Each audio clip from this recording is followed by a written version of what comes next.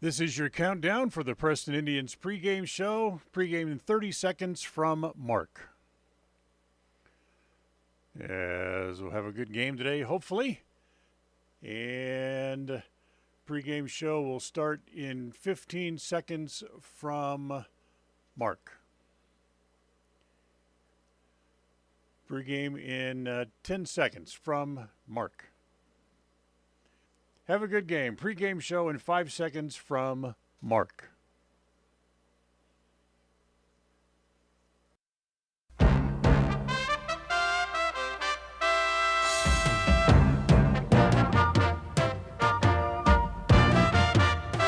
This is the Preston Indians pregame show. Coming up, we'll take a look at tonight's game. We'll hear from the coach and look at the pregame stats all leading up to tonight's action. You're listening to live coverage of the Preston Indians on 105.5 FM, AM 1340, and mylocalradio.com. And a very pleasant afternoon, everybody. We welcome you here to Hollowell Field here in Pocatello. KACH. Ready to take on the Century Diamondbacks in the first conference game of the year. Things kind of got changed around a little bit with the possibility of snow in the Cache Valley area tomorrow. In case you haven't heard, they have increased their forecast from about a half inch of snow to between 1 to 3 inches of snow for tomorrow. So we're going to play a doubleheader today and see if we can get the single game in tomorrow back over at Preston. So I have some other news and notes for you before we get the game going. But until then, let's take a quick timeout. We'll have more. John Slaughter's with us today, and he'll join us coming up in just a couple minutes as well as we continue right after this timeout. KACH, mylocalradio.com. Since 2005, North Star's Ultimate Outdoors has been Cache Valley's source for fun and adventure. It's here you can find the biggest selection of snowmobiles, ATVs, utility vehicles, and handheld power equipment from the brand names you know, such as Steel, Polaris, and Yamaha. The professionally trained staff at North Star's Ultimate Outdoors of Preston has what it takes to get you out on the nation's leading brands. The best deals in the best town. North Star's Ultimate Outdoors. It's where the fun starts. 777 North State Street, Preston. When you are looking for breakfast, lunch, or dinner, but you want something that is ready to eat now, always stop at the Stokes Market Deli in Preston. With cold and hot cases, you can always find food that is fresh, hot, or cold. Sandwiches, soup, salads, deviled eggs, donuts, wraps, cheese trays, desserts, and a hot and delicious buffet. A meal out doesn't have to be at a restaurant. Come and enjoy something for everyone at the Stokes Market Deli today. 217 South State Street in Preston.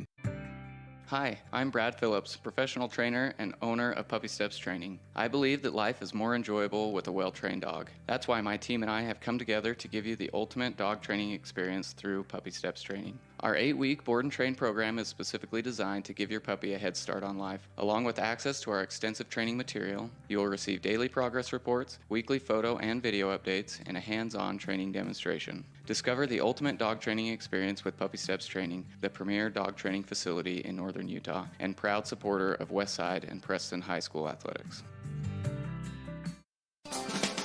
Hey ladies, when you're looking to freshen up your wardrobe, there is no need to travel to the big city shopping centers or the dreaded mall. Stay local and head to Magnolia Road in downtown Preston. They offer great prices on the cutest tops, bottoms, sweaters, shoes and boots, and other accessory items. And best of all, everything is size inclusive from small to 3XL. When you shop local, everything you spend stays right here in Preston and Franklin County. Magnolia Road, 27 South State Street in downtown Preston. KACH, mylocalradio.com. Well, we get at least we got one umpire making his way out onto the field, so at least he got the message that the games were going to start a little bit earlier than normal. As John Slaughter joins us here on the pregame show. John, good to have you back in town. Yeah, it's good to be back, and I enjoy baseball, so this is going to be fun. I'm ready to get going again. This has been it's been a long, snowy winter, and I'm glad to see some grass. Yes, absolutely. we certainly are. So we're going to have a doubleheader today that was normally scheduled for tomorrow because of the weather. They'll change that up a little bit and play that today. But for the Indians, they've played only 4 games. They're 2-2, and got beat yesterday by Marsh Valley by a score of 12-0. So it's a little bit of a rough start, but again, not seeing grass and not having chances to practice. Yeah, that's what makes it hard. I know we used to feel sorry for Bear Lake. Just about every year they had a hard time getting out on their field, and then they'd come down to Preston to play, and they were happy to see grass. And we're actually happy to see grass here, although our field's starting to look a little better now. We got most of the snow off if we can keep it off for tomorrow. Yep, so we'll carry on from there. For Century, they're off to a 2-3-1 start so far on the year, but you have to remember this is a team that didn't win a game last year. They were 0-22 on the year. Well, some of these kids, they come out, they had a lot of young ones on there, freshman, sophomore, playing, and now they're a year of experience, and, they're going to get better. Yep. So umpires meeting at home plate with the coaches. Field here, as you can see if you're watching on mylocalradio.com. Grass is surprisingly green. Have a few puffy clouds around the area, but that storm is supposed to move in later on tonight and bring rain and potential snow to the area coming up for tomorrow. We'll take another timeout. We'll come back. We'll talk more about this game as we get ready to get started in Game 1 of the doubleheader. Oh, what I forgot to tell you was folks who are anticipating hearing the West Side softball game coming up, what we're going to do is we're going to have this game here live, and Game 2 of the doubleheader you'll be able to watch online at mylocalradio.com, and then we'll be able to have the West Side game on a tape delay basis at a halfway decent hour after the Preston game is done here this afternoon. So we'll take a timeout. We'll come back. First pitch for tonight's game coming up right after this.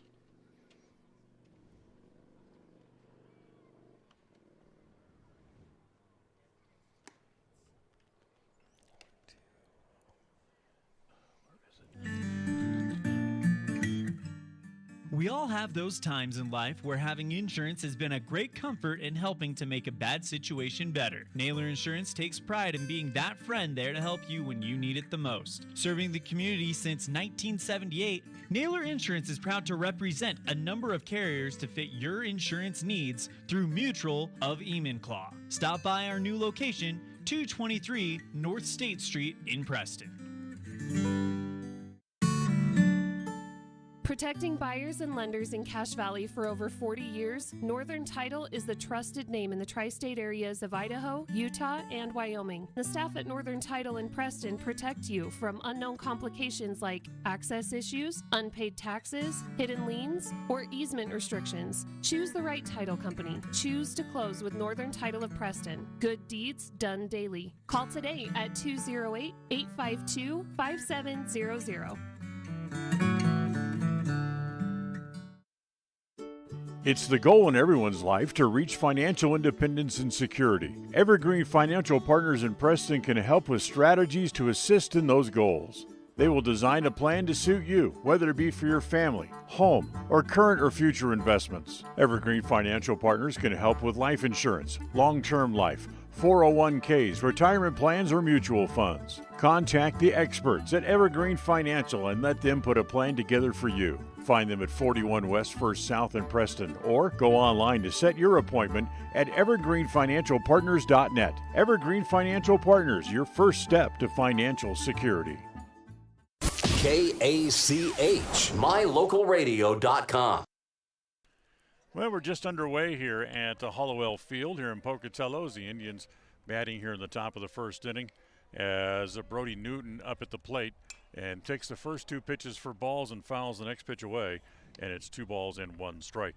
Let's give you the Preston lineup here as we go along so we can get you caught up to exactly where we're at. As Newton leads off, he'll do the catching here this afternoon.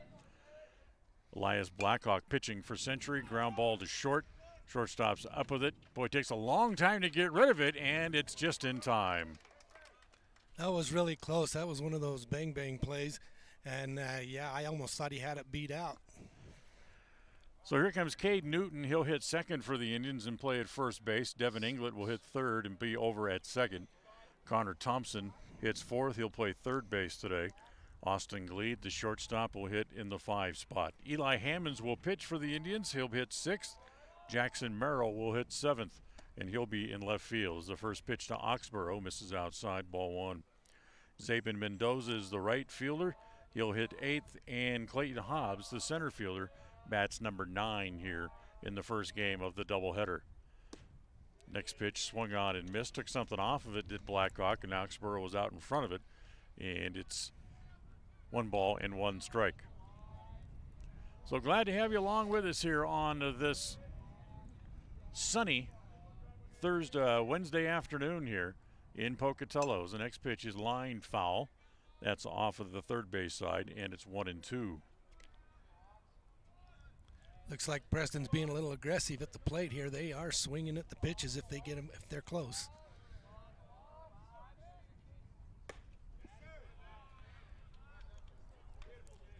So the next pitch swung on and missed by Oxborough. He goes down on strikes. 2 up, 2 down for the Indians here in the top of the first inning. And here now is Devin Inglet. Inglet takes the first pitch inside, ball 1. Had to straighten his legs up so it didn't hit his kneecap there. That one came in pretty tight. Preston, who was held to just 5 hits in the game yesterday by Marsh Valley. As that pitch on the corner for a strike, and again it's 1 ball and 1 strike. Inglet had 2 of those 5 hits. He was 2 for 2 in the game. The 1-1 pitch driven to center. Center fielder is there, now has to drift back a couple of steps. He'll put it away, and Preston's gone in order here in the top of inning number 1 here today. Preston's out 1-2-3. We'll go to the bottom of the first after a half inning. It's Preston nothing, and the Century Diamondbacks coming to bat. KACH, mylocalradio.com. Protecting buyers and lenders in Cache Valley for over 40 years, Northern Title is the trusted name in the tri-state areas of Idaho, Utah, and Wyoming. The staff at Northern Title in Preston protect you from unknown complications like access issues, unpaid taxes, hidden liens, or easement restrictions. Choose the right title company. Choose to close with Northern Title of Preston. Good deeds done daily. Call today at 208-852-5700.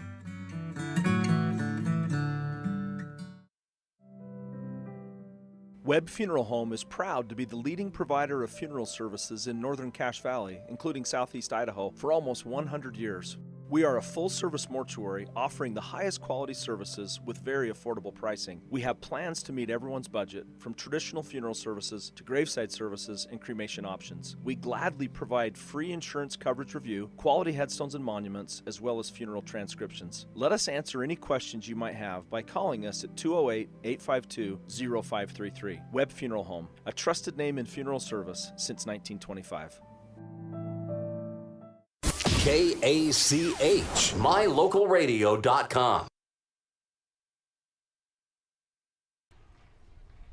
So we'll go to the bottom of the first inning. No score in the ball game as the Diamondbacks come up for the first time. We'll have to introduce you to their batters as they come up, as the lineup that we were given we can't hardly read.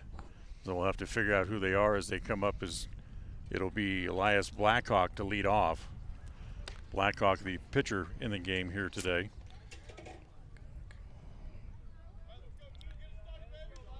Blackhawk, name you might be familiar with. Plays football and basketball both. Very skilled young man in everything he does. So here we go. Eli Hammond's on the mound for the Indians. As Hammond rinds and comes home, and the first pitch is upstairs, ball 1. 1 ball and no strikes against Blackhawk. The 12-0 loss yesterday was not a big surprise, and I'll tell you why. Here's the 1-0. Hit along the right field line, giving chase is Oxborough. He's not going to be able to catch up with it, and it's going to fall foul, and it's 1 ball and 1 strike. Kenny Inglet knew he had 3 games in conference play coming up over the next 2 days. So he kind of used some JV pitchers, get them a little varsity experience yesterday. So the fact that they gave up the 12 runs against Marsh Valley was not a surprise, as that pitch over for a strike, and it's now 1-2 on Blackhawk here in the bottom of the first inning. Flynn waits on deck. As the next pitch to Blackhawk, it's lined to center. Hobbs comes up, but he's going to have to play it on a bounce. There's the first hit of the game. Yeah, and that was a nice hit because that's what they have to do. This air is thick out here today, even though it's a nice sunny day, and the ball is not going to carry as far as they think it will. So they've got to keep it level, get to the end, get in singles, go for singles. So here's Flynn. Blackhawk over at first base. Let's see if how aggressive Century wants to be here in the early going. He's not running, and the pitch is up high. Ball one. 1 ball and no strikes. Flynn over the first 6 games hitting an even .500 for Century. Has 8 hits and 16 at-bats. He's already produced a total of 7 RBIs on the year, which leads the team. As they go back over to first base, and Blackhawk back in on his hands and knees over there first.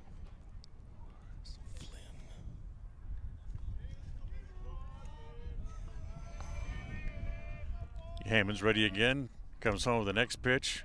Nice pitch, outside corner at the knees, and gets the called strike, and it's 1-1.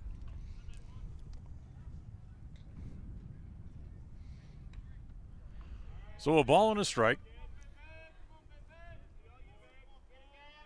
Blackhawk, pretty good lead. There he goes. The pitch is a fastball outside, and the throw is good as well, and not in time. It was a good throw. It was out towards the first base side, but just a little bit late, and Blackhawk was able to slide around it. England accepted the throw in front of the bag and tried to reach back, but Blackhawk was able to slide around the bases. As the next pitch misses outside, and it's 3 balls and a strike here on Flynn. Interesting to note that with all the rain and all the snow that we've had, here's the 3-1 pitch. That's over for a strike, and it's 3-2. That when Blackhawk slid into second base, came up with a cloud of dust and came up looking like Pigpen from an old Charlie Brown cartoon strip. That's the last thing you thought you'd see after the winter we've had. Ground ball outside of third, foul.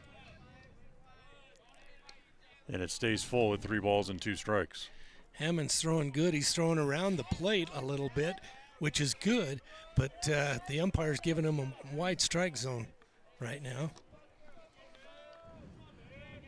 Next pitch home, bounces up there, ball 4. So runners at first and second, nobody out. Hammonds with his first walk of the game, and that brings up Call. We'll try to get your first names as soon as we can. As Call's going to bunt. Good bunt down the third base line. Hammond's down to get it, and all he can do is stick it in his pocket. Bases are loaded. Yep, everybody's safe on that one. It was a good bunt. Excellent placement. And not able to make the throw. Fast runners. So he was bunting initially for a sacrifice, but ended up getting such a good bunt out of it that it'll go as a hit. Here's Phelan. Preston brings the infield up halfway, and the first pitch to Phelan swung on and missed. A little bit of a breeze blowing here today. They don't have the flag up, so I can't really tell which direction the wind's coming from. It's behind us, and it's up in the sun. I can't see it. As the next pitch is on the corner for a called strike, and it's 1-1. Today's game brought to you by Farm Bureau Insurance, the Smith Agency. Don't leave the things that matter to you to chance. Call Farm Bureau Insurance today at 208-852-2364. In the dirt, gets away from the catcher Newton, and here comes a run home to score. Yeah, he was unable to block that one. It came down deep in the dirt in front of him, went underneath his legs. So, and then he couldn't find it. So everybody moves up 90 feet. Flynn goes to third, Call at second, first base open, 1 ball, 2 strikes.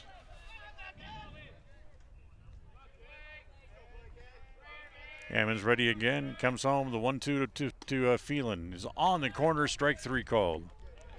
So he gets a punch out of Phelan, that's the first out. That was a good pitch. I was surprised he took that one. He swung on a couple of pretty good pitches, but that one there was right down the plate, so right down the middle.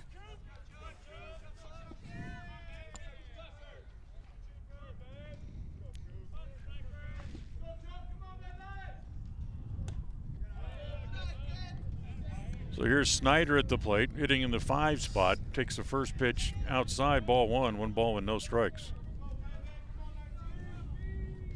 Right fielder for the Indians, Mendoza, playing way over near the line, so there's a big gap in right center field. As the next pitch down low again, ball 2-0. Tell you what, you can sure feel this temperature starting to drop though a little bit. I'm sitting in the shade and it's probably 15 degrees difference from where you're at. Yeah, that's true. I'll get the sun directly on me. The 2-0 is up high, ball 3. So now he's a pitch away from loading the bases once again here in the first inning.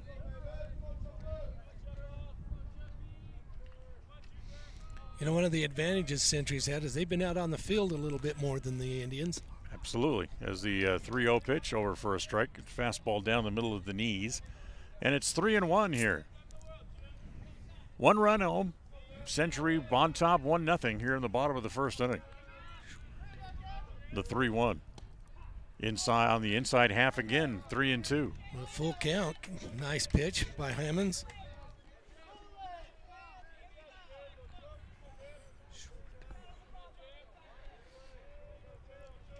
So Hammonds ready. Here comes the 3-2. Nope. Only time called by Snyder. Asks for and gets timeout.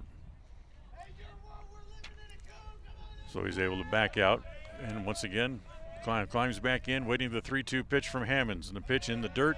Second walk of the inning will once again load the bases. Yeah, Hammonds overthrew that one just a little bit. I think he was trying to place it a little tighter, and it came down. It almost looked like a curveball coming in and hit outside and low in the dirt. So loads the bases. So here comes Short to the plate. The 6th man to hit here in the inning.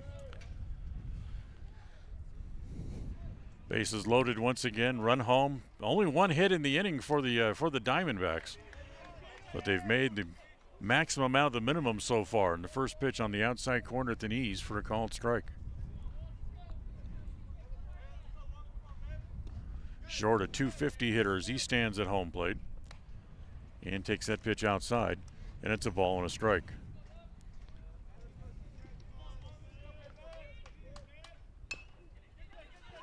Big chopper toward third. Up with it to go across does Thompson, and the throw is into the runner, and Oxborough can't hang on to the ball. Yeah, I was surprised he didn't come home. I thought he had a chance to get him at home, but he tried to go the long throw to first and threw it a little bit to the left side of first baseman, and Oxborough not able to make the play. Throw into the runners. That'll be an error on the throw. Charged against Thompson. 2-0. Bases remain loaded. Now here is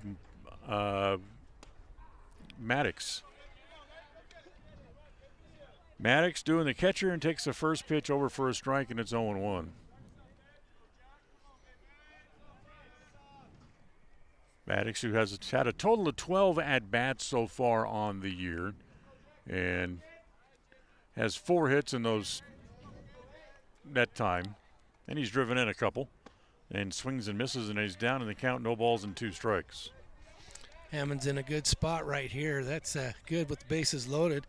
Even though there's only 1 out, if we can get this out, it'll be big for us.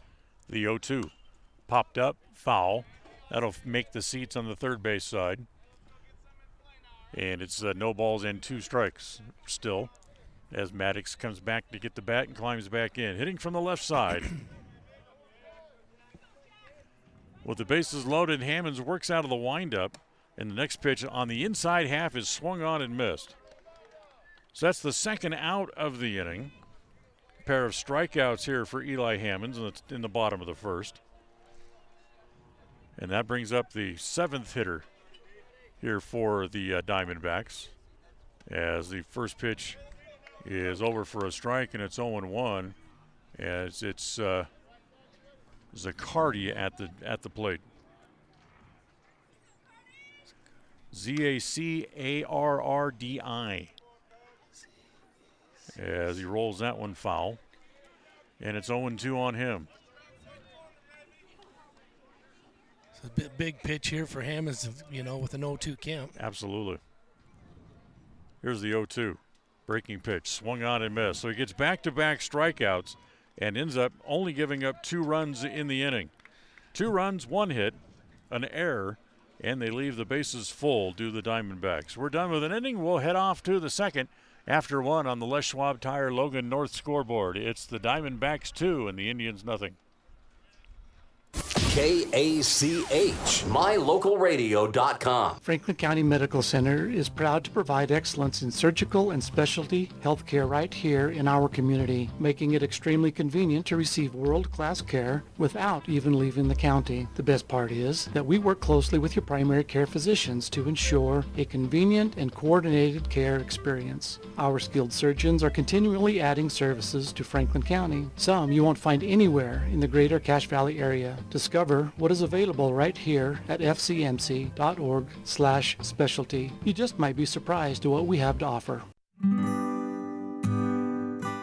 Whether you're in need of timber frame buildings, estate entrances, trusses, pergolas, pavilions, or gazebos, the craftsmanship at Milestone Timberworks reflects our passion and commitment of building for the future.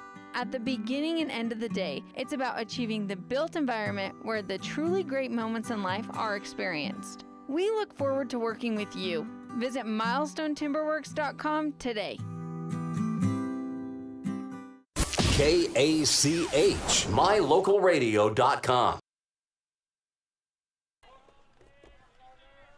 So we go here to the second.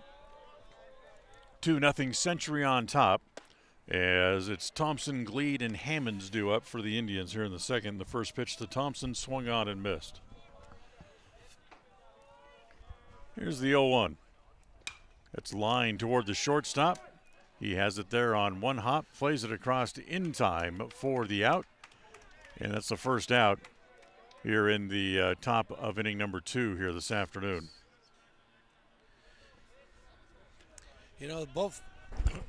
Both of those outs at first have been really close. We got the speed, but that let's see, who is it playing shortstop over there? That's Short. That's Newton. No, that's our man. Short, number 1.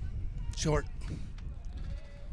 So 1 out. Here's Austin Gleed. Gleed 0 for 2 yesterday against Marsh Valley. Breaking pitch over for a strike, and it's 0-1. The funny thing is, we talk about not being able to get on the field and have proper practice, but you learn the other part of a difficult winter today when we got to the ballpark is the 0-1 pitch over for a strike, and it's 0-2. The fact that we got here and we noticed that Century is occupying the other dugout on the first base side. Popped up on the right side, second baseman right on the edge of the dirt, be able to put that away. And there's 2 down here in the top of the second inning. And we come to find out that Century is in the other dugout because the first base dugout is full of water. Yeah, and normally the home team's on the third base line, but they says that's Pocatello's dugout. That's Pocatello's dugout. So we're going to take over here, and the manager was up here, the head coach was up here doing some stuff before the game, and I asked him why they switched dugouts, and he said, first come, first choice. The 0-1 pitch misses outside and low to Hammonds. 1 ball, 1 strike. Blackhawk ready again. Here's the 1-1. Bounces up there. 2 balls and a strike now on Eli Hammonds. Hammonds had 1 hit yesterday. He was 1 for 2.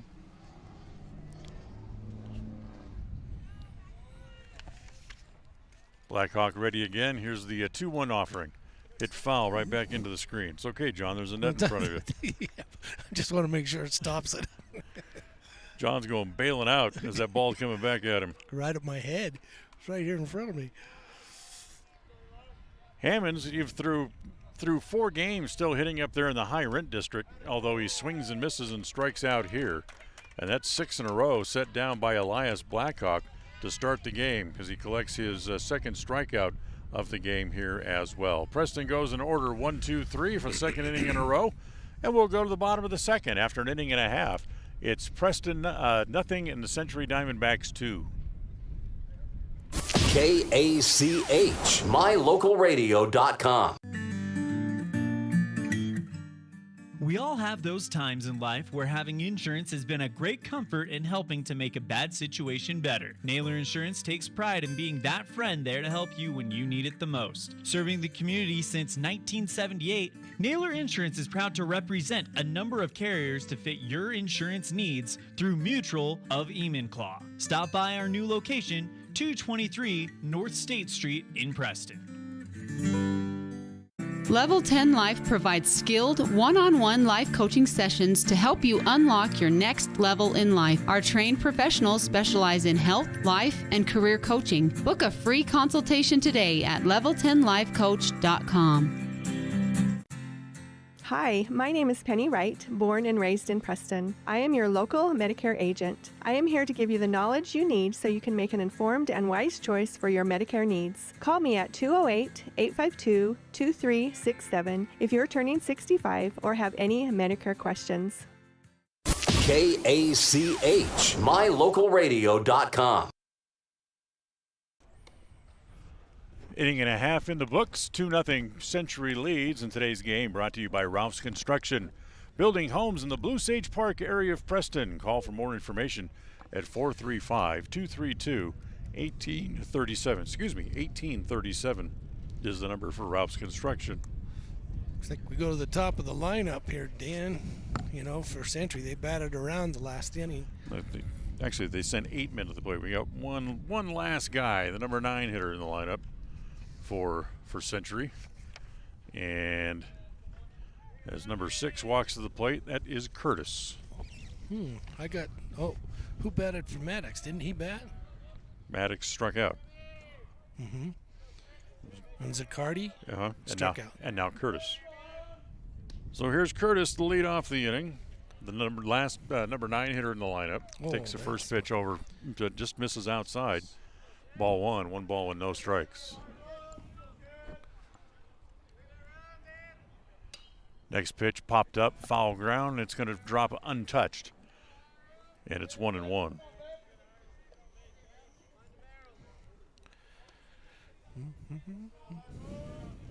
So 2 hits in the first inning for the Diamondbacks. They have 3 on the board, but I believe that's 2 plus the error, as that pitch is down low. And it's 2 balls and a strike here on Curtis to lead off here in the bottom of the second inning. Hammonds, who's made a couple of other appearances on the mound this year. Remember, he got the save the other day in the game against Malad, as the Indians took a big lead into the bottom of the 7th inning, only to see Malad come back and score 5 times in the bottom of the 7th to make it a 1-run game. Hammonds came in with a tying run on base as the next pitch is looked at for a called third strike. So that's 3 strikeouts in a row for Hammonds. Then we go back to the top of the order, and Elias Blackhawk at the plate.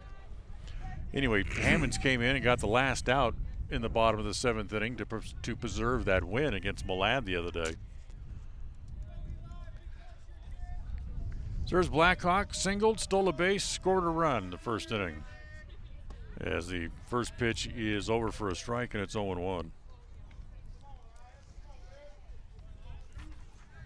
See a little tighter defense on the Indians right now. 0-1 pitch on the way. Hit in the air along the right field side. That too is going to fall untouched. And it's no balls and 2 strikes. It's a good place for this batter. Blackhawk's the leadoff batter, and it's a good thing to get up on him to 0-2. Here's the 0-2 pitch on the way. Off speed, ground ball, fair, just over the third base bag. Blackhawk will turn. He's going to dig for second. He'll be in there standing with a leadoff double, and he has his second hit of the game. I spoke too soon. But he's that kind of athlete. He'll take a pitch anywhere it is, and he'll put it where it needs to be. Hey. Great baseball, great athlete, like you said. Little bit of an off-speed pitch that he was able to turn on and pulled it right over the third base bag. So here's Flynn, who walked his first time up.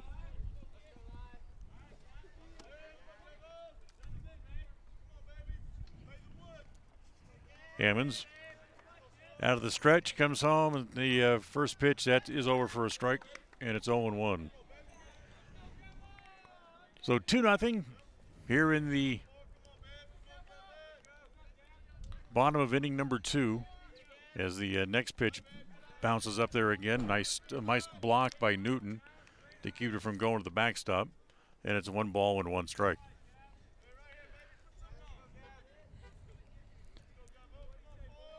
Interesting things happening today down in the Salt Lake area as far as baseball is concerned, in case you weren't aware of it or weren't watching social media.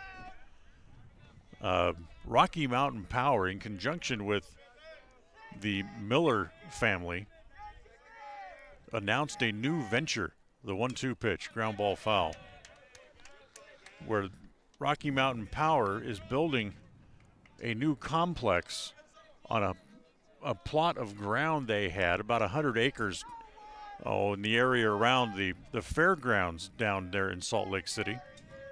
And part of that 100 acres, here once again the 1-2 pitch, ground ball toward the hole. Gleed goes to a knee to make the play, and he's got Blackhawk hung up right in front of him. They go to third, and they'll tag him out there. So nice play by Gleed to get Blackhawk. 6-5 for the out at third base, and Flynn will reach on the fielder's choice. So with 2 outs, that puts in the Indians in a little better position right now. So 2 outs, and here is Call back up at the plate.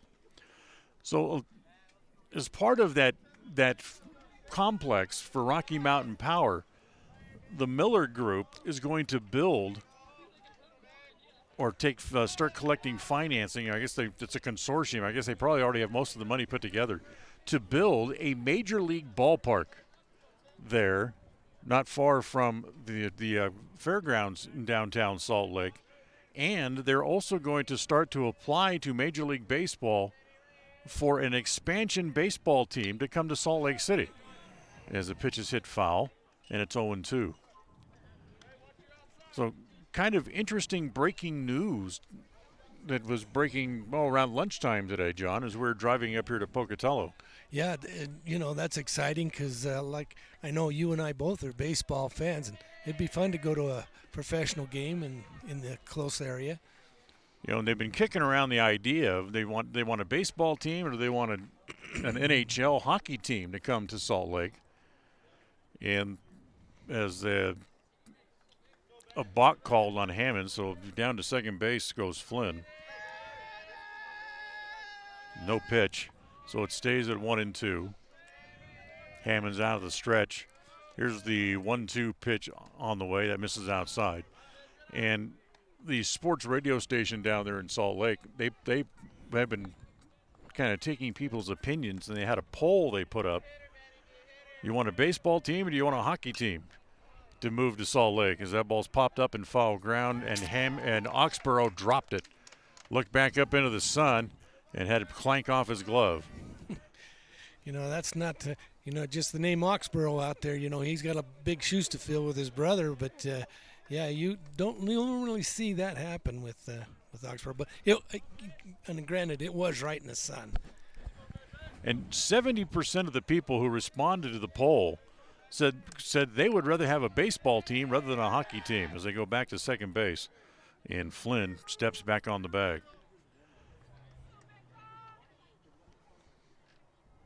So, interesting doings of the possibility of a baseball team in Salt Lake. Pitch is over, strike 3 called, inning over. Flynn running on the pitch, but Call is out on a called third strike.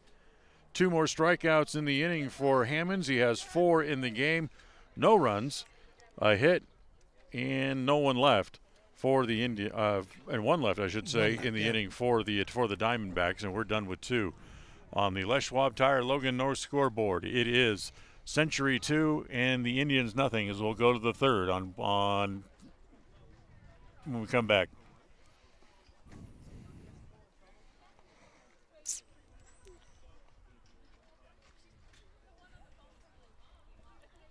KACH, mylocalradio.com. Hi, I'm Brad Phillips, professional trainer and owner of Puppy Steps Training. I believe that life is more enjoyable with a well-trained dog. That's why my team and I have come together to give you the ultimate dog training experience through Puppy Steps Training. Our 8-week board and train program is specifically designed to give your puppy a head start on life. Along with access to our extensive training material, you will receive daily progress reports, weekly photo and video updates, and a hands-on training demonstration. Discover the ultimate dog training experience with Puppy Steps Training, the premier dog training facility in northern Utah, and proud supporter of Westside and Preston High School athletics. There's no better family activity than a night out at the movies. Worm Creek Opera House Theater on State Street in Preston is your local home for first-run family movies. The historic theater offers top-flight comfort, the coolest refreshments, and quality entertainment, all at family prices. Stop by the Worm Creek Opera House at 70 South State Street in downtown Preston. For tickets, showtimes, and a list of upcoming attractions, go to wormcreek.org. KACH, mylocalradio.com. Well, we go to the 3rd. 2-0 Century is the Jackson Merrill up there to lead off for the Indians. And first pitch over for a strike. It's 0-1. The 0-1 offering is down low again, ball 2. So bottom third of the order here for the Indians, Merrill, Mendoza, and Hobbs. And the Indians yet to have a base runner in the game. As that pitch misses inside. 2 balls and a strike. The count on Merrill. Leading off here in the 3rd. Blackhawks next offering misses outside, and it's 3-1. So I'm curious, John, what do you think? You think what do you think about the ballpark being built, but the possibility of a baseball team coming to Salt Lake, although it's going to be years down the road. Yeah, you're not going to see any teams wanting to evacuate from the places they're at now because they're big cities, most of them. There's very few small city teams. But, yeah, for an expansion for the MBL to go that big, MLB go that big, that many teams are already playing 100-plus games. Or, what is it, 90 or 100 games? 162. Yeah, a lot of games. So. Pitch frizzy inside, the throw back to first base, and not in time as Merrill back in. There was a throwback behind him. 1 ball, no strikes here on Zabin Mendoza in right field today. 0 for 2 yesterday. As again, they go back over to first base and try to keep Merrill close. Yeah, this is not something that's going to happen here in the next couple of years. Not only is the ballpark have to be built, which will take several years in and of itself, as that pitch over for a strike, and it's 2-1. But Major League Baseball is going to have to decide, do we want to expand? And they're going to have to add more than one team, as they have even number of teams now, and they've gone to a full balanced schedule, so that means they have to add 2 teams. Right, at least. And then decide which league they're going to go in. Ball and 2 strikes. Pitch home to Mendoza. He fights it off. It rolls it foul off the first base side. Stays at 1-2. So it's good to have the notion that a major league team could be coming here to Salt Lake. Are the Millers maybe a little out in front of themselves with their consortium building the ballpark to attract a expansion franchise? Well, the possibility's always there, of course, but I'm not expecting it anytime soon. As that pitch is swung on and missed, Mendoza goes down on strikes. Here's the other way to look at it, as here comes Clayton Hobbs to the plate with 1 out. You get the ballpark built, and all of a sudden someone says, well, you got this nice ballpark in Salt Lake City. Maybe we'll move there, and you don't have to worry about waiting for Major League Baseball to expand. Right, that's a possibility. As pitch is up high, ball one. I mean, the rumor has been that Oakland was going to move to Las Vegas, as the 1-0 pitch is lined to left, coming up the left fielder. He's there to make the catch. And there's 2 outs in the inning. That was a well-hit ball that Hobbs hit out to the opposite side of the field, but just high enough. And the air's dropping it. That ball's dropping pretty fast, so the infield's coming in on them. They're not getting anything over their heads. So here's Brody Newton, grounded out his first time up. And here's the advantage of having a major league team decide they want to move here instead of having Salt Lake wait for an expansion team. As the first pitch is a breaking ball, that's over Newton's head, ball one. Take Oakland, for example. Well, they decide they're going to move to Salt Lake instead of going to Vegas. Well, Salt Lake still gets warm in the summertime, but it's not 120 degrees like Las Vegas. True, and we have a pretty long fall. I mean, our fall isn't that far apart. Ground ball to the right side. It's going to sneak through into right field for a hit. They throw back behind the runner at second base. He's back in with a dive, and Preston has their first hit of the game, a 2-out single by Brody Newton to put runners at first and second, and it'll bring up Cade Oxborough. Yeah, that was a nice hit right between second and short. Nice little hit. So we'll get a runner at first base as pitcher comes in to run for Newton, who gives him a chance to come back over and put the gear on with 2 outs. So here's Oxborough, who struck out his first time up here today. First pitch to Cade is over for a strike, and it's 0-1. And certainly Las Vegas, let's face it, they have a lot of other entertainment options. I'm not saying that Salt Lake is a boring city, but it's not an entertainment capital of the world. True. As the pitch over for a strike, and it's 0-2, and would have meaning that people would have more likelihood of going to a baseball game than going to a concert or a show down on the Strip, as the 0-2 pitch is outside, 1-2.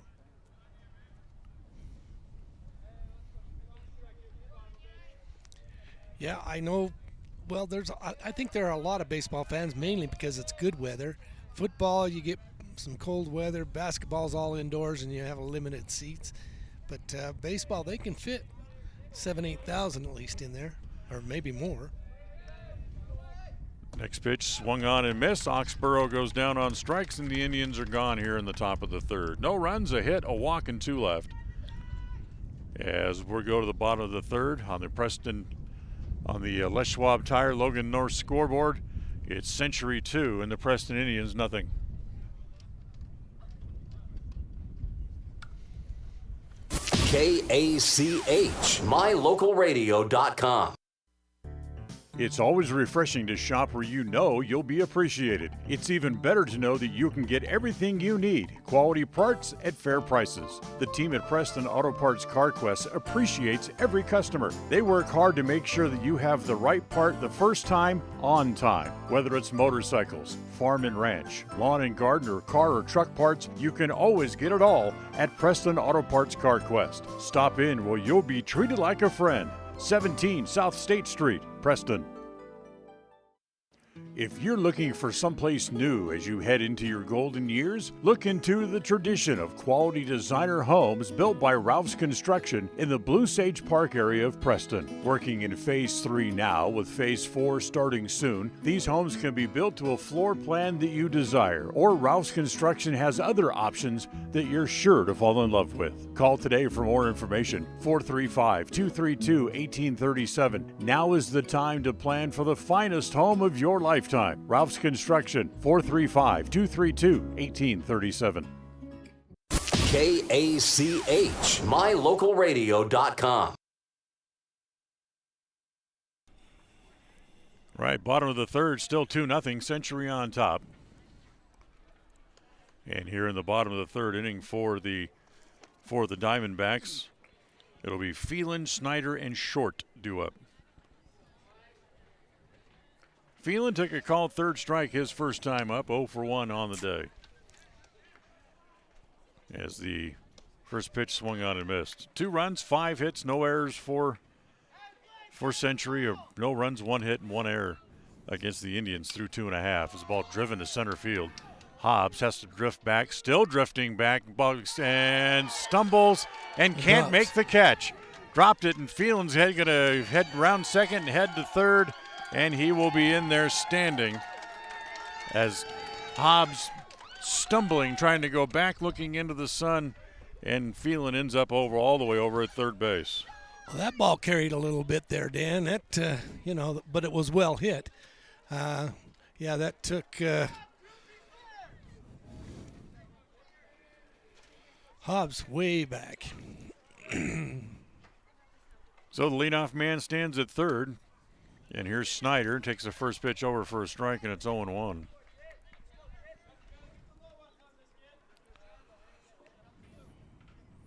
Tough play for Hammonds. Not able to come up with it. As that ball hit in the air toward right center field, Hammonds coming up with a ball in front of him and still has to play this one on a hop, and he'll get the run in, and it's 3-0.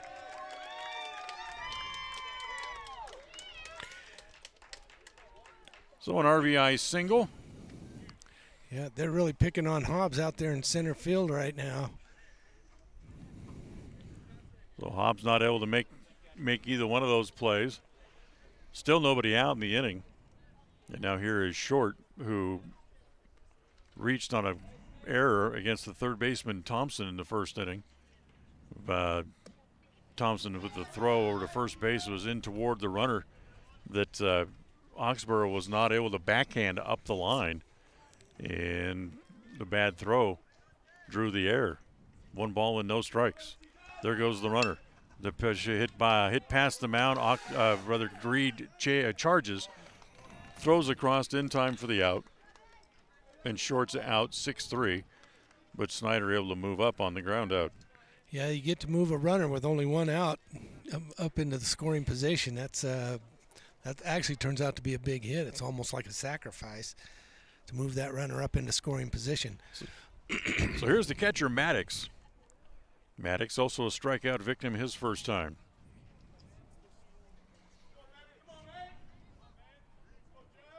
Snyder with a walking lead away from second base, being held there by Gleed. Maddox shows bunt, punts through it, and it'll cost him a strike, and it's 0-1. Yeah, he definitely went forward with the bat on that one, across the plate. So no balls and 1 strike.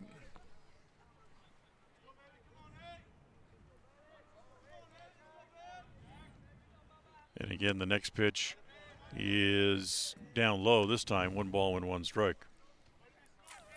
Number of games going on around the major leagues today on this Wednesday, getaway day for a lot of teams. As pitch misses inside, ball, go check that, a late call strike is 2-2. So 2 balls and 2 strikes. That's actually 1 and 2, I believe. He'll bunt at it again, gets it down as Hammonds knocks down. The time he gets back to his feet, he can't make the throw to first base. Infield hit. So another bunt single. Snyder will move to third, and there's runners at the corners and only 1 out. Third hit of the inning. So now here is Zaccardi. He'll come up. As we'll get a runner over at first base for Maddox, who's the catcher.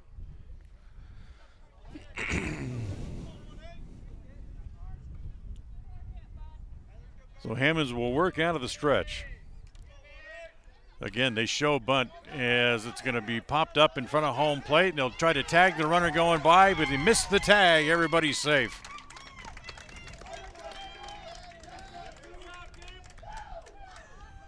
Zaccardi's bunt went about 25 feet straight out in front of home plate as Newton went out and picked it up, tried to drive back and tag Snyder coming in, but he missed the tag as Snyder slid around him. Yeah, as far as that ball was towards the center, I was surprised he tried to make that dive because it was a hit and run. It was pretty much a squeeze on the third base runner. Well, here's Curtis, runners at first and second, still only one out. At least now the double play back in order. And the first pitch to Curtis hit foul back into the screen.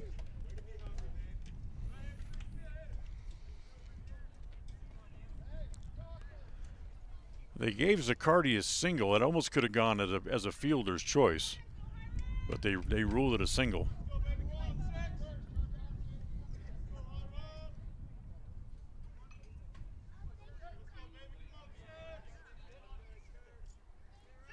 Hammond's ready again, the 0-1. Hit foul again back into the screen. No balls and 2 strikes. Curtis, the strikeout victim, his first time up here today. Games in progress in the majors. This afternoon, Arizona leading at home against the Milwaukee Brewers 7-3. Philadelphia and Miami tied at 2-2 as they play in Philly. Tampa Bay sure on a streak, 11 straight wins. The 0-2 pitch misses outside. Tampa Bay will play a little bit later on this evening. Try to extend that winning streak. Angels at home in the 8th inning, leading Washington 3-2 down in Anaheim. Houston beat Pittsburgh today 7-0 as the pitch down and in, ball 2, 2 balls and 2 strikes. Yankees get a win at Cleveland, and Minnesota wins at home. They beat the Chicago White Sox by a 3-1 count. 1-2. Popped up again, foul back over the top of the press box, and it stays at a ball and 2 strikes. San Diego got 2 runs in the first inning on the road against the Mets. The Mets came back and scored 5 and beat them 5-2 in New York. While Seattle gets a 5-2 win in Chicago against the Cubs today.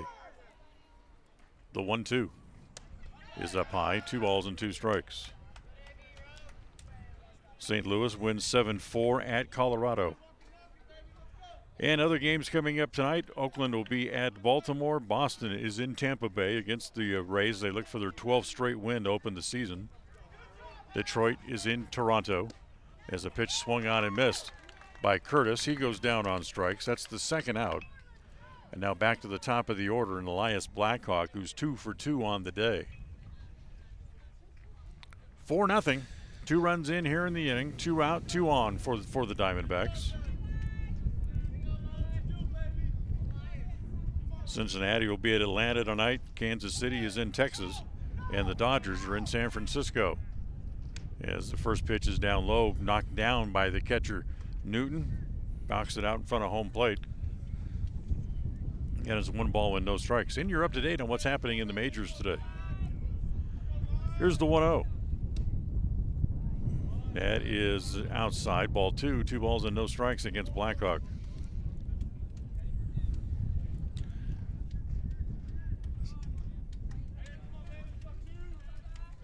Two-0 pitch, swung on and missed. There goes a runner to the third, and he steals third base.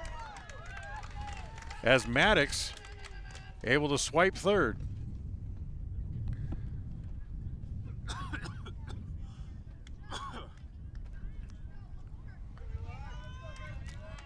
The trailing runner, Zaccardi, stayed at first base, so runners at the corners now. Here's the 2-1 pitch against Blackhawks, swung on and missed, and it's 2-2.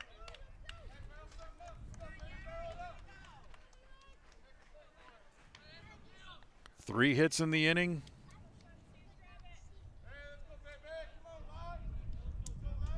As Hammond's ready again, comes home. The next pitch hit in the air to left. There's Merrill waiting for it to come down. He'll put the squeeze on it, and the inning is over, but not before the Century Diamondbacks add a couple of more runs on 3 hits. There was an error, and they leave 2 on base. We're done with 3. We'll go to the 4th. After 3 on the Les Schwab Tire Logan North scoreboard. It's Century 4, Preston nothing. We'll be right back. KACH, mylocalradio.com. People oftentimes ask us, why do people from other areas of the valley or other parts of the state or drive so far to come here? And a lot of times I'll ask them, so why did you drive past several different dealers to come and buy your car here? And a lot of times they say, I just like the environment here. I like the low pressure. They don't play games. You guys are straightforward with me. You don't, trick me into buying something I don't want. We take care of people the way we want to be treated, and so they'll drive a ways to do that. WestMotorCompany.com. Hey ladies, when you're looking to freshen up your wardrobe, there is no need to travel to the big city shopping centers or the dreaded mall. Stay local and head to Magnolia Road in downtown Preston. They offer great prices on the cutest tops, bottoms, sweaters, shoes and boots, and other accessory items. And best of all, everything is size inclusive from small to 3XL. When you shop local, everything you spend stays right here in Preston and Franklin County. Magnolia Road, 27 South State Street in downtown Preston. KACH, mylocalradio.com. All right, top of the fourth. 4-0 Century leading the Preston Indians here. Remind you, this is the first game of a doubleheader. Game 2 will be on the internet only at mylocalradio.com. You'll be able to watch the game there as Devin Inglet leads off here in the top of the fourth and takes the first pitch down low. Westside at home playing softball today against Soda Springs. We'll have that game on a tape delay basis for you following the first game of the doubleheader here today between the Indians and the Diamondbacks. Yeah, we expected the doubleheader tomorrow at Preston and not today here at Hallowell. Things get moved around because of the possibility of rain and snow tomorrow as the pitch again misses outside. Ball 2 balls and no strikes on Devin Inglet. Next pitch to Devin, misses inside again, ball 3. Preston's only had 2 base runners in the game. Both of them were last inning. They failed to get either one of them home, and the 3-0 pitch to Inglet takes a strike, and it's 3-1.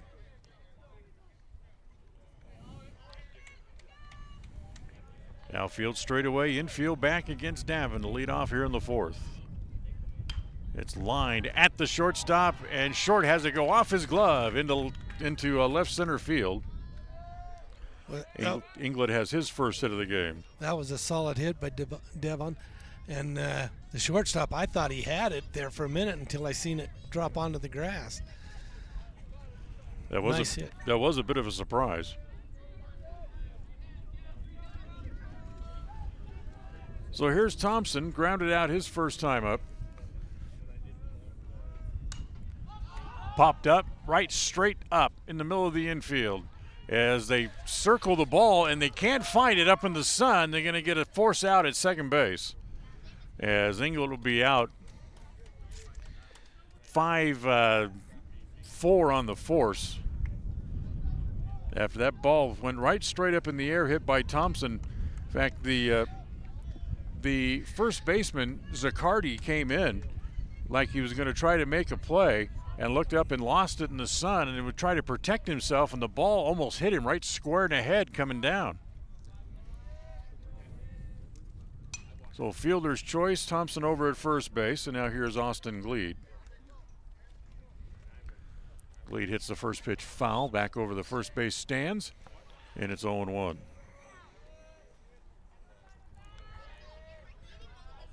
Next pitch home to Gleed, fastball on the outside edge, and it's 0-2. You know, that's the one thing about baseball, and on the inside of that pop-up like that, and you get the sun in your eyes, what is the runner supposed to do? He's kind of halfway deciding, is he going to catch it or is he not going to catch it, you know? So you kind of caught between a rock and a hard spot there. You know, and what few clouds there are around the area for Zaccardi looking right straight up into a very blue sky. It's a very high sky. Lost the ball. It's very easy to do. Yes. I mean, that sun's very bright. The 0-2 again. Breaking pitch. Drops it on the inside corner, and Gleed goes down on strikes. So Gleed, who was 0 for 2 yesterday, is hitless in his first 2 at-bats here today, and there's 2 outs, and that'll bring up the pitcher, Eli Hammonds. Hammonds, a strikeout victim his first time up, and takes the first pitch down and away, ball 1. 1 ball and no strikes.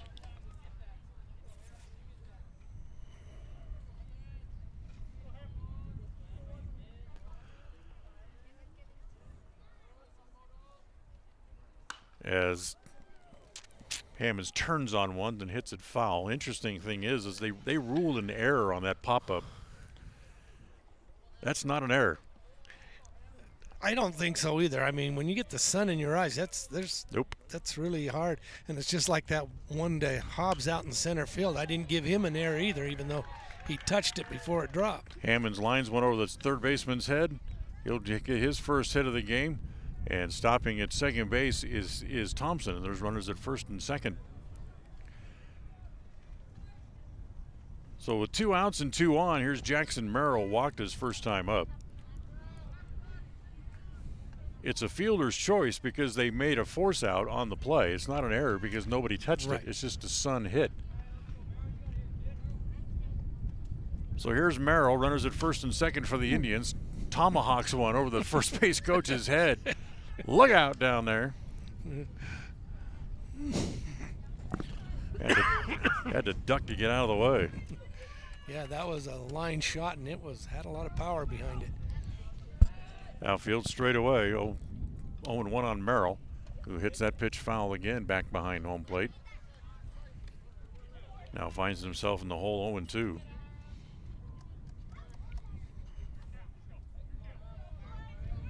Two outs, top of the 4th. Preston trying to scratch out a run as the pitch is down low, backhanded neatly by the catcher. Keep it from going to the backstop. Yeah, that was a good play. It's a 1 ball and 2 strikes. Nice play by Maddox to keep it from getting away. The 1-2. Swung on and missed. Dropped by Maddox. They'll have to record the out at first base, which they do. And the inning is over as Merrill's out on the strikeout. 2-3 for the 3rd out in the inning. No runs, pair of hits for the Indians, and they leave 2 men on base. We're done with 3.5. It's Century 4, Preston nothing. We'll be right back. KACH, mylocalradio.com. Papa J's World Headquarters in Clifton, Idaho, started on the dream of a man who wanted to give back to his small-town farming community. 20 years later, it's a place renowned for its gourmet beef jerky, deli, and uniquely friendly customer experience. The friendly staff at Papa J's invites you to come in or find them online at papajs.com, where you can have the unique taste of Papa J's beef jerky shipped to you all with a click of a button. Papa J's, world-class jerky in small-town USA. papajs.com. Hey ladies, when you're looking to freshen up your wardrobe, there is no need to travel to the big city shopping centers or the dreaded mall. Stay local and head to Magnolia Road in downtown Preston. They offer great prices on the cutest tops, bottoms, sweaters, shoes and boots, and other accessory items. And best of all, everything is size inclusive from small to 3XL. When you shop local, everything you spend stays right here in Preston and Franklin County. Magnolia Road, 27 South State Street in downtown Preston. Listen for Dan Hubbard and Preston Indian Sports on KACH. All right, still 4-0 as we go here to the bottom of inning number 4 here this afternoon. Dan Hubbard, John Slaughter with you here from Hollowell Field in Pocatello. Hammond's up in the 50 number pitch count. As the first pitch hit on the ground to Gleed. Nice big candy store hop for him, straightens and throws him out. So nice Flynn play. Grounds out on the first pitch. Go ahead, John. Didn't mean to interrupt you. Oh, no, that's fine. I was just saying that was a nice play by Gleed to be able to make that play. So here's Call at the plate, singled and struck out. 1 for 2 on the day. And takes that first pitch down low in the dirt, ball 1. 1 ball and no strikes.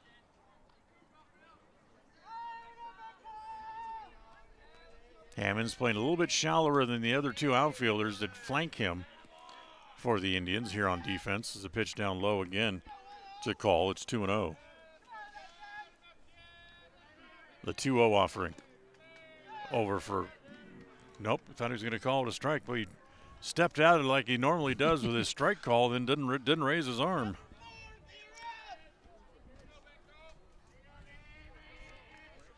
Here's the 3-0. That drops on the inside half, and it's 3-1. Yeah, 3-1 or 3-0 strike. Here comes the 3-1 offering. Missed inside, ball 4. So a 1-out walk. Call will take his walk down to first base. He's on base for the second time today.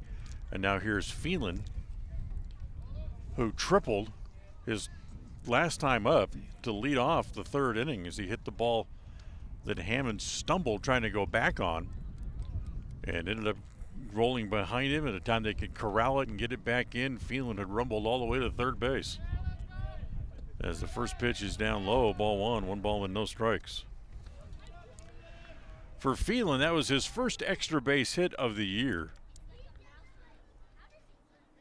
In fact, it was only his second hit of the season. He was 1 for 11 coming in. Pops the ball up, first base side. Oxborough or Inglet, ball slicing into foul territory. Davin makes a great running catch, and they got a force out at first base, and it's as Oxborough reached out and stole the ball from Inglet, who's standing on the bag, and then they tagged the runner out who had started to walk off toward the dugout. Well, I was really surprised that they cut that ball off. They cut the ball off for when they had the pitcher there So Inglet, or I should say Oxborough, grabbed the ball with English standing on the base waiting for an easy double play. Right. And then the runner, Call, thought he was out and took 2 steps toward the dugout, and they tagged him out anyway. Yeah. Well, that was the runner that was on first, came back to second, but he overstepped the base, went a little bit, and tagged him out because Inglet did catch the fly ball, which was the first out. So no runs, no hits, thanks to the foul-out double play hit into as the Diamondbacks are gone here in the 4th. We'll head off to the 5th. It's still Century 4, Preston nothing.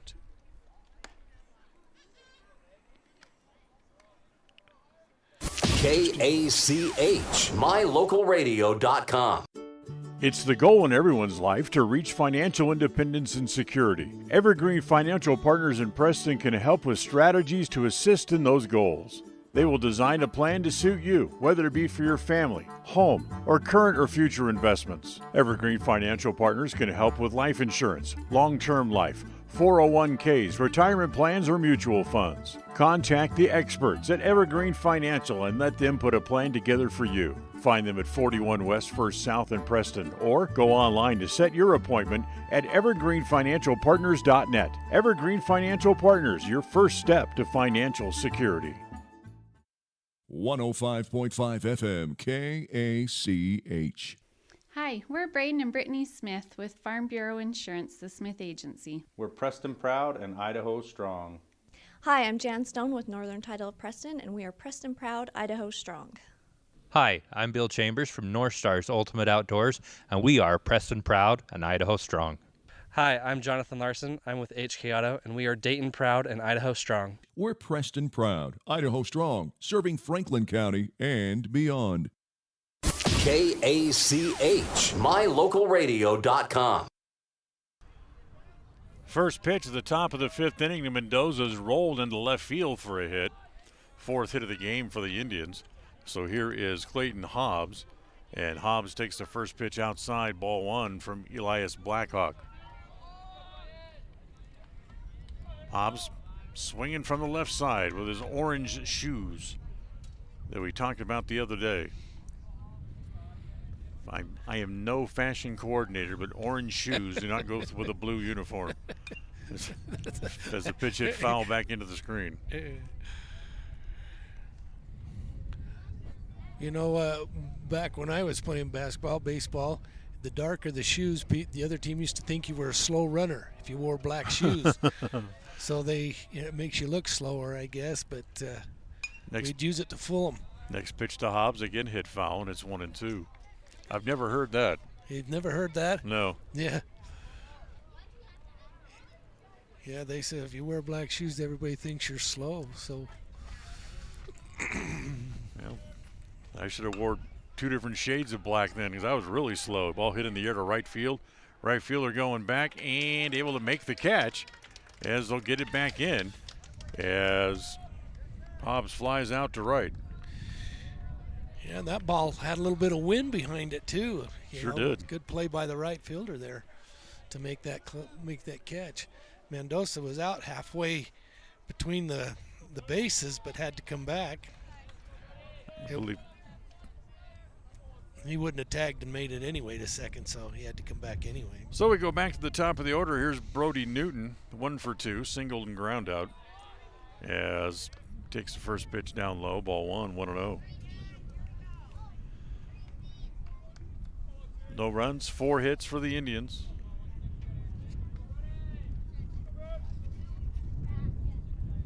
Elias sets at the belt, comes home, bounces up there with the next pitch. And it's 2 balls and no strikes as the wind kind of blows a little bit and then stops and then picks back up again. That wind gets a little bit chilly, but not bad. You can hear it blowing around into the crowd mic as the next pitch to Newton misses up and in. Ball 3-0. Preston is starting to run out of outs here in the first game of the doubleheader. They trail by 4.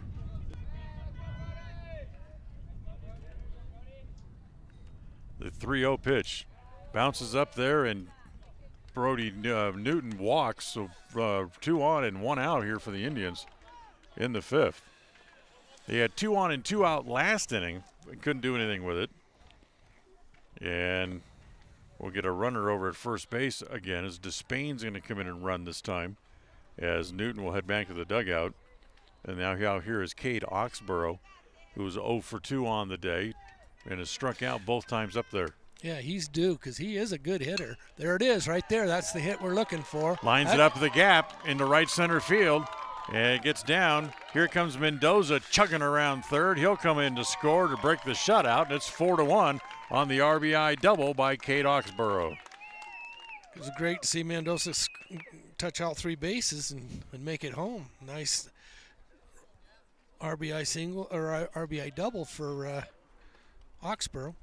As Newton goes all the way to third, runners at second and third. Now Davin Inglet comes to the plate, representing the potential tying run, but not before we're going to get a visit to the mound. And there's only 1 out. So come out and check on Blackhawk, see how much gas he has left in the tank as they pay a visit with him. As this time out here in the game here this afternoon is brought to you by our good friends over at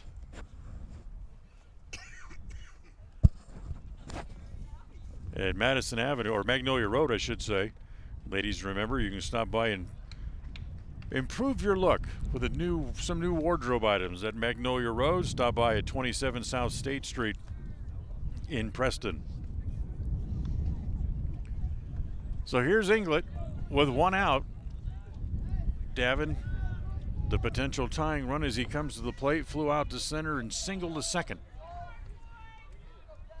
As they stay with Blackhawk, and Century will bring the infield in to try to cut down a potential run. Blackhawk ready in the first pitch to Davin. Breaking pitch drops on the inside half for a strike. Inglet just kind of takes a step back, and that pitch was above the numbers. I was surprised he called that one a got a little bit of a cross look for the home plate umpire. The 0-1. Half swing and be able to hold up, so it's 1 ball and 1 strike.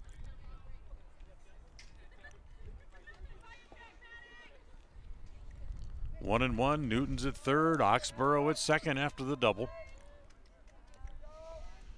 And the pitch home is a ground ball to short. Dropped there, and they lose the play everywhere. As Short at shortstop had the ball pop out of his glove, looked home, nothing there, looked to third, nothing there. And by the time he did that, Inglet was going to beat it out. Yeah, we're going to have to give him an error on that Absolutely. one, though. He had the chance to make the play, but he kind of bobbled the ball, but then couldn't decide where to throw it. So Newton able to come in from third, so that's the second run of the inning for the Indians. First error of the game against Century. Runners at first and third again here. But now here is Connor Thompson with the tying runs on base. There goes the runner. The pitch is inside, and they bluff the throw to second base. And Inglet's going to steal second without a play. great movement by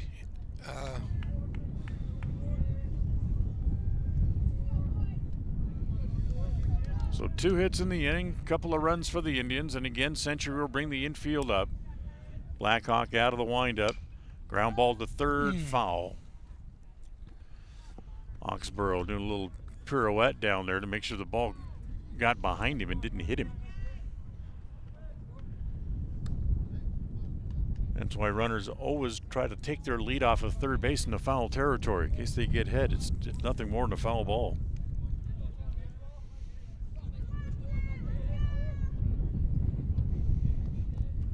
The 1-1. Hit in the air toward left center field. Hit well. Coming over as the left fielder there with the ball in the wind. Makes the catch. Tagging and coming home is Oxborough. It's 4-3. So the scoring fly ball for Thompson picks up the run.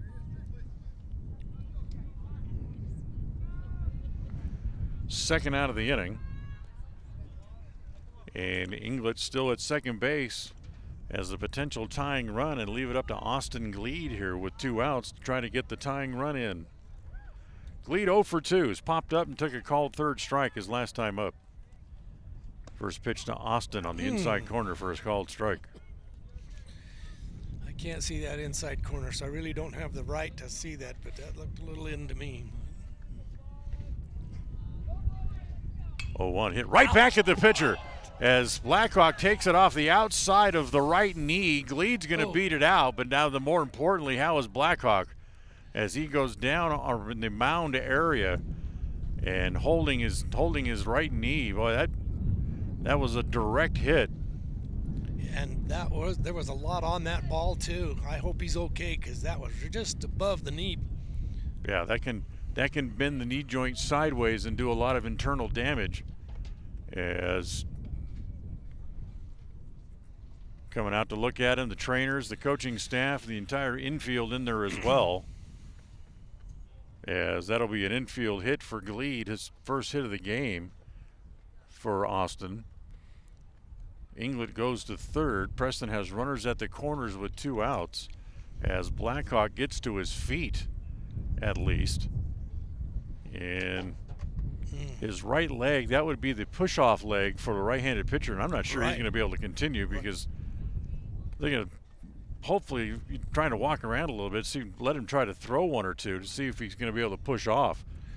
And I honestly, I have my doubts, and if he can, he's a tougher kid than I thought he was. Right, well, he is a tough kid, and he is a great athlete, but I'll tell you what, like you say, when you're pushing off and going sideways where that ball hit, that's got to be a tough pain, and if it's not sore today, it will be tomorrow. As they make an indication that they're going to make a change here. Well, they've said that. Now all of a sudden, Blackhawk is going to walk up on the mound. Now he wants to throw 1 Yeah, he wants or to see 2. if he can throw. It was funny because the coach had already made a motion towards the dugout for someone to come out and get loose. But now they're going to let Blackhawk try to throw a couple. As first one he threw had pretty good juice on it.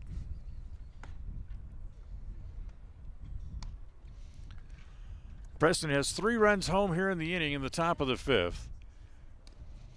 You can still have the tying run at third base, 2 men on base overall with 2 outs here in the inning. As Blackhawk trying to throw some with both the coaches for Century right there having a good look to make sure that he's not going to do any further damage to that knee. As his warm-up tosses continue, and we can remind you that Les Schwab Tire in North Logan helps bring you today's game. Les Schwab is your one stop for tires, brakes, and alignment and more. 1986 North Main Street in North Logan. Stop by and see Les Schwab Tire, who sponsors our scoreboard, and very happy to see that Elias Blackhawk is going to stay in the game. Yeah, he gave the coach a nod. He says, yeah, I'm going to go. He says, I can go. Give it to me. He says, this is my game. Let me have it.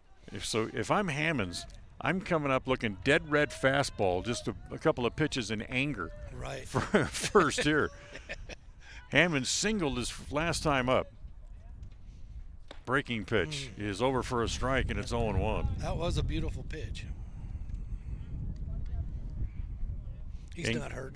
Inglet down the line from third, lead over at first. People go walking down toward the bullpen for Century as Blackhawk's going to fake to third, look to first. Nothing happening there.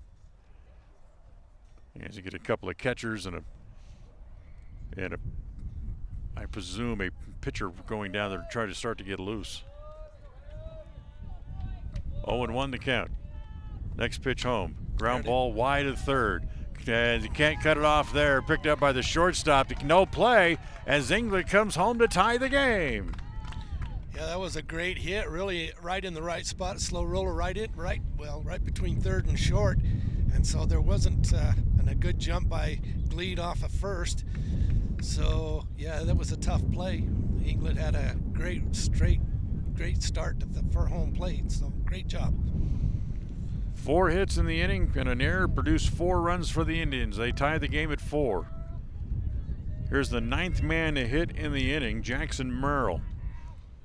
First pitch to Merrill, grounded foul.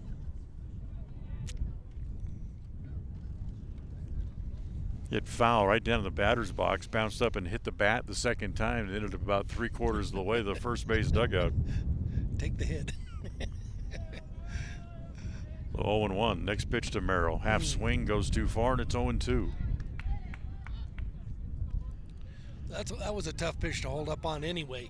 You know, it was a little high, but yeah, I think if he would have followed through on the pitch, he may have had a hit. The 0-2. Fastball high. 1 ball and 2 strikes now on Merrill as Preston gets even here with 4 runs in the top of the 5th inning. On the Les Schwab Tire Logan North scoreboard, the 1-2 hit foul again by Merrill. Just does get enough to spin it out of the glove of Maddox. And it's 1 ball and 2 strikes. So Paulson starts to play catch down in the bullpen.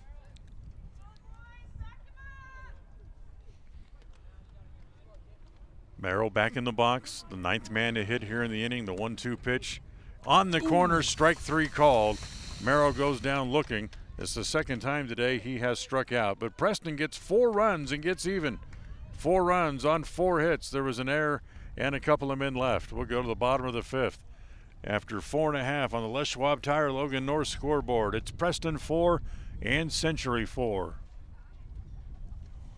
KACH, mylocalradio.com.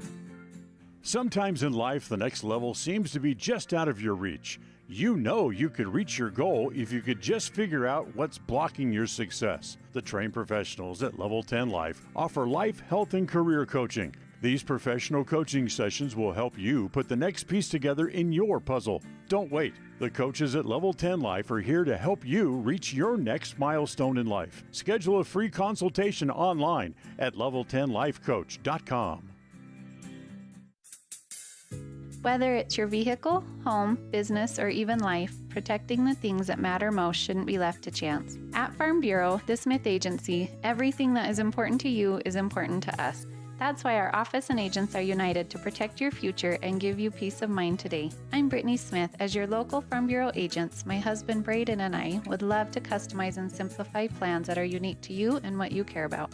Stop in today and see how Farm Bureau can make insurance simple for you.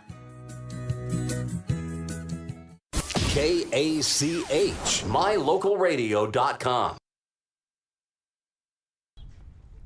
So after that weird double play to end the bottom of the 4th inning for Century, Preston able to come back and make the most out of a big opportunity as they put up 4 runs of their own in the top of the 5th and get even as we go here bottom 5. It's a 4-4 tie. Snyder, Short, and Maddox due up here for Century as we go to the bottom of the 5th. Yeah, we're right in the middle of the lineup, so that'll be 5, 6, 7. Snyder walked, singled, drove home a run, and has scored once and takes the first pitch over for a strike. This half inning brought to you by North Stars Ultimate Outdoors. Get ready for your next outdoor adventure by visiting North Stars Ultimate Outdoors. Pitch hit foul, and it's 0-2. You'll find them at the north end of Preston on State Street. It's North Stars Ultimate Outdoors. No balls and 2 strikes on Maddox, and the pitch home from Hammonds. Off speed, looped over the head of Inglet into right center for a hit. He reached down and got that one and put it out there just over. Ooh, got him. They go to second base, and he is out. Wow. So I'm going to give him a single and stretched it out to a double and got called out on a 8-4. Was it 4 or 6? I'm going to go 8-6. I think it was Gleed. Yeah. But give him a hit, and then he's out trying to stretch in the first out of the inning. Wow. That's aggressive in a 4-4 tie here in the late innings, but maybe a little bit too aggressive for the leadoff man, but that's not my call. So here's the shortstop, Short. Reached on an error and grounded out. He's 0 for 2. And has had a couple of plays at shortstop just not quite go his way that allowed batters to reach and runs to come home. Takes the first pitch inside. Here's the 1-0. Chopped it up over the mound. Charging is Gleed, but it's Inglet. They glove it near the bag and throw to first in time. Nice play. Nice play and nice stretch by Oxborough over there on first, too. He had to stretch toward home to get that ball, but nice play. And an off-balance throw by Inglet. Yeah, nice throw. Off balance, had the throw back across his body. So 2 down. And here's the catcher, Maddox, as he takes the first pitch outside, ball 1. 1 ball and no strikes. Maddox, Hammonds, after getting bounced around the first couple of innings, settled down a little bit. And it's turned into a pretty good ball game, although they have him with 10 hits allowed. I don't have 10 hits on my scorecard. Here's the 1-1. Misses down low, ball 2, 2 balls and 1 strike. 3, 6, I have 7. And a couple of errors. Ball hit in the air to right, that's hit pretty well. Mendoza with a full turn going back, it's over his head. Able to cut it off before it gets to the fence. What's Maddox doing? He's in a home run trot and barely gets to second base. I think he thought it was over the fence. That should have been at least a triple from where it was hit. A nice hit ball, but you have to give him a 2 base. Give him a double on the play, but wow. He was absolutely in a home run trot about halfway between first and second base. I'm not sure he knew where the ball was. Now, to his defense, I'm going to point something out here in just a second as the pitch here to Zaccardi is swung on and missed. Where he hit the ball, there's advertising billboards on the fence, and all of them have white backgrounds. True. So he's looking out there trying to find the ball, and he's looking into a field of white. Ground ball to third. Thompson across to get it, will straighten, throw low, and Oxborough can't dig it out, and here comes the run home. Yeah, that's a costly throw right there. I know. Third error of the game against the Indians as Maddox comes home. So 5? Thompson. Was that 5 or 6? That was 5. The Farrell on the third baseman. Thompson's throw was low. Oxborough couldn't dig it out of the dirt, and the run is in, and Century retakes the lead at 5-4. Here's Curtis as he has struck out twice, once looking and once swinging here this afternoon. Takes the first pitch down low.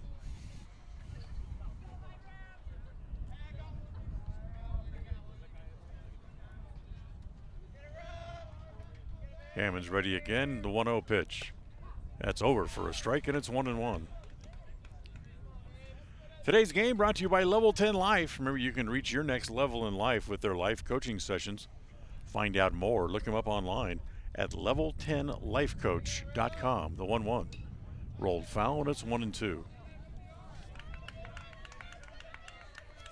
Ball and 2 strikes. 5-4 Century on top. Trying to get even on the years. They come in a game under 500 at 2-3-1. The 1-2. Missed down low and evens at 2 balls and 2 strikes. So Zaccardi over at first for the Diamondbacks. The 2-0, 2-2 pitch, hit foul back into the screen, and it stays even at 2s.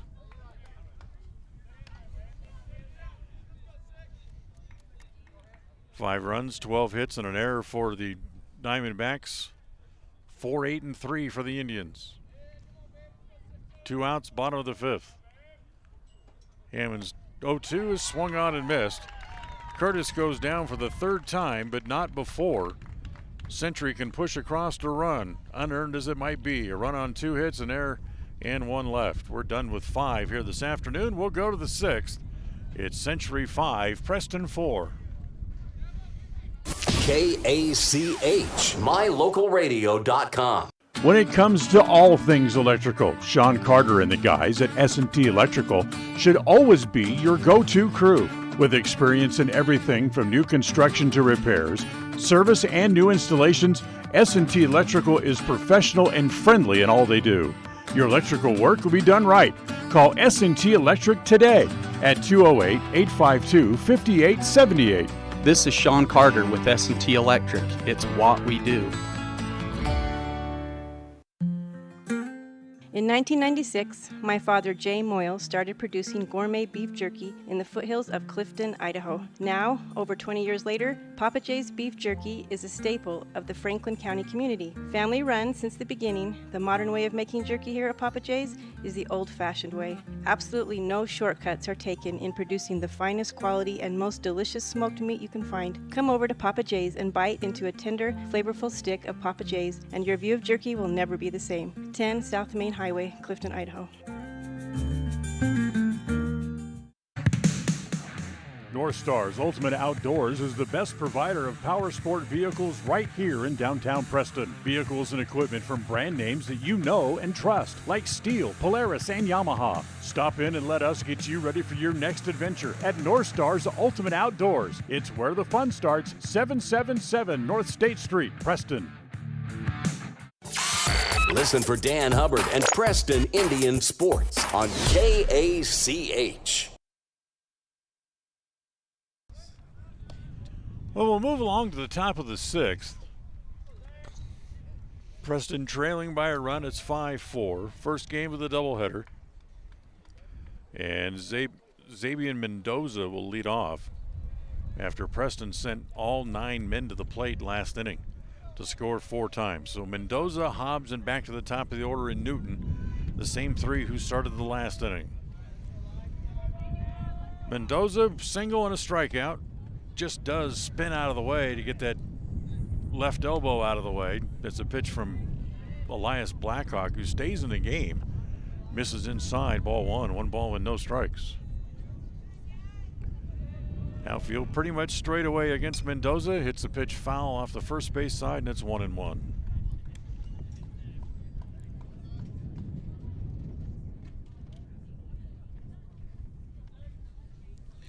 If you went with us earlier, they changed the doubleheader from tomorrow at Preston as that ball's thumbed over toward the second base bag.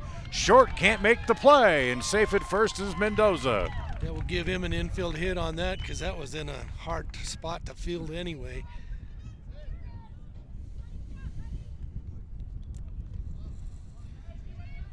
So that's 9 hits for the Indians and the leadoff man aboard for the second inning in a row. And now here is Clayton Hobbs, 0 for 2. Flew out to left, flew out to right. Both of those were by Mendoza, those leadoff hits in both innings. That's absolutely, as the pitch misses outside, ball 1.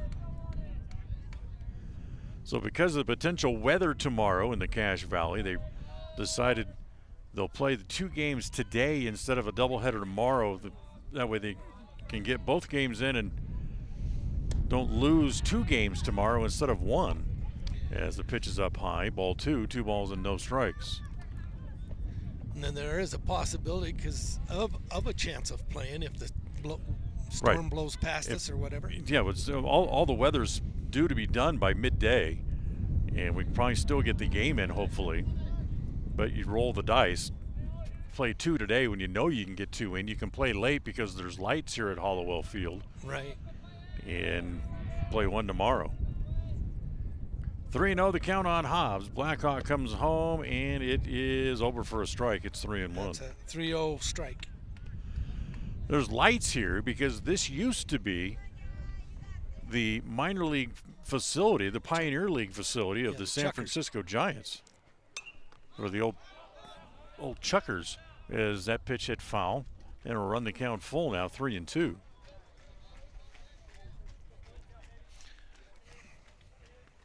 So 3 balls and 2 strikes to count on Hobbs here in the top of the 6th. Mendoza over at first with his second hit. And the 3-2 is well outside, ball 4. So Hobbs will reach base for the first time today. A walk here, and it'll put runners at first and second for the Indians here in the 6th. Now it's back to the top of the order, and Brody Newton will come back up. And Coach is going to come out and talk to Blackhawk. I think he'll be pulled on this one. I think he's probably just about reached that point. In fact, Paulson, who was throwing, followed the coach out of the dugout and took about a half dozen steps toward the mound before somebody said, "Hey, get back here. Where are you going?" He hasn't made that decision. He hasn't quite made that decision yet. So skipper out to the mound to talk to Blackhawk. With nobody out and 2 men on here in the top of the 6th, and they are going to make the change here indeed. So Blackhawk will go to a different position, and we'll have a new pitcher coming in. We'll take a timeout. We'll come back. We'll tell you about the new pitcher right after this.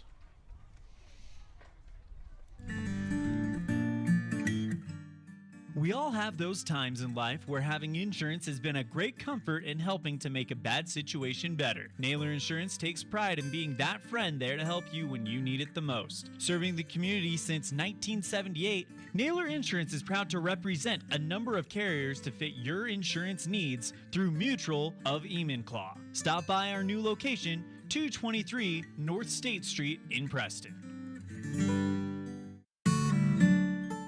Protecting buyers and lenders in Cache Valley for over 40 years, Northern Title is the trusted name in the tri-state areas of Idaho, Utah, and Wyoming. The staff at Northern Title in Preston protect you from unknown complications like access issues, unpaid taxes, hidden liens, or easement restrictions. Choose the right title company. Choose to close with Northern Title of Preston. Good deeds done daily. Call today at 208-852-5700. It's the goal in everyone's life to reach financial independence and security. Evergreen Financial Partners in Preston can help with strategies to assist in those goals. They will design a plan to suit you, whether it be for your family, home, or current or future investments. Evergreen Financial Partners can help with life insurance, long-term life, 401ks, retirement plans, or mutual funds. Contact the experts at Evergreen Financial and let them put a plan together for you. Find them at 41 West 1st South in Preston, or go online to set your appointment at evergreenfinancialpartners.net. Evergreen Financial Partners, your first step to financial security.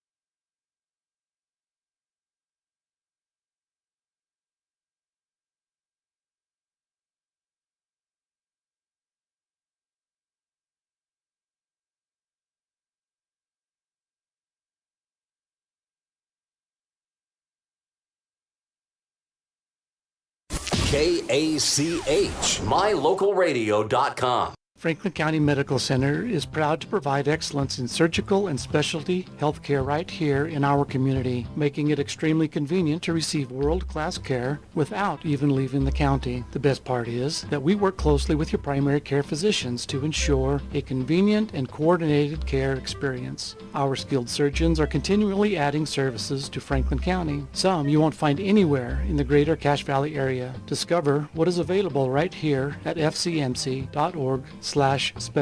You just might be surprised at what we have to offer. Protecting buyers and lenders in Cache Valley for over 40 years, Northern Title is the trusted name in the tri-state areas of Idaho, Utah, and Wyoming. The staff at Northern Title in Preston protect you from unknown complications like access issues, unpaid taxes, hidden liens, or easement restrictions. Choose the right title company. Choose to close with Northern Title of Preston. Good deeds done daily. Call today at 208-852-5700. KACH, mylocalradio.com.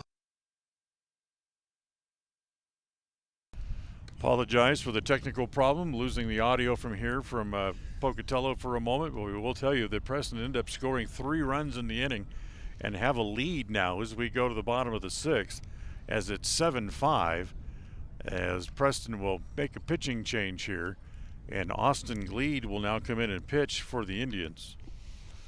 Yeah, we had hits by Oxborough, Mendoza, and Hobbs in that inning, so scored some runs. So they send 8 men to the plate, they score 3 times and take a 2-run lead.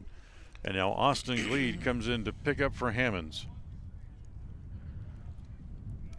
Hammonds went 6 innings, gave up a total of 5 runs.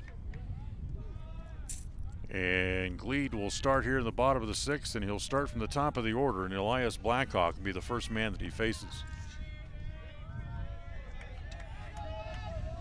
Blackhawk with 2 hits today. He's 2 for 3. And the first pitch from Gleed is up high, ball 1. 1 ball and no strikes.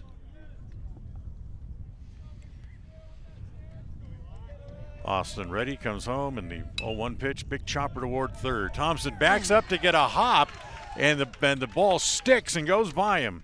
Yeah, it sounds a little soft out there, and that thing just kind of died and rolled. So instead of charging the ball, he tried to back up and try to get a hop, and that's never a good idea, as the ball skipped past him, and Blackhawk has his 3rd hit of the day. Then again, it's depending on the kind of field you're playing on, because grass right there probably would have given him a little more hop. First pitch popped up, foul ground. Oxborough in foul ground off the first base side makes the catch. So Flynn fouls out for the first out. And that brings up Call. He's reached base a couple of times, singled in the first and walked in the game today here as well.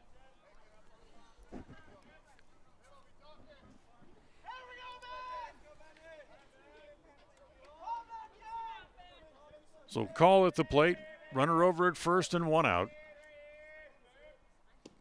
As the pitch is a breaking ball, misses outside, ball 1.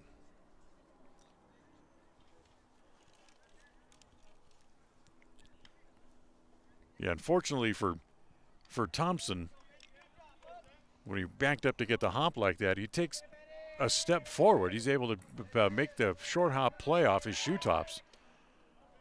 But he backed up to try to have the ball, let the ball play him. He played it into a hit. And it just died. It just kind of died and rolled. It did kind of hit right on the edge of the grass and the dirt and stuck and skipped past him. 1 ball, no strikes to count on Call. Blackhawk over at first. He's not running, and the pitch is high, and it's 2 balls and no strikes.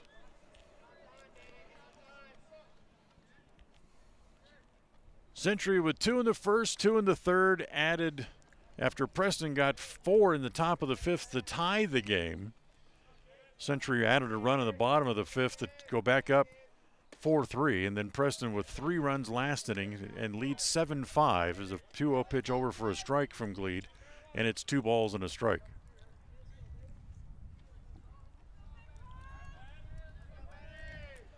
Austin ready again, sets at the belt. Blackhawks goes, and the pitch hit to center. Hobbs coming up. He's there, makes the catch. He'll snap the throw back to first base, but it's slightly offline and not in time anyway. As Hobbs gets it back in a hurry, call flies out to center, and there's 2 outs. Yeah, I kind of thought that was going to drop in front of Hobbs, but he was able to come up and make the play. Nice play by Hobbs. So here's Phelan.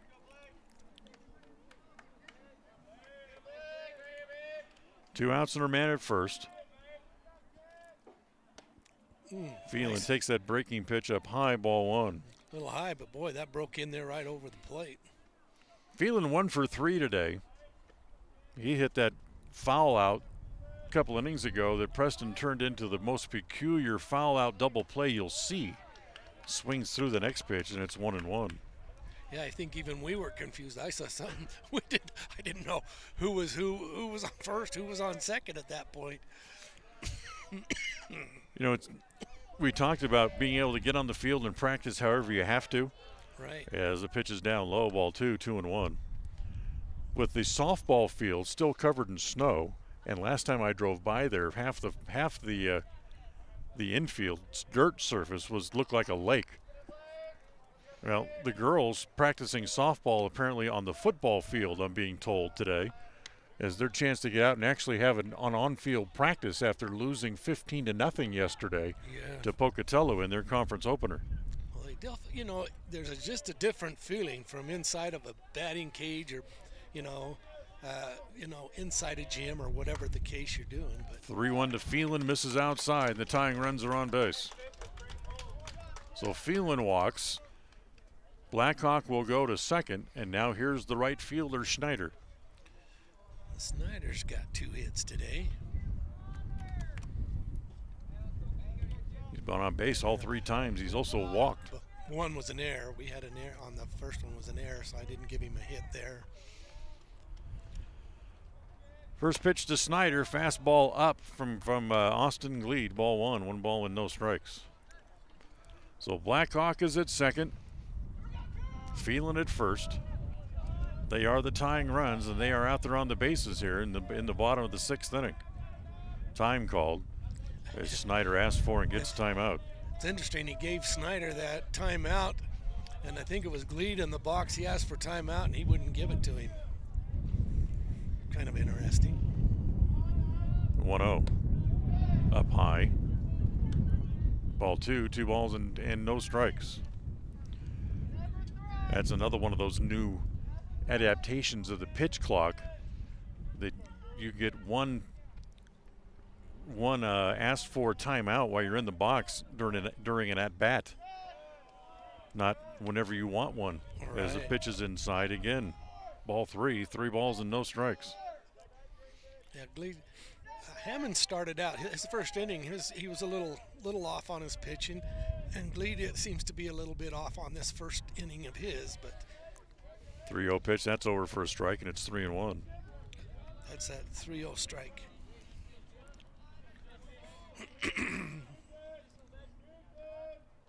Snyder wags the bat back and forth.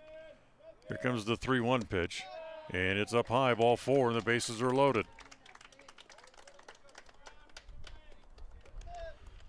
So Blackhawk will move to third. Phelan goes to second. Snyder heads down to first on the walk. Back-to-back walks by Gleed here. And that brings up the second baseman, Short. Or will it? Short's going to turn and head back toward the dugout, so we're going to have a pinch hitter here. Who's it going to be? I don't know. On deck is 8, so Maddox. So got all the on-deck hitters out there, and nobody's trying to pick up a bat or anything, or maybe somebody in the dugout had to go in and get his Setlow. Setlow going to come up and hit. So here's Setlow. He's going to hit for short.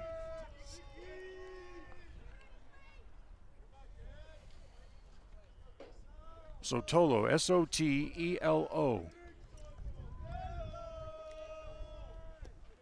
Bases loaded, 2 outs. Sotelo to hit here for short. He'll swing from the left side, and the first pitch from Gleed is high, ball 1. Sotelo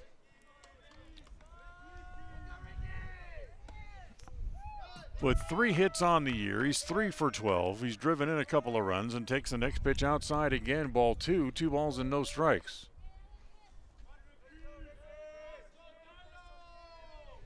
Has 1 extra base hit out of his 4 and takes that pitch for a strike, and it's 2-1. 2 outs, bottom of the 6th.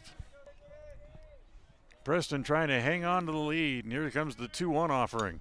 Popped up, foul ground. Thompson's got to play, makes the catch, and they leave the bases loaded. Saves the inning. That was a great play by Thompson to be able to get that 3rd out. No runs, no hits, and they leave the bases full. We'll go to the 7th after 6 from here in Pocatello. It's Preston 7, Century 5.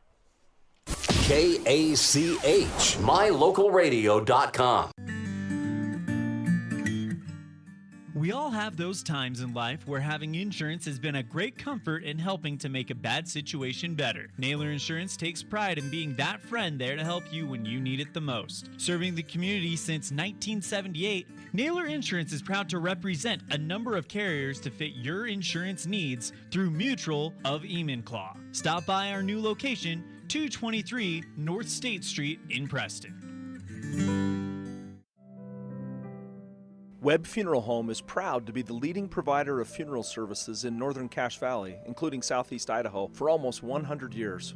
We are a full-service mortuary offering the highest quality services with very affordable pricing. We have plans to meet everyone's budget, from traditional funeral services to graveside services and cremation options. We gladly provide free insurance coverage review, quality headstones and monuments, as well as funeral transcriptions. Let us answer any questions you might have by calling us at 208-852-0533. Webb Funeral Home, a trusted name in funeral service since 1925. KACH, mylocalradio.com. All right, we've reached the 7th inning here this afternoon.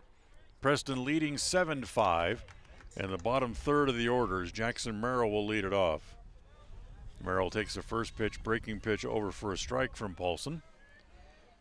Here comes the 0-1. Swung on and missed, it's 0-2. Merrill's walked, struck out twice, 0 for 2 officially in the game.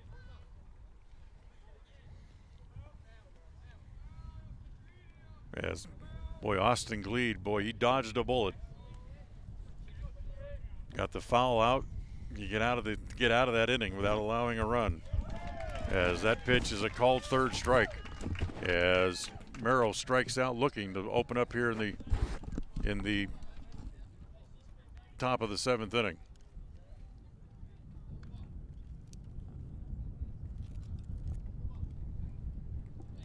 So with 1 out, here comes Zubin Mendoza, Xavier Mendoza, who led off the 2 big innings for the Indians by getting on base. In those 2 innings, the Indians scored all 7 of their runs, and Xavier takes the first pitch down low, ball 1, 1 ball with no strikes. Singled in the 5th, singled in the 6th, scored each time, and he's also struck out 1 for 2, and he loops one toward the shortstop. Blackhawk will put that away easily, and there's 2 outs. Oops. Sorry, now you're up. Okay, he kind of hit that one off the handle, and just a little easy blooper to short. So with 2 outs, here's the number 9 hitter, Clayton Hobbs. Hobbs walked, scored a run last inning. Other than that, he's 0 for 2. First ball swinging, pops it up, short left. Up comes the left fielder, diving, and can't make the catch. His call ran Blackhawk off the play and then couldn't make the play. Yeah, that's one of those that's a Texas leaguer right there. That just bloops up over, and it's anybody's ball game, whoever gets there first, I guess. So Hobbs has his first hit of the game. Now it's back to the top of the order again, and Brody Newton, who's been on base 3 times with only 1 hit to show for it. Breaking pitch for a strike. He was hit by a pitch last inning. He's also walked, singled, grounded out. 1 for 2 overall in the game. The 0-1. Hip rack up the middle. There's Blackhawk at short. He'll run over, step on the bag himself, and the inning is over. No runs, a hit, and 1 left. Preston comes up empty here in the top of the 7th. We'll go bottom 7 from here in Pocatello. Preston up 2. They lead at 7-5. KACH, mylocalradio.com. It's always refreshing to shop where you know you'll be appreciated. It's even better to know that you can get everything you need, quality parts at fair prices. The team at Preston Auto Parts CarQuest appreciates every customer. They work hard to make sure that you have the right part the first time, on time. Whether it's motorcycles, farm and ranch, lawn and garden, or car or truck parts, you can always get it all at Preston Auto Parts CarQuest. Stop in where you'll be treated like a friend. 17 South State Street, Preston. Hi, my name is Penny Wright, born and raised in Preston. I am your local Medicare agent. I am here to give you the knowledge you need so you can make an informed and wise choice for your Medicare needs. Call me at 208-852-2367 if you're turning 65 or have any Medicare questions. They say the 3 most important things in life for many people are their faith, their family, and their high school sports. And not necessarily in that order. Advertise where you'll get noticed. Call My Local Radio and become a sports advertiser today. KACH, mylocalradio.com. All right, bottom of the 7th inning, Preston leads by 2, and they're going to ask Austin Glee to get the last 3 outs. And here in the bottom of the 7th inning, it will be Maddox, Zaccardi, and Paulson's spot. The bottom 3rd of the order due up.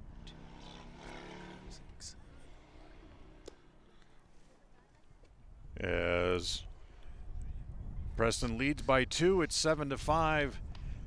And let's see if they can close this out and pick up their 3rd win of the year. Here's Maddox, the catcher, to lead it off, 2 for 3. Singled, doubled, scored a run. Also struck out way back in the 1st inning. Lead ready, and the first pitch is down low, ball 1. 1 ball and no strikes. As the wind starts to pick up a little bit again. The 1-0. Swung on and missed. And it's 1-1. It's the conference opener for both teams. So that makes this game even more important. Here's the 1-1. Well outside, 2 balls and a strike. Yeah, the Indians would really love to take this one, at least the first one. See what happens on the second one, but yeah, at least take the first one. 2-1 pitch from Gleed. Hit foul over the top of the press box, and the count evens at 2-2. Today's game brought to you by Procon Homes, building quality multi-family homes across the West. 2 balls and 2 strikes. Gleed ready. Here he comes. Off speeds, fools him, and swung on and missed. That was way outside. I think he thought it was going to break in, and it didn't. So Maddox waves at that pitch and strikes out. 1 out here in the bottom of the 7th. There's Zaccardi. Singled homer run back in the 3rd. Also reached on an error and struck out. 1 for 3. As he takes the first pitch over for a strike. No balls and 1 strike. Remind you, stay tuned for the Ralph's Construction postgame show after this one's over. Then we'll have a short break. Actually, after the postgame show, we'll send you to the West Side softball game. Delayed coverage. Cody Olson with the play-by-play of that for you. We will have this game online, correct? Yeah, game 2 of the doubleheader will be online. The 0-2 pitch. Again, he freezes him with a breaking pitch. Yeah, he just kind of wobbled him right there. Nice pitch by Gleed. So all of a sudden, Century's down to their last out.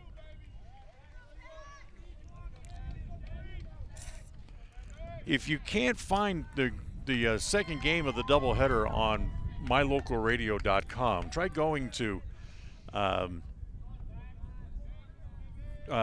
the YouTube and see if you can find it there. We've made a change to our website at My Local Radio, and some people are reporting having problems getting on the website. So try YouTube if you can't find it. Here's the 1-1 pitch. As the pitch to Paulson misses down low, 2 balls and a strike.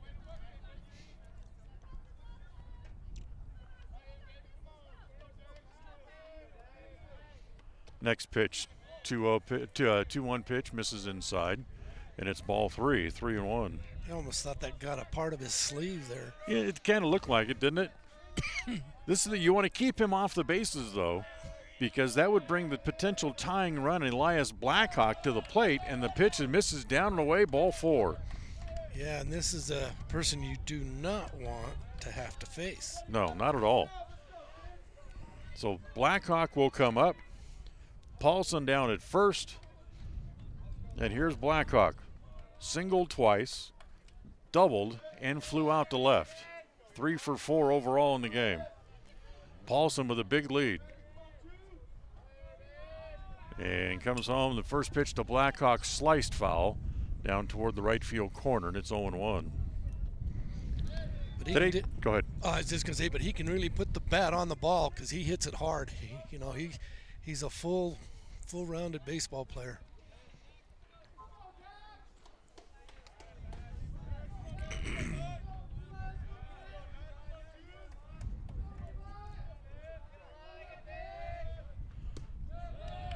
Next pitch to Blackhawk, misses down and away. 1 ball and 1 strike.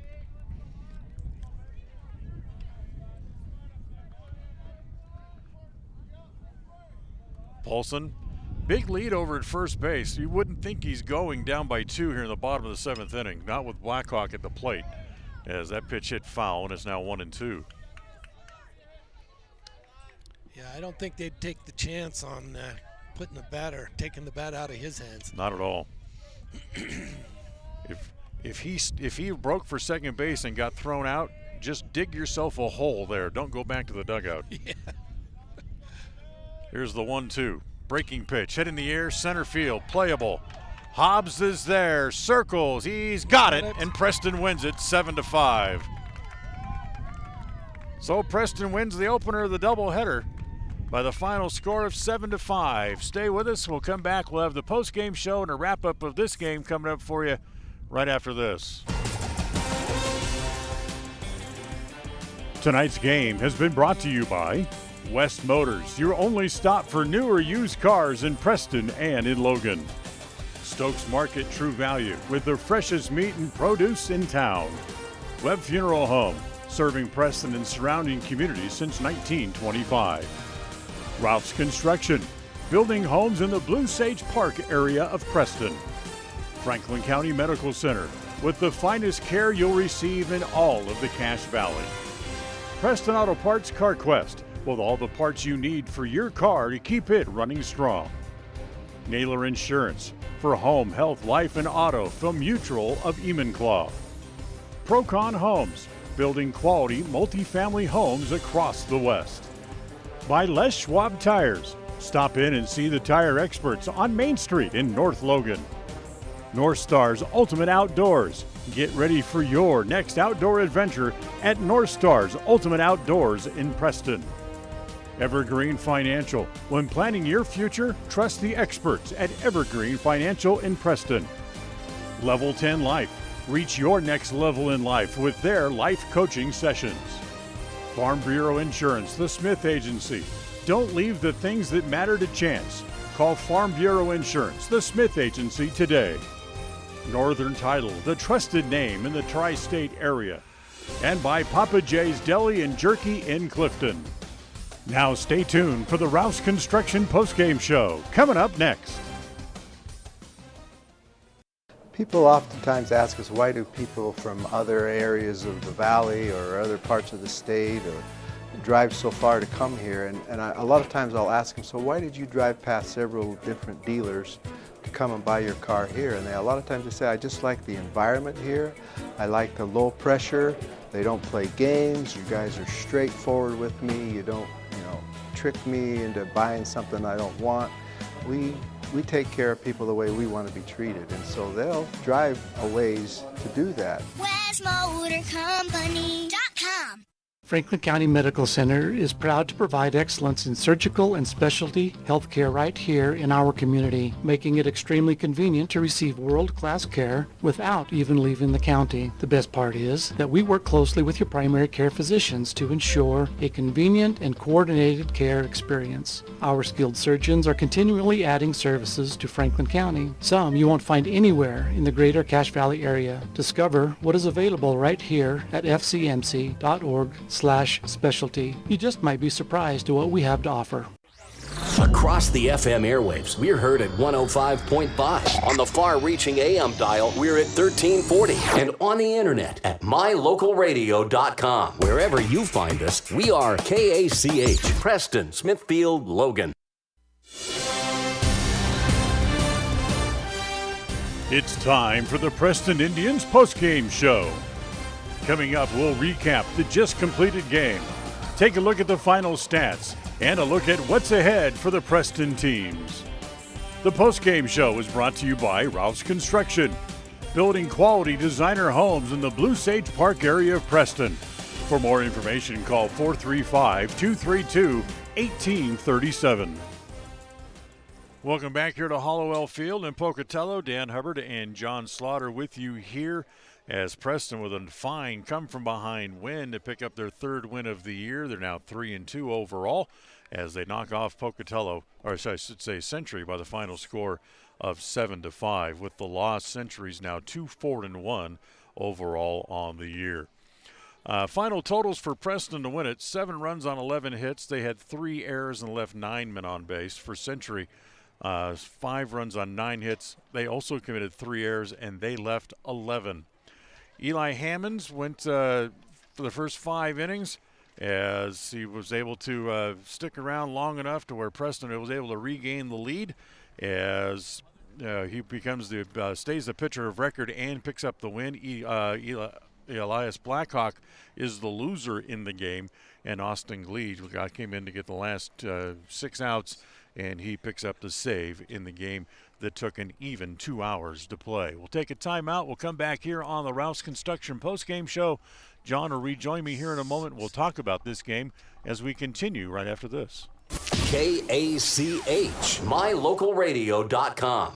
If you're looking for someplace new as you head into your golden years, look into the tradition of quality designer homes built by Ralph's Construction in the Blue Sage Park area of Preston. Working in Phase 3 now, with Phase 4 starting soon, these homes can be built to a floor plan that you desire, or Ralph's Construction has other options that you're sure to fall in love with. Call today for more information, 435-232-1837. Now is the time to plan for the finest home of your lifetime. Ralph's Construction, 435-232-1837. Protecting buyers and lenders in Cache Valley for over 40 years, Northern Title is the trusted name in the tri-state areas of Idaho, Utah, and Wyoming. The staff at Northern Title in Preston protect you from unknown complications like access issues, unpaid taxes, hidden liens, or easement restrictions. Choose the right title company. Choose to close with Northern Title of Preston. Good deeds done daily. Call today at 208-852-5700. KACH, mylocalradio.com. So Preston wins the first game of the doubleheader, 7-5 the final, as John Slaughter rejoins me here. That's a great comeback win by the boys. Yeah, there's a couple of things that stands out in my mind about this game. We did get off to a slow start. First 2 innings went 3 up, 3 down. But our pitching and the defense is what I think stole this game, along with some late hits. But Century had 11 men left on base, and 2 of those innings they were bases loaded, and they had a chance to score where our defense stepped up and we stopped them from scoring. So, and that has to do a lot with the pitching that came through and just the plain defense that went up. So. Big timely hits, too, and nothing more timely than the 2 leadoff singles by Xavier Mendoza in the 5th and 6th. And he bats 8th in the bottom. He's down towards the bottom. He's not the fastest player on this thing, but the hits were pretty good, clean hits. They were up the middle. One was up the middle. One was over between second and first. So, he came through big for the Indians today. So 7-5 the final as that'll wrap up at least game 1 here at Pocatello. As we invite you to stay tuned, we're going to keep the stream running. So if you're watching us now, you'll be able to join us. We'll rejoin you when game 2 of the doubleheader gets started, coming up probably in about 20 minutes or so. For those listening on KACH, we'll send you back to the studio. John will have a short break for you, and then we'll take you over to West Side and get you ready for a rebroadcast of the West Side softball game. I believe they're taking on Soda Springs today. So if you're listening and watching on the stream on mylocalradio.com, stay with us. As if you're listening, if you're listening on KCH, we'll send you off to the West Side game. First game of the doubleheader goes to the Indians by the final score of 7-5. If you're staying with us, we'll be right back in just a little bit. If not, have yourself a great evening, everybody. Thank you for listening to the Preston Indians postgame show. This broadcast has been a production of Preston Broadcasting, LLC, and was intended for the private, non-commercial use of our audience. Use of any portion of this production, its accounts or descriptions, in whole or in part, may not be used or rebroadcast without the express written permission of Preston Broadcasting, LLC.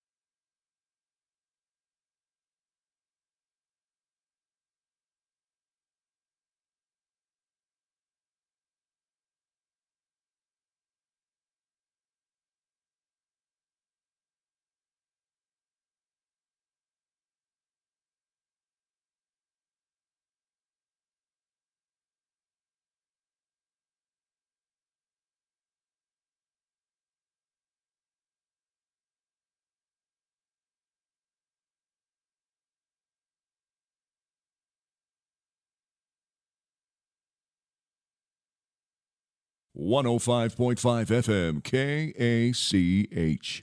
Hi, we're Braden and Brittany Smith with Farm Bureau Insurance, the Smith Agency. We're Preston proud and Idaho strong. Hi, I'm Jan Stone with Northern Title of Preston, and we are Preston proud, Idaho strong. Hi, I'm Bill Chambers from North Stars Ultimate Outdoors, and we are Preston proud and Idaho strong. Hi, I'm Jonathan Larson. I'm with HK Auto, and we are Dayton proud and Idaho strong. We're Preston proud, Idaho strong, serving Franklin County and beyond. Franklin County Medical Center is proud to provide excellence in surgical and specialty healthcare right here in our community, making it extremely convenient to receive world-class care without even leaving the county. The best part is that we work closely with your primary care physicians to ensure a convenient and coordinated care experience. Our skilled surgeons are continually adding services to Franklin County, some you won't find anywhere in the greater Cache Valley area. Discover what is available right here at fcmc.org/specialty. You just might be surprised at what we have to offer.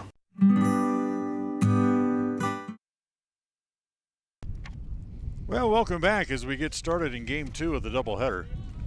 As Eli Blackhawk leads it off here for Century as he hits a ground ball to short. As the shortstop Gleed didn't know he caught the ball. As he looks down, looked at his glove, look what I got. So he straightens out and throws out Blackhawk at first base. Wow, what a play. That's a first out as Blackhawk grounds out, and that'll bring up Flynn. Century will hit first here in the second game of the doubleheader because this was scheduled to be a doubleheader played at Preston for 2 games tomorrow, but they moved over here because of the threat of snow, with Thompson on the mound here for the Indians. As the first pitch to Flynn was up high, second one over for a strike, and it's 1-1. So because of that, because the doubleheader was scheduled to be played tomorrow at Preston, the Indians will still be the home team here in the second game. 1-1 pitch missed down low, 2 balls and a strike. Thompson's next pitch home is going to be lined to center for a base hit.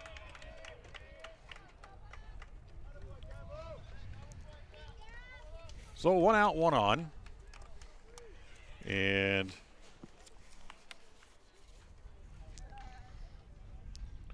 Flynn.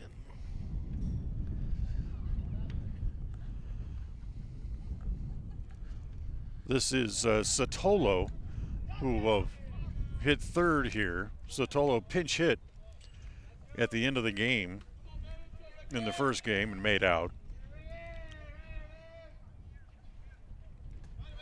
As the pitch misses down and in, knocked down nicely there by the catcher Newton, and keeps the play in front of him. Give you the Preston lineup when they come up in the bottom of the inning.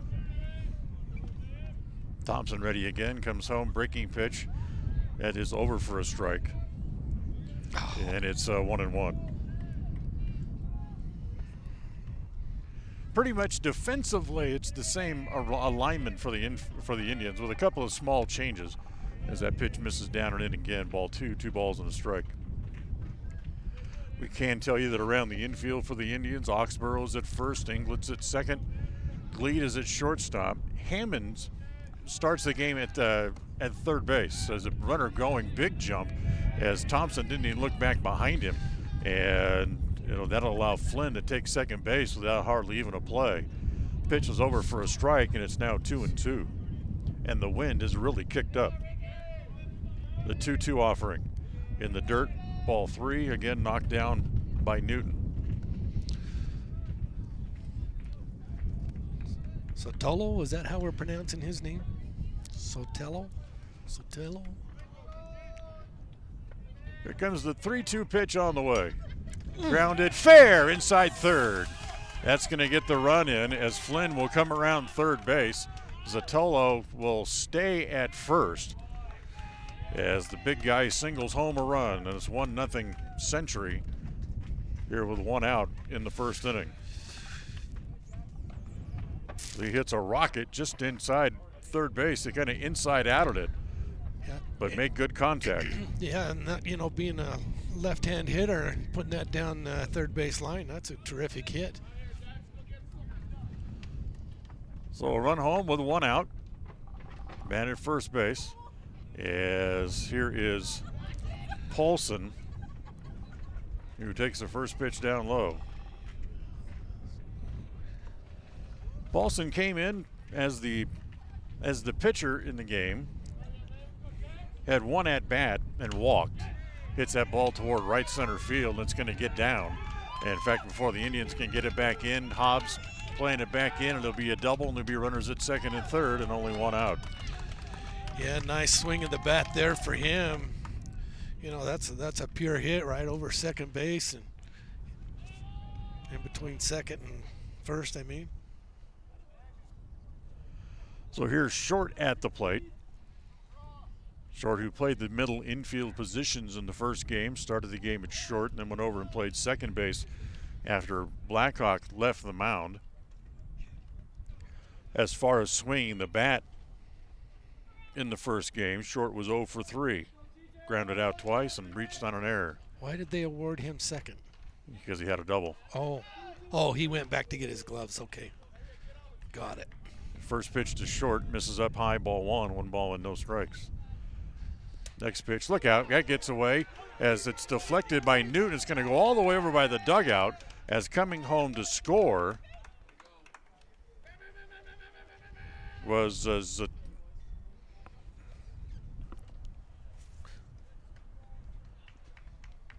take it back. That was not Zatola, it was Snyder. It's 19, not 9, my bad.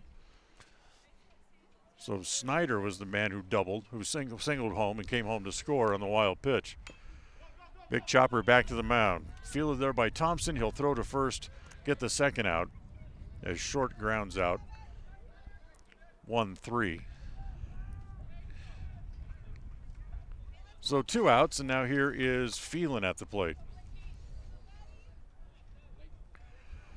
A nice play by the pitcher Thompson to hold the runner and get the out, and the first pitch to Phelan hit right back to him. It goes off his glove. He's able to scamper, go get it, and throw out Phelan. And the run will not score. And that run does not score as Phelan is out 1-3, and Century will have to settle for just the 1 run in the top of the first inning.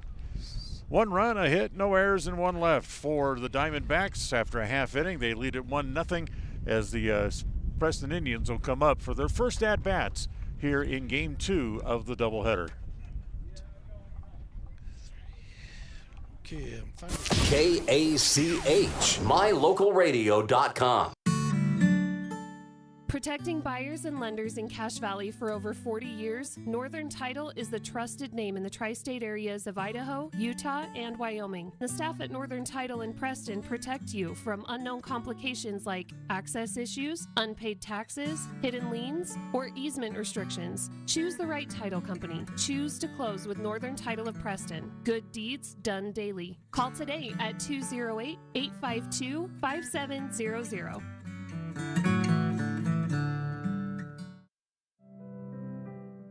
Webb Funeral Home is proud to be the leading provider of funeral services in northern Cache Valley, including southeast Idaho, for almost 100 years. We are a full-service mortuary offering the highest quality services with very affordable pricing. We have plans to meet everyone's budget, from traditional funeral services to graveside services and cremation options. We gladly provide free insurance coverage review, quality headstones and monuments, as well as funeral transcriptions. Let us answer any questions you might have by calling us at 208-852-0533. Webb Funeral Home, a trusted name in funeral service since 1925. KACH, mylocalradio.com. So half inning in the books as the Diamondbacks get a run here in the top of the first inning. And we'll go bottom 1. They got 2, didn't they? Yeah, they got 2 runs. That's right. Flynn and Snyder came in. You called Snyder, but That's right. It is 2. My bad. So it's 2-0. So Preston, who came back from falling behind 4-0 in the first game of the doubleheader and ended up winning 7-5. Let's give you the Preston lineup, brought to you by Webb Funeral Home, serving Preston and the surrounding community since 1925. Leading off for the Indians, it'll be the catcher Brody Newton, who caught last game. Pretty much the same lineup for the Indians. Kate Oxborough will hit second and play at first base. Devin England is the second baseman. He'll hit in the third spot. Connor Thompson is the pitcher here in the nightcap of the doubleheader. He'll hit fourth. Austin Gleat hits fifth at short. And Eli Hammond starts the game at third base, and he'll hit in the sixth spot. So here's the first pitch to Newton. Fastball misses, I should say a fastball in the corner for a strike, and it's 0-1. Jackson Merrill hits seventh for the Indians. He's in left. Sabian Mendoza is in right field. He'll hit eighth. And Clayton Thompson bats ninth, and he is in center. The 0-1 misses up high, and it's 1 ball and 1 strike.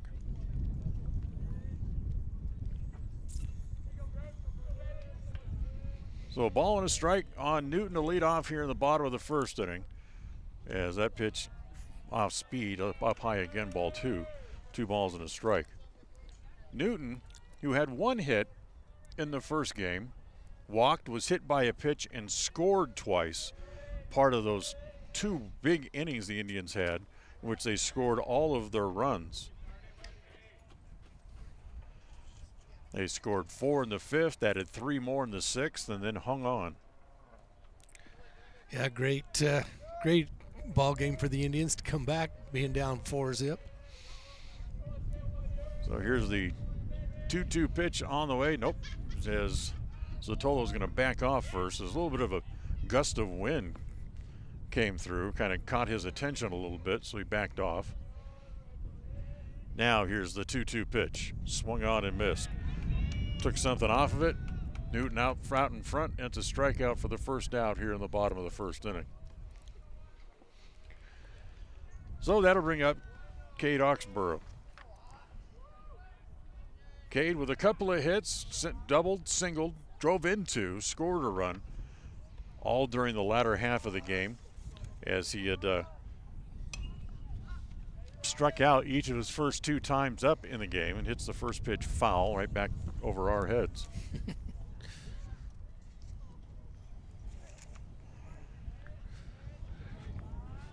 Papers flying all over because that wind picking up. Yeah, the wind is definitely picking up as that storm is going to start to move in a little bit later on tonight.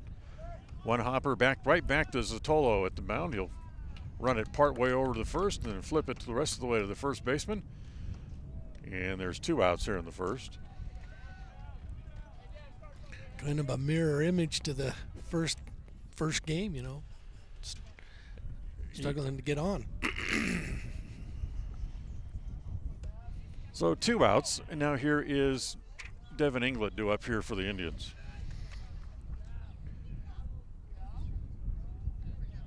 Devin singled, reached on an error, flew out a couple of times. So he was 1 for 4 overall in the first game of the doubleheader, and takes the first pitch up high, ball 1, 1-0.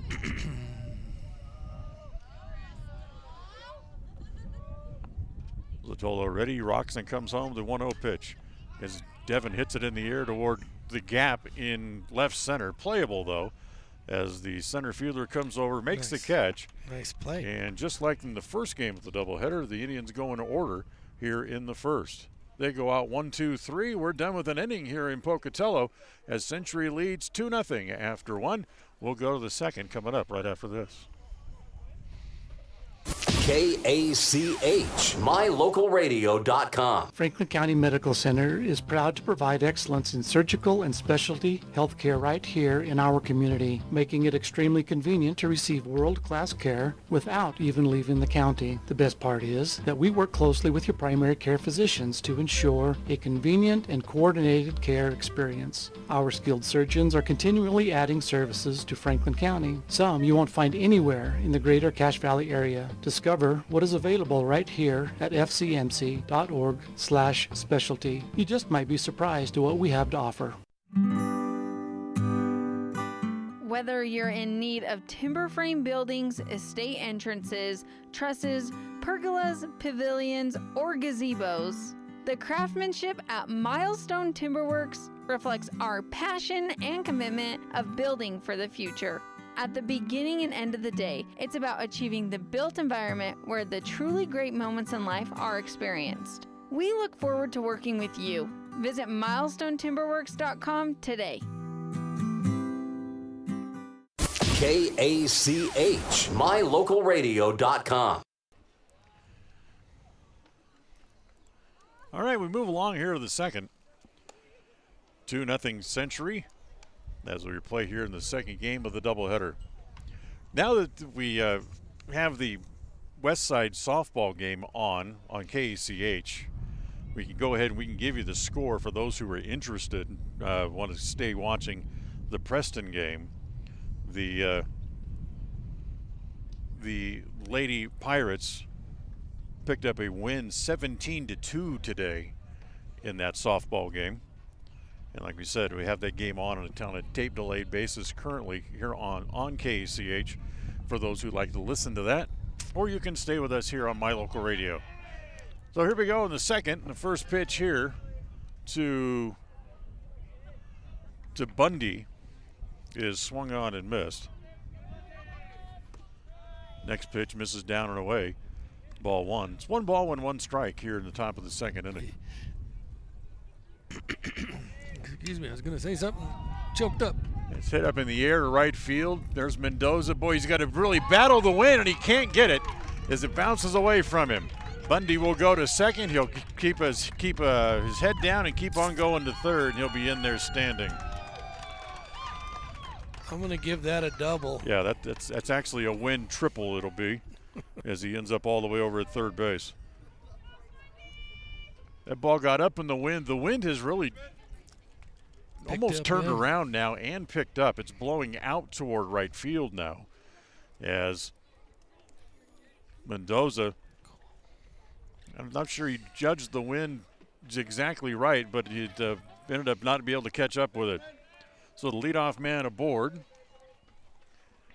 And here is Call, who played in the first game, now drops down deeper into the lineup here and takes that pitch over for a strike, and it's 0-2. Call, who was the left fielder in the first game, was 1 for 3 overall. And swings and misses and strikes out. He's out on 3 pitches. Good morning, good afternoon, and good night. Yeah, that was a nice pitch. Came in right up over the top in the strike zone. And here's the big first baseman, Hollenbeck, up there for the first time today, hitting in the 9 spot. Runner at third, 1 out. Here in the top of the second inning for Century as that pitch is over again for a strike, and it's 1-1. Thompson, who really got off to a little bit of a slow start in the first inning, had a little bit of trouble finding the plate. Hollenbeck gets a good chunk of that one, hits it in the gap toward right center. There's Mendoza, who makes the catch on that one, but tagging and coming home to score is Bundy, and it's 3-0. So a big sac fly for Hollenbeck, gets the run in. You know, that was one of those catches. He started running, lost sight of the ball, started running to the left, in towards center, and that wind was bringing it back in towards him. When he looked up, it was there. Well, not only with the wind with the sun going down, not only you have to play the wind, but in Mendoza's case, he's looking back into the sun. Right. As the first pitch here to Blackhawk is up high. Next pitch down low, and it's 2-0. Blackhawk grounded out his first time up on the most unusual ground out you'll ever see. 2-0 pitch, up high, ball 3. He hit a ground ball to the shortstop, Gleed. Gleed just kind of stuck his glove out and had no idea that the ball was in it. He looked behind him to look for the ball, then looked in his glove, and said, oh my gosh, there's the ball, and was able to still have time to straighten and throw out Blackhawk at first base as a 3-0 pitch over for a strike, and it's 3-1. Here's a 3-1 pitch on the inside half for a called strike, and it's 3-2.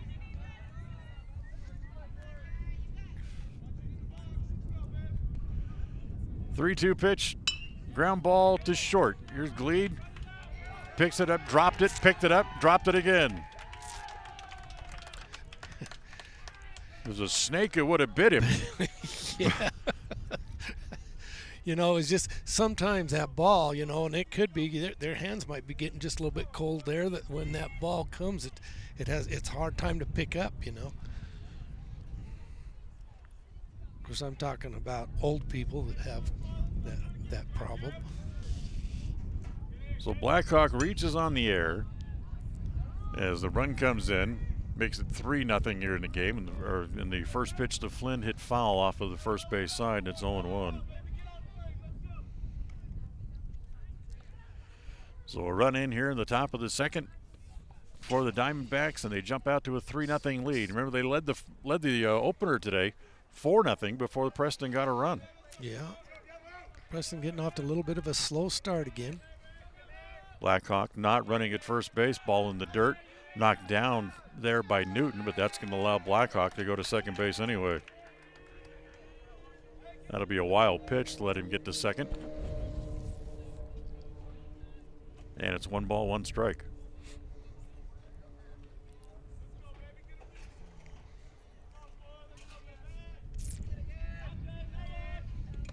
Next pitch hit foul into Newton's glove, and it's 1-2.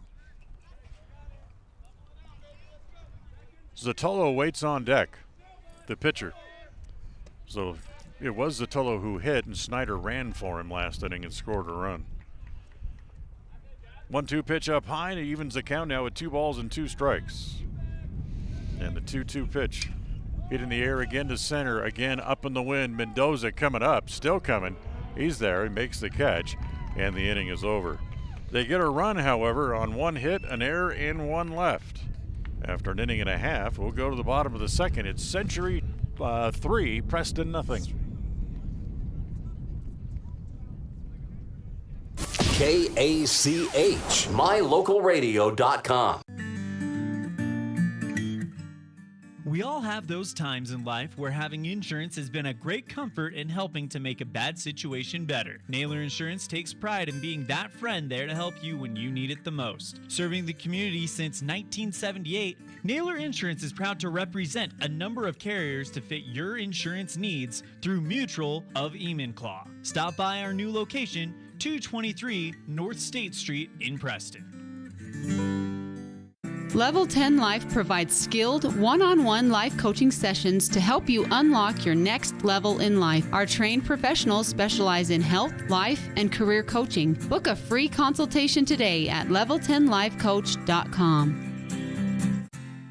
Hi, my name is Penny Wright, born and raised in Preston. I am your local Medicare agent. I am here to give you the knowledge you need so you can make an informed and wise choice for your Medicare needs. Call me at 208-852-2367 if you're turning 65 or have any Medicare questions. KACH, mylocalradio.com. Well, as we go to the bottom of the second, today's game brought to you by Naylor Insurance. For home, health, life, and auto for Mutual of Enumclaw, stop by and find out how much you can save at Naylor Insurance, 223 North State Street in Preston. So the Indians trail 3-0 as we go here to the bottom of the second inning. And here in the second, they'll send up the middle third of the order. Thompson, Gleed, and Hammonds do up after going out in order in the bottom of the first. You know, one thing I didn't think to ask, and Coach Knapp is here, was with this game becoming a doubleheader today, and pending what happens with the weather, what time would be game time tomorrow for the final game of the series. Here's Thompson, and the first pitch is up high, ball 1 ball and no strikes.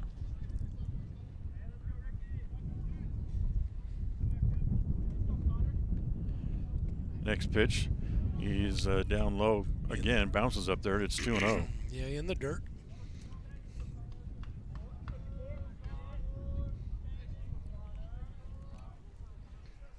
Zotolo, the left-hander, sets, rocks, and comes home. And hit in the air, skied the ball to center field. Coming up, center fielder there to put the squeeze on it for the out. And that is Paulson out in center field. That ball didn't seem to move by the wind. The wind stopped on that one. So here's Austin Gleed. Gleed came in to pick up the save in the first game here today. First pitch to Austin, swung on and missed.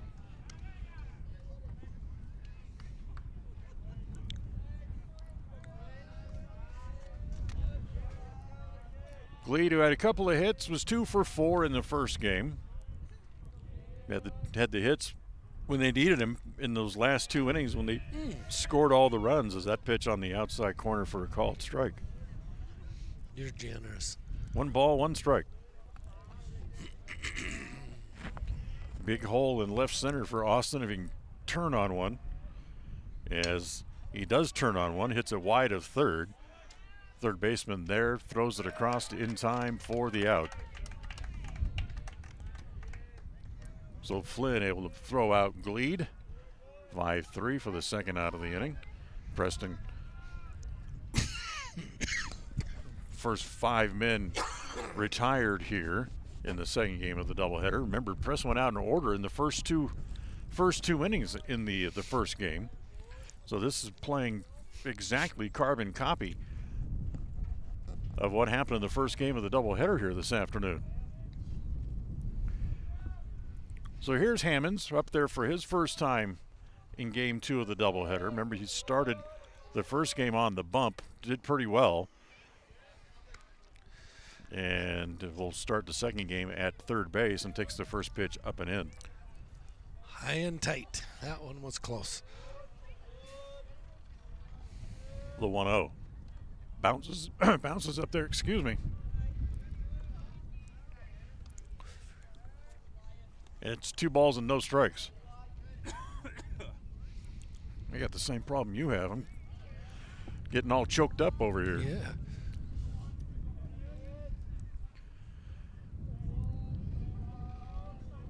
Zlotolo's 2-0 offering. Swung on and missed. Good fastballs. You wound up and threw it past Hammonds. Yeah, that was probably pretty close to 75, 80. Good hard throw. There's the 2-1. Bounces up there, goes to 3 balls and a strike.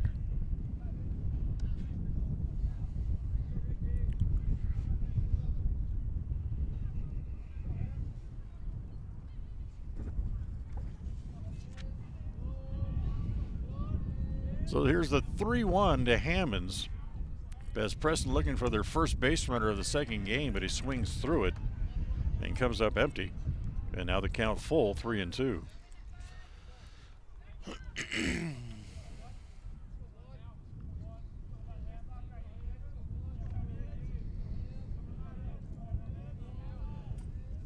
Zlotolo's 3-2 pitch is down and in, ball 4. And indeed, Preston gets their first base runner of the nightcap. A 2-out walk to Eli Hammonds here in the bottom of the second inning. And that'll bring up the left fielder, Jackson Merrill. Starting a little bit in our favor. Last inning, last game, 6 straight outs. This one we have 1 on base and 1 less run from the Diamondbacks. So here's Merrill. He takes the first pitch down low, ball 1. 1 ball.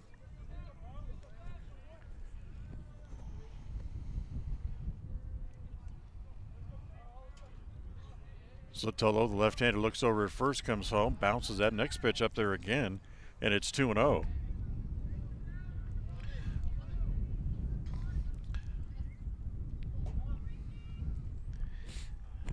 Hammond's trying to get the attention of the pitcher to think he's going to go, the catcher.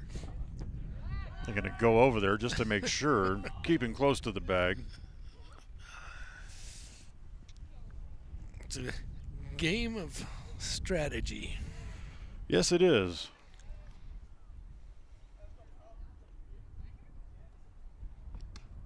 Next pitch on the outside corner for a strike, and it's now 2-1.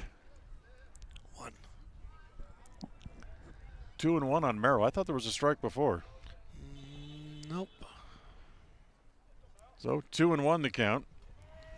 Zlotolo ready again. And the 2-1 pitch misses well high and away, ball 3. It's almost a pitch out, I thought. Expecting Hammonds to go.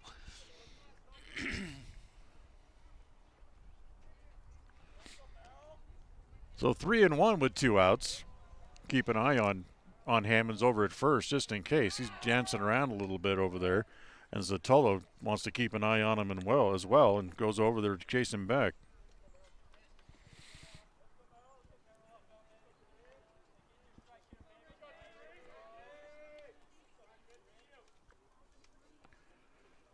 So now the 3-1 pitch popped up, coming over behind the first base dugout, but it's going to be a couple of rows deep into the stands. Yeah, now the count is full. 3 balls and 2 strikes.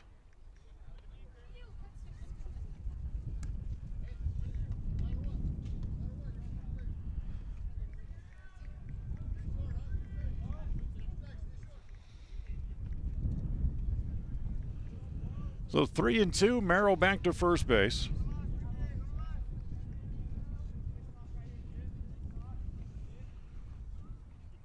There goes the runner, 3-2, and the pitch is high and away, ball 4. They throw through anyway, but it's not going to matter. It's back-to-back walks. And Preston with 2 on and 2 out here in the bottom of the second inning. And with 2 outs, Zabian Mendoza comes up. Zabian, as we mentioned, opened each of those 2 last innings when Preston scored all of their runs with hits. And he ended up going 2 for 4 in the game, which was pretty good because he had only 1 hit overall on the year before that. He was 1 for 10 coming in. As he takes that first pitch inside, ball 1 ball and no strikes. Yeah, he looked at it deep, coming in deep, but that thing broke to the inside, held up.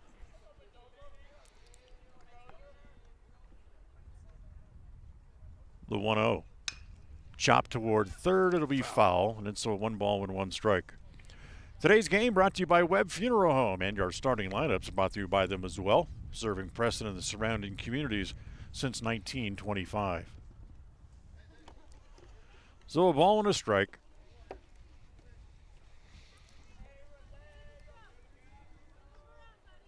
Mendoza back in the box. They're kind of bird dogging Hammond's back there at second base. Breaking ball, nice pitch, drops it over for a strike, and it's 1-2. Yeah, that's one you want to take downtown.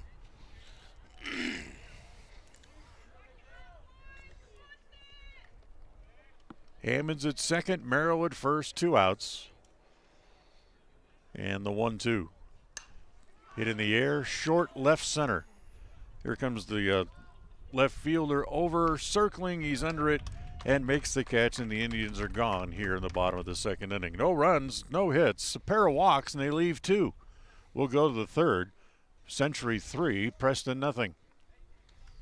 KACH, mylocalradio.com. People oftentimes ask us, why do people from other areas of the valley or other parts of the state or drive so far to come here? And a lot of times I'll ask them, so why did you drive past several different dealers to come and buy your car here? And a lot of times they say, I just like the environment here. I like the low pressure. They don't play games. You guys are straightforward with me. You don't, trick me into buying something I don't want.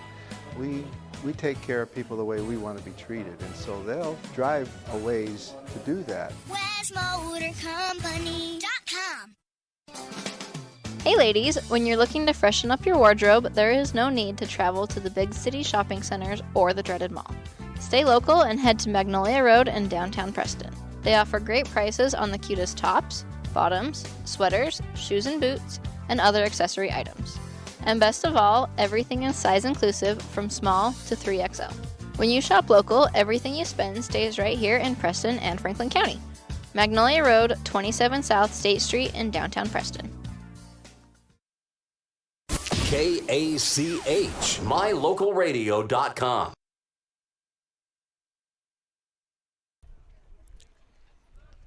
To the third inning we'll go, 3-0. Century leads. And here in the third, they'll send up the pitchers Zotolo, followed by Paulson and Short to lead off here in the third inning. Today's game brought to you by West Motors, your only stop for newer used cars in Preston and in Logan. First pitch to Zotolo is up high, ball 1 ball and no strikes. Zotolo single home a run in the first, pops the next pitch up in the infield. Hammond says it's all his and makes the catch. So that's one out. Now here's Paulson. Paulson got a ball up and hit it into the gap in right center field his first time up and doubled. He walked his only at-bat in the first game after coming in relief of Elias Blackhawk is on the mound. The 1-0. Hit in the air again along the right field line. Again, a long run for Mendoza coming. He loses, stumbles, and falls. It's another fair ball, and it's going to be another win double for Paulson. He's good at pulling that ball down to first base for a right-hand hitter. You know, he's put up the last 2 hits, been down that way. Fourth hit of the game here for Pocatello with 1 out and 1 on. Here is Short.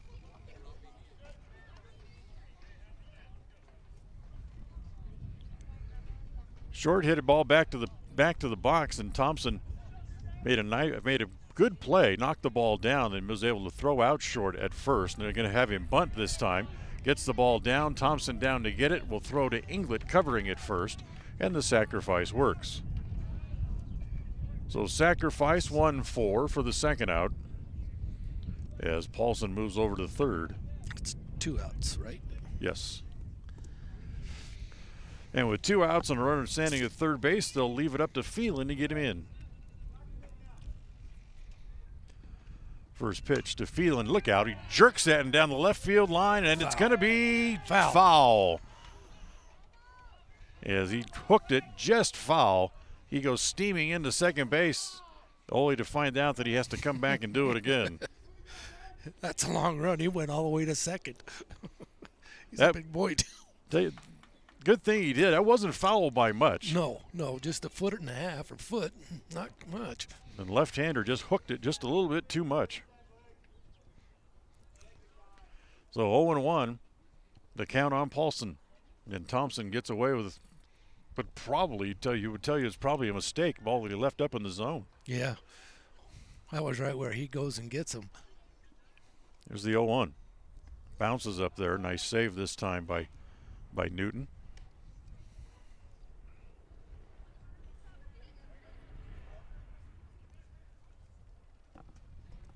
Ball and a strike, and the 1-1 pitch is inside, 2-1.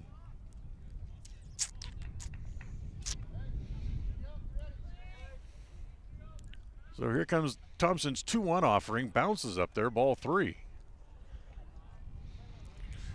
And could be very well at this point they're just trying to pitch around Phelan a little bit after he got away with one. Here's the 3-1 pitch, swung on and missed. Of course, if you're going to try to pitch around him, you don't want to leave one up there. Yeah. He swung under. I think he tried to lift that over the fence. He swung underneath that one. Now the 3-2 offering is it down low, bounces up there, ball 4. So the walk will put Phelan aboard and put runners at the corners. And here's Bundy, who tripled and scored his first time up. Yeah, he had a deep one out there. I think it was Mendoza had a hard time getting to it. So runners at the corners, and watch Phelan probably running here on the first pitch or two. In fact, he stumbles as he goes, as he's running on the first pitch, and will steal second base without a play. Yeah, that's kind of an easy base right there, 2 outs. They don't want to take a chance, an overthrow or make an error and cause a run. Next pitch is outside, 1 ball and 1 strike. I want to thank everybody for joining us today. As plans change, fluid plans. Talking to Kenny Inglet before the game, they didn't find out that they were actually playing a doubleheader until about an hour before the bus left today. The 1-1 pitch. Ground ball wide of third, be cut off by Hammonds. He'll straighten, throw to first as it pulls Oxo off the bag, but he's able to go back and tag the bag anyway, and the Indians are out of the inning. 5-3 on the putout. No runs, a hit, a walk, and 2 left as we're done with 2.5. We'll go to the bottom of the third on the Les Schwab Tire Logan North scoreboard. It's Century 3, Preston nothing. KACH, mylocalradio.com. It's always refreshing to shop where you know you'll be appreciated. It's even better to know that you can get everything you need, quality parts at fair prices. The team at Preston Auto Parts CarQuest appreciates every customer. They work hard to make sure that you have the right part the first time, on time. Whether it's motorcycles, farm and ranch, lawn and garden, or car or truck parts, you can always get it all at Preston Auto Parts CarQuest. Stop in where you'll be treated like a friend. 17 South State Street, Preston. If you're looking for someplace new as you head into your golden years, look into the tradition of quality designer homes built by Ralph's Construction in the Blue Sage Park area of Preston. Working in Phase 3 now, with Phase 4 starting soon, these homes can be built to a floor plan that you desire, or Ralph's Construction has other options that you're sure to fall in love with. Call today for more information, 435-232-1837. Now is the time to plan for the finest home of your lifetime. Ralph's Construction, 435-232-1837. KACH, mylocalradio.com. All right, Preston trails 3-0 as we go to the bottom of the third. And for the Indians, it'll be 9-1-2. So that's Hobbs, and back to the top of the order, Newton and Oxborough due up as they try to get something going here against the left-hander Sotolo. Preston still looking for their first hit of the game. They had two base runners last inning, but both reached by walks with 2 outs. As the first pitch to Hobbs swung on and missed, and it's 0-1. That was a nice cut, though. Nice swing on that one. If he could have just been on it a little bit. Hobbs 1 for 3 in the first game with a walk. As he loops one toward first base, Hollenbeck. They're trying to go back and will make the catch for the play. So Hobbs is out as he pops up to the first baseman. And 1 out. Well, looking at Hollenbeck over their first base, he's a big boy, but he's got bad knees. He's got knee braces on both knees that he wears on the outside of his baseball pants. So he's got, you can see the straps up above the thighs on those knee braces. As the first pitch here to Newton is swung on and missed. They throw the fastball past the Preston catcher, and it's 0-1. We just need to make contact and not try to kill it and try to go for the thing. Just make contact with the ball, because he's throwing hard. But the 0-1 pitch, big chopper toward third. Up onto the third baseman, Flynn has it on a couple of hops, throws it across in time for the out. So 2 outs, and here's the first baseman, Cade Oxborough. Third base has been busy on both defenses tonight.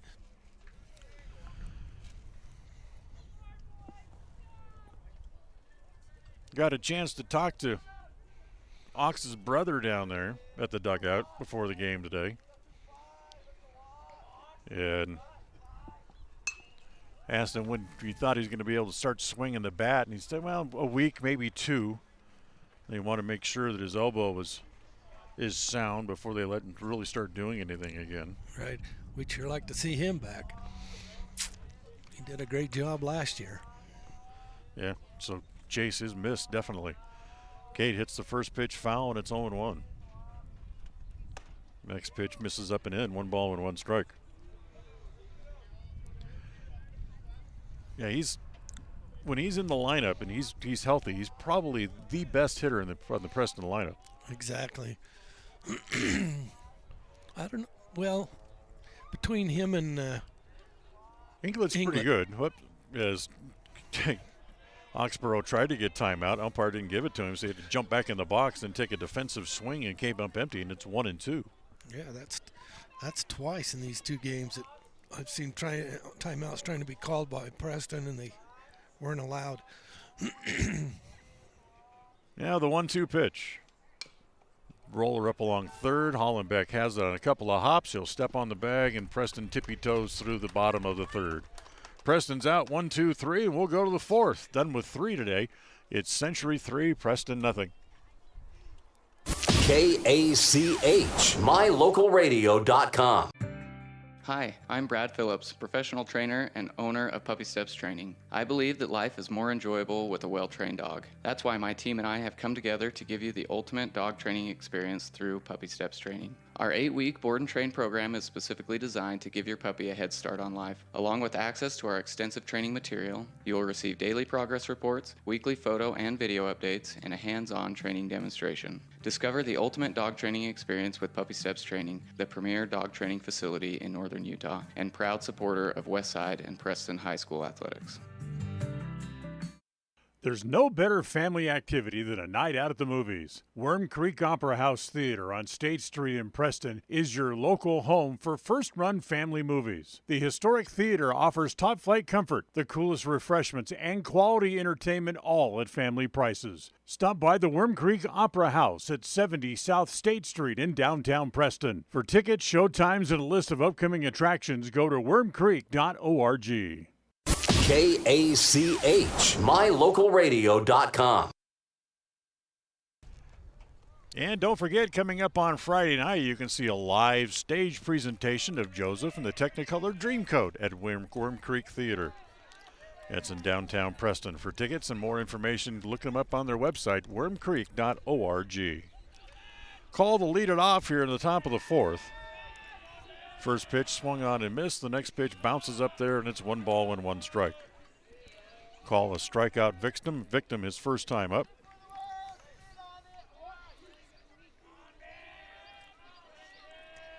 The 1-1. Breaking pitch stays high. 2 balls and a strike. So we have official word now, weather permitting, should we be able to play tomorrow. The game time at Preston would be 3:30 tomorrow afternoon for the final game of this 3-game set with the Diamondbacks. 3 balls and a strike to count on call here to lead off in the fourth. Thompson rocks, comes home with the 3-1. And it's outside and low, ball 4. For the second time in 4 innings, the Diamondbacks have the leadoff man aboard via the walk this time. And here comes big Hollenbeck, as we mentioned. Had a sacrifice fly his first time up. And the first pitch misses outside, ball 1 with a fastball. Doesn't get a whole lot of chance to play. In fact, this is his 6th game that he's appeared in, but he's only had 3 official at-bats on the year, and that includes the first plate appearance he had here today. Ball hit in the air again to right field. Again, it's Inglet going out. Inglet giving ground, makes the catch in front of Mendoza, and the runner at first base will hold. Yeah, great run and catch by Inglet. Because that's a tough play when you're running full speed like that and being able to get that. Nice play by Devin. So 1 out, 1 on. Now back to the top of the order, and here is Elias Blackhawk, who's grounded out and reached on an error. 0 for 2 officially on the day, on the game here, the second game of the doubleheader, as he takes the first pitch outside, ball 1. Just the fact that he's even playing right now is a bit of a miracle. He took it, weren't with us in the first game. He took a line drive off the outside of the right knee late in the game. And the fact that he could even get up and play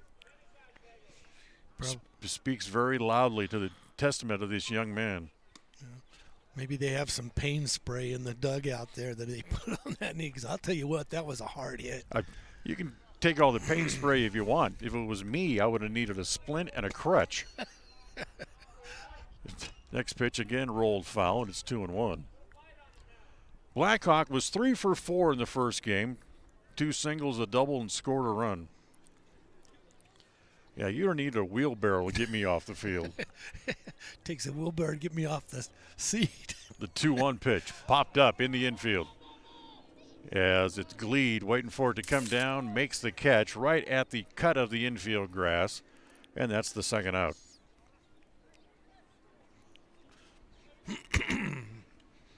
So with 2 outs, here comes Flynn. Oh, man. Flynn singled, scored a run, flew out to right. 2 outs here in the fourth. As the first pitch bounces up there, nice save by Newton to keep it out in front of home plate. So talking about Flynn and Newton here at the plate. Newton, of course, the catcher for the Indians. Flynn, the hitter here for Century.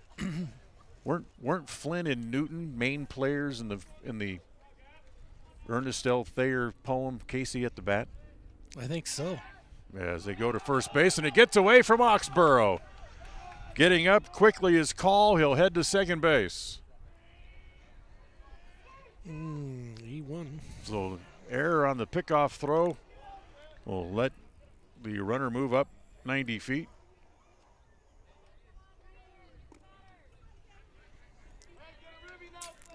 Now the runner in scoring position, and the next pitch here to Flynn misses down low. And it's 2 balls and no strikes.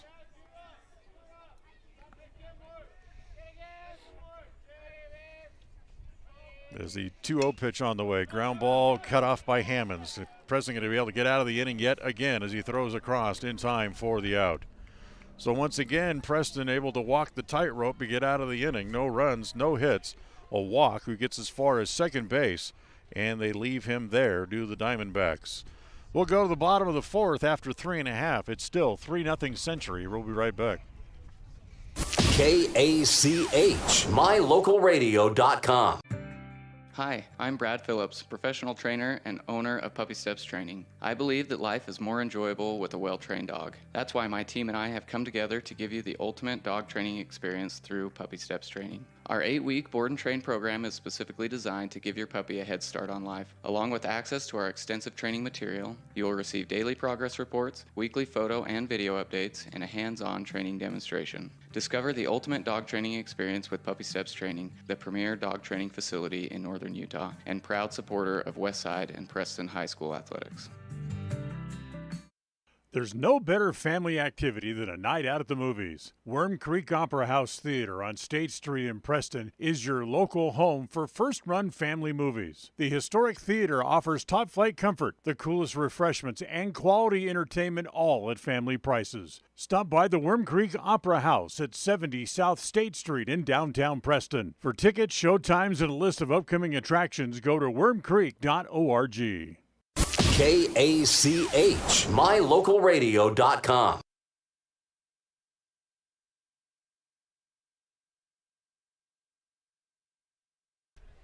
Bottom of the fourth inning, Preston still looking to get on the board. As it will be Devin England to lead off here for the Indians. As the swings at the first pitch, pops it up into center field. Center fielder Paulson going back and able to make the catch. So 1 pitch, 1 out here in the fourth. I'm wondering if whoever the keeper of the lights is not here. The lights are not on yet. Yeah, it's starting to cloud up and get a little darker. It's starting to get a little dark. But it is 6:45. So 1 out. And here's Connor Thompson, the pitcher, flew out to center his first time up. First pitch to Thompson, takes it up high, ball 1, 1 ball and no strikes.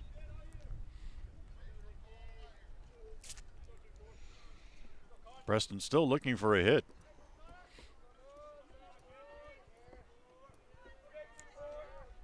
They've gone 3 1/3 now without a hit, and only a couple of base runners, both reaching by walk.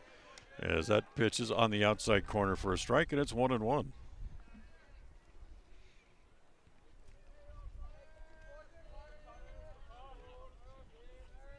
Well, Preston wins the first game 7-5. They're 3-2 overall on the year, 1-0 in conference play now as the pitch misses down low, and it's 2-1. Nice comeback win for the Indians.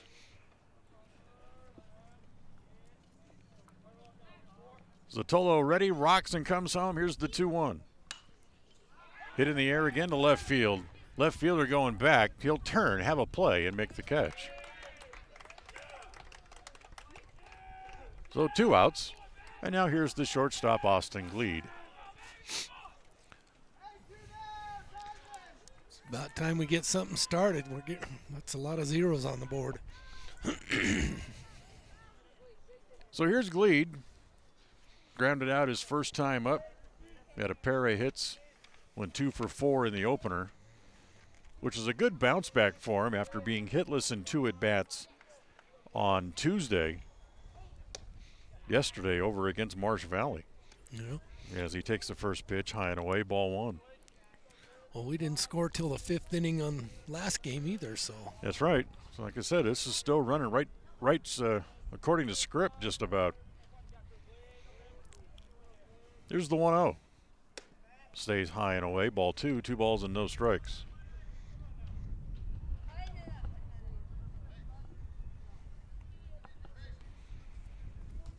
Center fielder Paulson a few steps over into right center.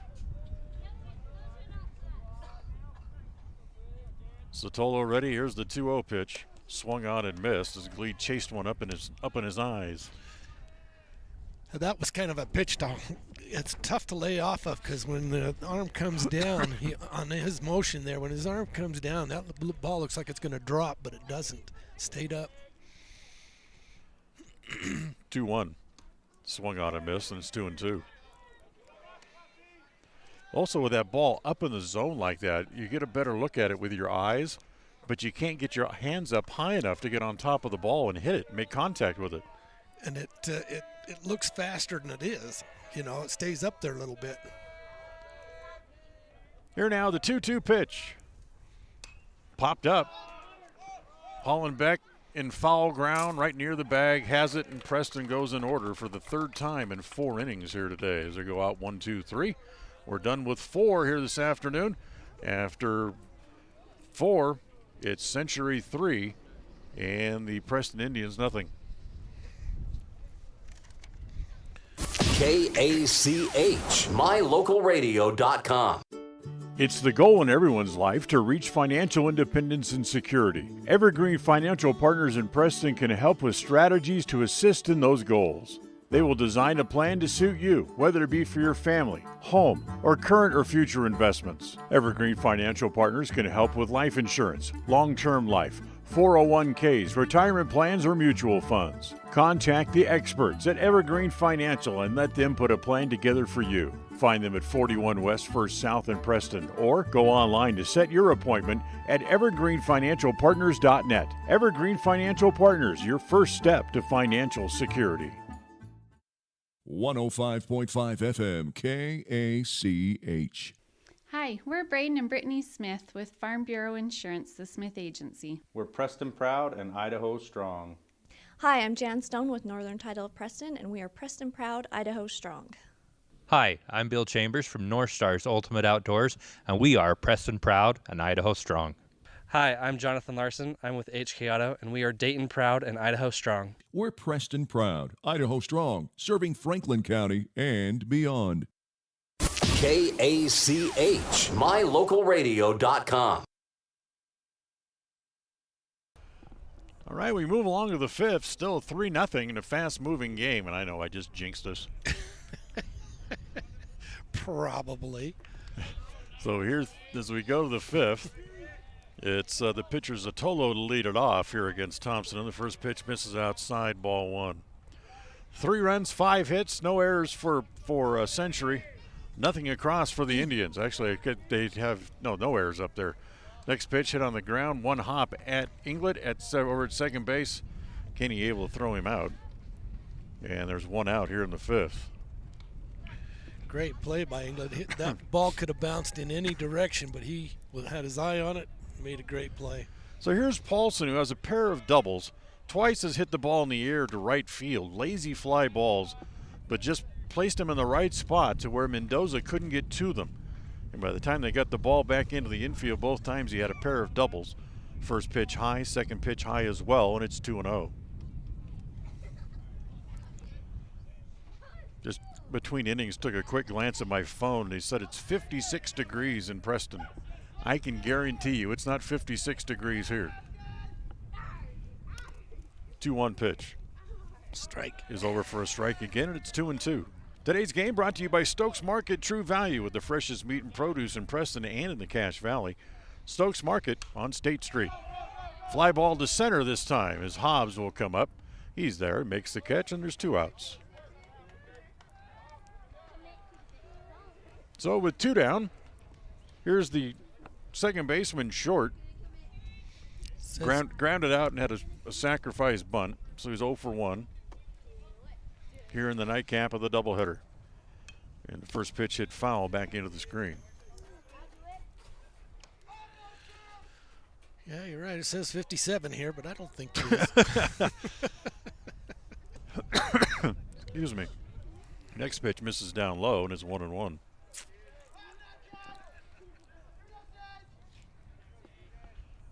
The 1-1 offering is low again, ball 2. 2 balls and a strike. For those who have been here to Hollowell Field before, the school out beyond right field, the football field there is the 2-1 pitch. Hit along the right field line. Mendoza with a long run, and again will dive and come up empty as the ball bounces behind him. Short will take off for second. They get it back in, and he slams on the brakes and will stay at second base with a 2-out double. He has definitely been consistent.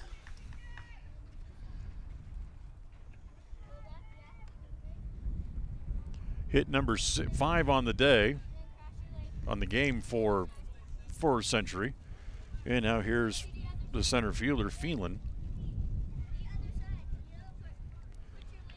who's grounded out and walked here in the second game of the doubleheader.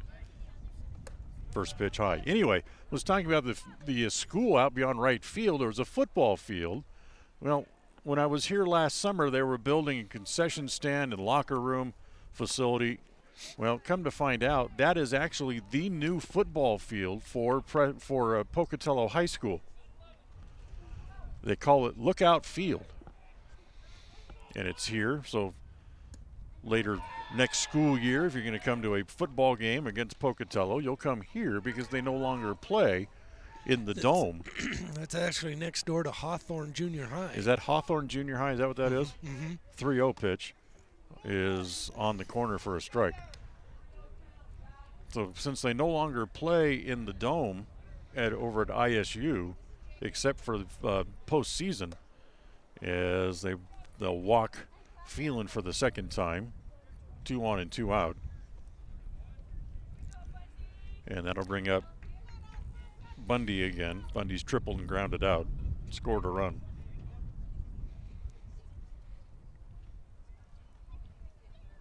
First pitch is down low, ball 1, 1-0. Looks like Thompson's getting a little bit tired out there. He's working quick. He looks like his mechanics are starting to labor. So, yeah, I think his legs are probably pretty well gone. And they say when that happens, your arm is about an inning behind. Here's the 1-1 pitch on the way. Swung on and missed. It's 1-2. Well, if he can get through this inning, he would have turned in 5, and that's exactly what Hammond did in the first game of the doubleheader here today. And the 1-2 pitch. Nice frame job by Newton, but the umpire's not buying it. It's 2-2. Yeah, he had to jump out there a good foot. So ready again. Here's the 2-2 offering. Swung on and missed, and he does it. He gets through 5. Wow. So nice job by Thompson. Bows his neck, gets out of the jam. No runs, a double, a walk, and 2 left. As we'll go to the bottom of the 5th, however, on the Les Schwab Tire Logan North scoreboard, it's still Century 3, Preston nothing. KACH, mylocalradio.com. Sometimes in life, the next level seems to be just out of your reach. You know you could reach your goal if you could just figure out what's blocking your success. The trained professionals at Level 10 Life offer life, health, and career coaching. These professional coaching sessions will help you put the next piece together in your puzzle. Don't wait. The coaches at Level 10 Life are here to help you reach your next milestone in life. Schedule a free consultation online at level10lifecoach.com. Whether it's your vehicle, home, business, or even life, protecting the things that matter most shouldn't be left to chance. At Farm Bureau, the Smith Agency, everything that is important to you is important to us. That's why our office and agents are united to protect your future and give you peace of mind today. I'm Brittany Smith. As your local Farm Bureau agents, my husband Braden and I would love to customize and simplify plans that are unique to you and what you care about. Stop in today and see how Farm Bureau can make insurance simple for you. KACH, mylocalradio.com. Well, as we go here to the bottom of the fifth inning, Preston not only trails 3-0, but they're also looking for their first hit, as they've been no hit through 4 by Sotolo. So here we go to the fifth. We are at the bottom of the lineup. Yes. Hammonds, 5, 6, 7. Hammonds, Merrill, and Mendoza due up. And the first pitch to Eli is a fastball that's swung on and missed, and it's 0-1. The left-hander Sotolo ready again. Rocks and comes home with the 0-1. Popped up, foul. That's going to head back over our heads as John ducks for cover. And it's 0-2. I didn't see where it went. When you said over my head, I'm going to cover. Today's game brought to you by Franklin County Medical Center, with the finest care you'll find in all of the Cache Valley. So 0-2 the count on Hammonds.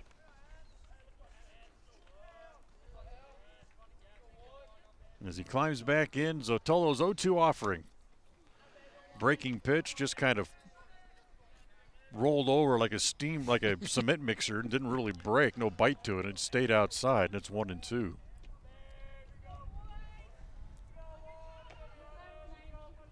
Now the 1-2 on the way. Swung on and missed.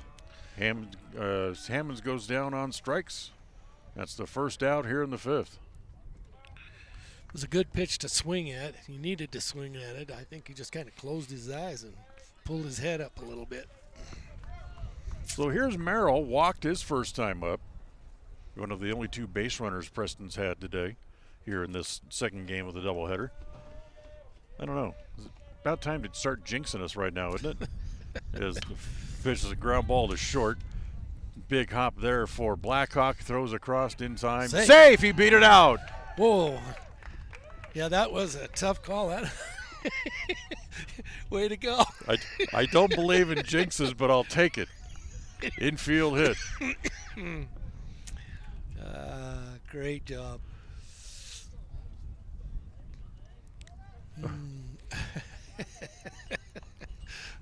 Gotta love it, Dan. So good hustle up the line by Merrill to beat out the ground ball to short for the first hit of the game for the Indians.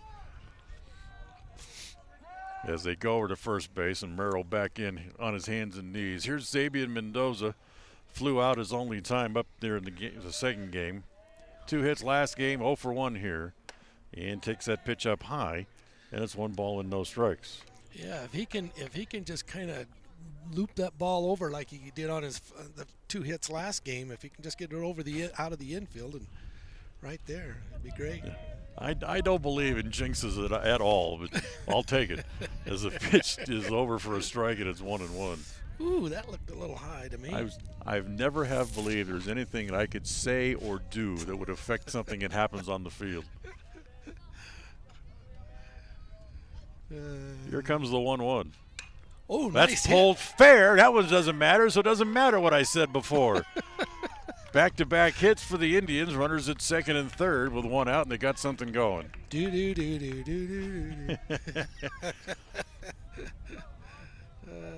So back-to-back singles with 1 out.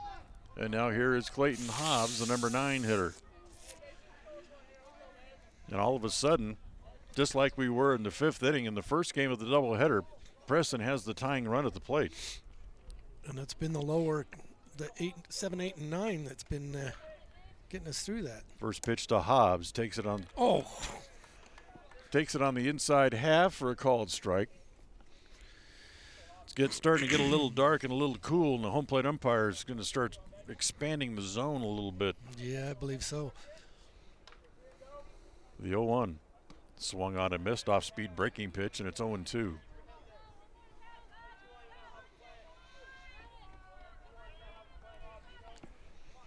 Top of the order, Brady Newton waiting on deck. See if he can get a chance as Hobbs in the left-hand box, waiting. And here comes the 0-2 pitch. Little roller up along first. Hollenbeck's going to have a roll foul before he can pick it up. And it stays at 0-2. 3-0 Century. 1 out, bottom of the 5th. Once again, tomorrow's game back over in Preston, weather permitting, will be a single game that'll get started at 3:30, and we'll have it for you starting with the pregame show at 3 o'clock tomorrow afternoon. The 0-2 misses inside, 1-2.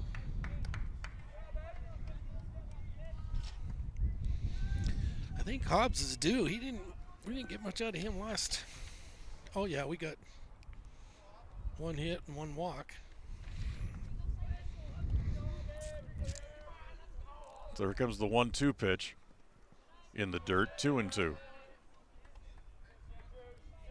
It's okay. As long as he gets aboard and we can flip the lineup card over and get back to the top of the order with the bases loaded and less than 2 outs, I'll take that as well. Yeah, that's true. Find a way to get on there, Mr. Clayton. Zotolo peeks over his glove, now sets in the 2-2 pitch.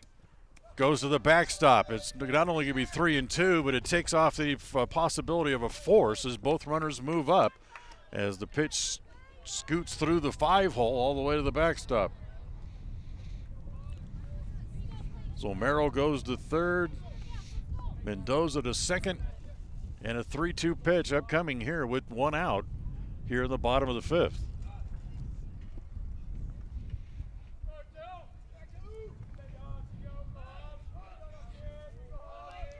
So Zotolo can go back out of the windup now. And the 3-2 pitch is pulled fair past Hollenbeck.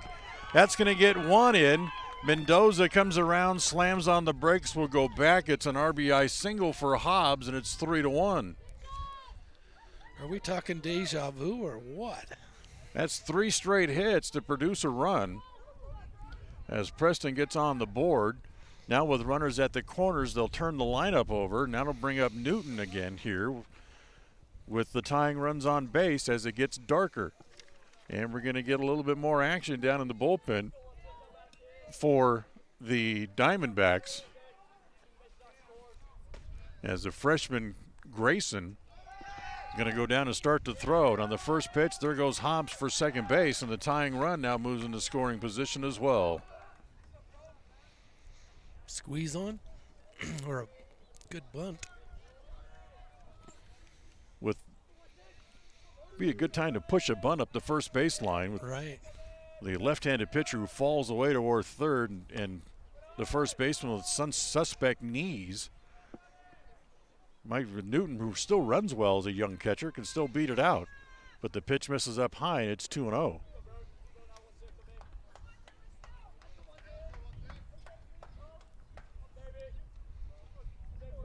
Here's the 2-0 pitch.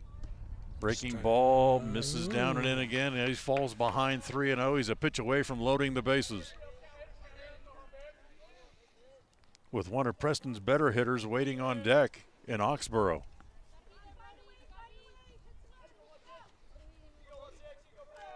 Here's the 3-0 pitch on the way. It's right down Broadway for a called strike. Oxborough, pair of hits late in the game in the first game of the doubleheader, drove in a pair of runs. In both that instances, had 2 RBIs in the first game. Now the 3-1 pitch. Up high, ball 4, the bases are full. So 3 singles and a walk in concession. And that's going to get a visit to the mound and a pinch runner. Despain's going to be the runner at first base for the Indians. As a long walk here for the assistant coach here for the Diamondbacks. He's going to go out and talk to his left-hander as the work in the bullpen continues, as the big, tall, right-handed freshman Grayson continues to throw. So everybody in to talk about it as everybody takes a chance to come over here and talk to Kenny England over there at the third base coach's box as well. So Mendoza's at third, Hobbs at second, Newton at first. Good speed on the base paths here for the Indians. And it's continuing to get a little more dark. I'm not sure if they're going to play after this anymore or not. It's becoming very apparent they're not turning the lights on. So here's Oxborough. Lefty-lefty matchup, and the first pitch to Chase is down low, ball 1-0. That pitch would have been a hard one to lay off of, though. That's a good job by Oxborough. Newton over at first base is a potential go-ahead run, and as dark as it is, could be the potential winning run if they can get him home. As the next pitch is down low again, ball 2-0.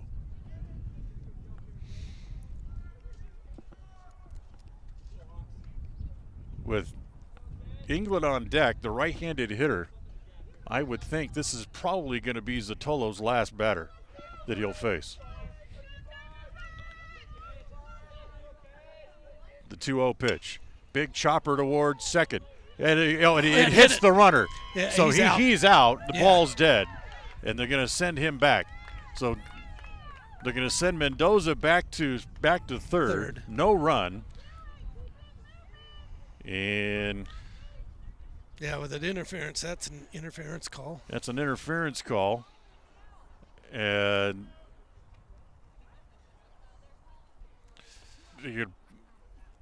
he's out. The runner goes back to second base.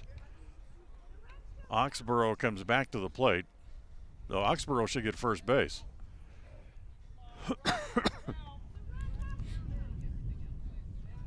There we go.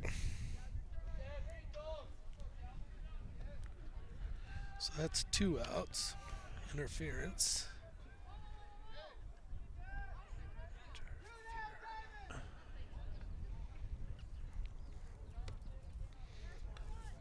And that puts everybody there. So everybody goes back to their spots. Except Oxborough.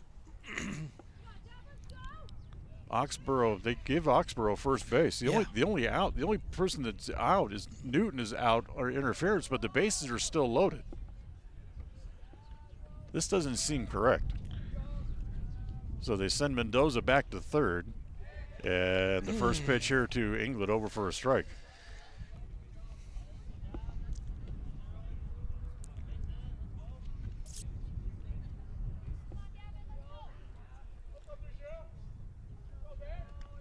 Here comes the next pitch. There's a base hit in left field.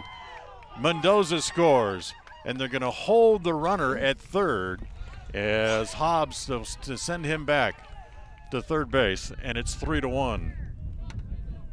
Check that. It's 3-2.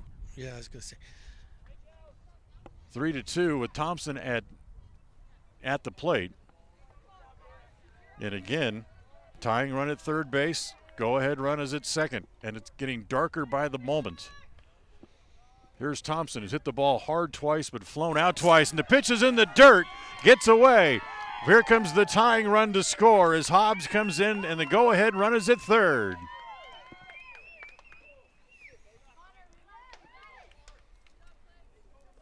So 3 runs home in the inning. Newton goes all the way to third base.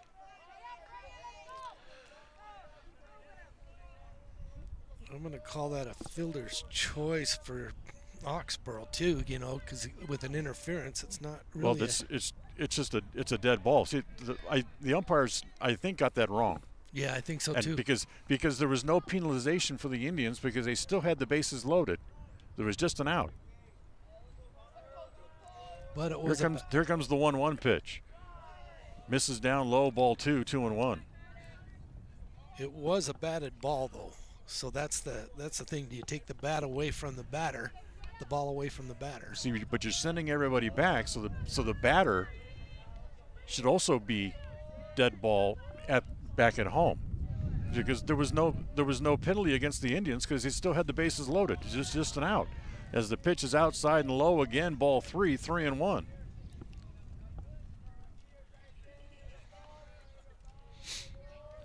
Manager looking down to the bullpen to see if his pitcher would be ready, but right now that train is almost down the tracks. Here's the 3-1. Nice. Tied up Thompson. Not a very good swing. Now the count is full 3-2. Yeah, he was trying to put the ball in play there, which was not a bad swing. But yeah, it is coming in. Now they have the lights on, but they're not going to be in any kind of effect to help anybody in the next inning if we keep playing. Here's the 3-2 pitch. Popped up, foul. As the dark clouds now starting to move into the area. And it will hold. Count stays at 3-2. I mean, between you and I, it's nice to have the lights on, but that's about a half hour too late. Yeah. Runners at second and third for the Indians. The 3-2 pitch is lined at the third baseman. So Thompson lines out. He's 0 for 3, but Preston gets 3 runs in the inning and gets even. 3 runs on 3 hits, and they leave a couple of men on base. As we will go to the 6th after 5 here in Pocatello. It's the Indians 3 and the Diamondbacks 3.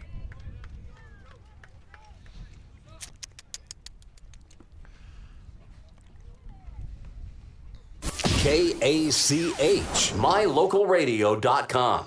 When it comes to all things electrical, Sean Carter and the guys at S&T Electrical should always be your go-to crew. With experience in everything from new construction to repairs, service, and new installations, S&T Electrical is professional and friendly in all they do.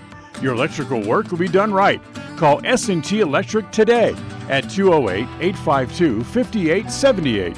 This is Sean Carter with S&T Electric. It's what we do. In 1996, my father, Jay Moyle, started producing gourmet beef jerky in the foothills of Clifton, Idaho. Now, over 20 years later, Papa Jay's beef jerky is a staple of the Franklin County community. Family run since the beginning, the modern way of making jerky here at Papa Jay's is the old-fashioned way. Absolutely no shortcuts are taken in producing the finest quality and most delicious smoked meat you can find. Come over to Papa Jay's and bite into a tender, flavorful stick of Papa Jay's, and your view of jerky will never be the same. 10 South Main Highway, Clifton, Idaho. North Star's Ultimate Outdoors is the best provider of power sport vehicles right here in downtown Preston. Vehicles and equipment from brand names that you know and trust, like Steel, Polaris, and Yamaha. Stop in and let us get you ready for your next adventure at North Star's Ultimate Outdoors. It's where the fun starts, 777 North State Street, Preston. Listen for Dan Hubbard and Preston Indian Sports on KACH. Top of the 6th inning, here's Call. Took the first pitch for a ball. Nick, and he fouls the next pitch. A little slow roll up along the third baseline. And it's 1 ball and 1 strike. So the Indians get 3 and get even. 3 runs, 4 hits for Preston. 3 runs, 6 hits for Century. Neither side has committed an error here in the nightcap. Nice pitch. Nice pitch, swung on and missed, and it's 1-2. So Call, Hollenbeck, and Blackhawk here in the 6th inning. And you would think, as a pitch swung on and missed, Call strikes out. That's the first out. And you would think that Sotolo would not go back out as the right-hander continues to throw in the bullpen.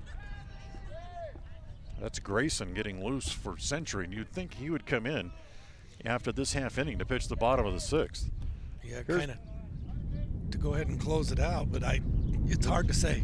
There's no reason to have him keep throwing if he's not coming in, as now he starts to walk back toward the dugout. First pitch to Hollenbeck was a ball. Next one swung on and missed, and it's 1-1.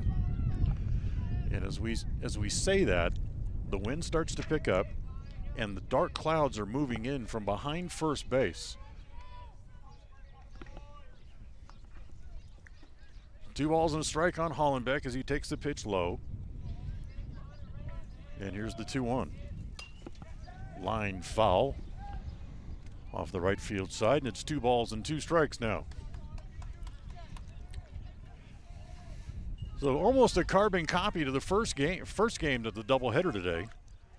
Got him. As a big breaking pitch from Thompson hits Hollenbeck on the right shoulder. A big, slow, looping curveball. No malice in that. but he's going to head down to first base anyway. First hit batter for Thompson. So back to the top of the order. And here's Blackhawk as he takes the first pitch low, ball 1. Blackhawk is 0 for 3 here in the nightcap. Grounded out. But he does make contact, so he does hit the ball. He's popped up, and the 1-0 pitch swung out and missed, and it's 1-1.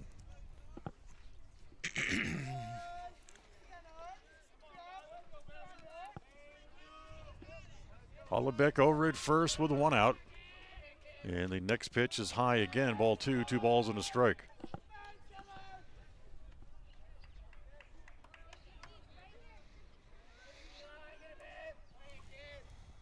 Man, I hope that snow stays away tomorrow. Here's the 2-1. Hit in the air to right field, Mendoza. This one's right at him as he makes the catch. That's the second out.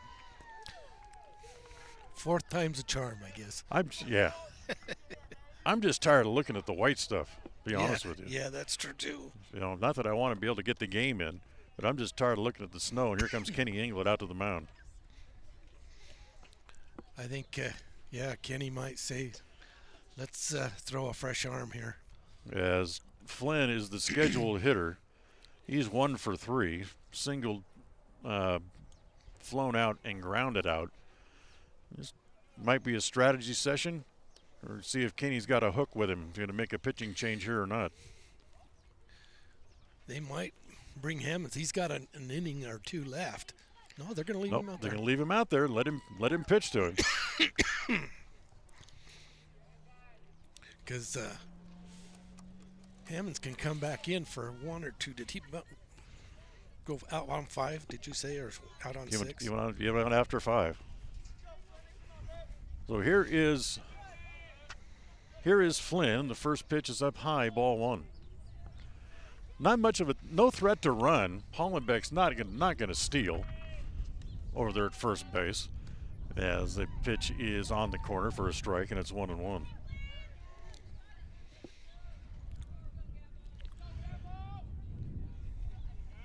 Thompson ready again.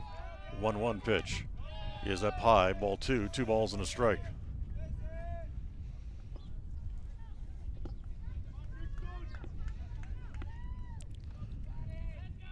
Two outs, top of the 6th.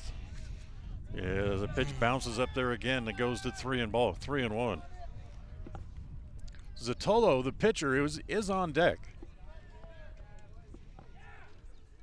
If they're going to take him out, you'd think he'd not let him swing. He only has 1 hit. But there's ball 4, as Flynn will draw the walk. It's an interesting strategy right here. So 2 on, 2 out. Zatolo at the plate. Single homer run back in the first, and since then hasn't got the ball out of the infield. As the first pitch is outside, ball 1. Popped up to third and grounded out to second.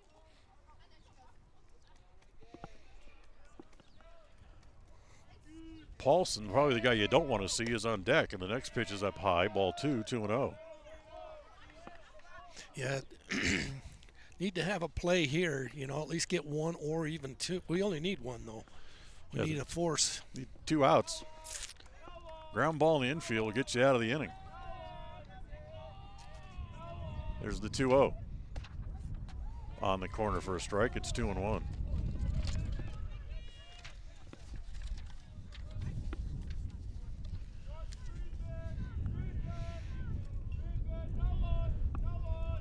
Two-on offering is lined into center field, base hit.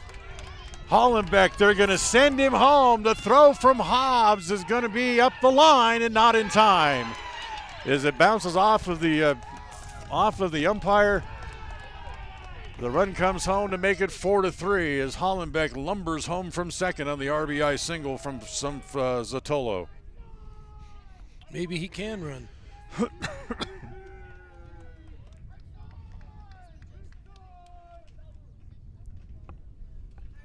So runners at the corners. Kenny England back to the mound, and that means a pitching change coming up here for the Indians. So we'll take a timeout. We'll come back and tell you about the new pitcher as we come back here to Pocatello right after this. KACH, mylocalradio.com. Since 2005, North Star's Ultimate Outdoors has been Cache Valley's source for fun and adventure. It's here you can find the biggest selection of snowmobiles, ATVs, utility vehicles, and handheld power equipment from the brand names you know, such as Steel, Polaris, and Yamaha. The professionally trained staff at North Star's Ultimate Outdoors of Preston has what it takes to get you out on the nation's leading brands. The best deals in the best town. North Star's Ultimate Outdoors. It's where the fun starts. 777 North State Street, Preston.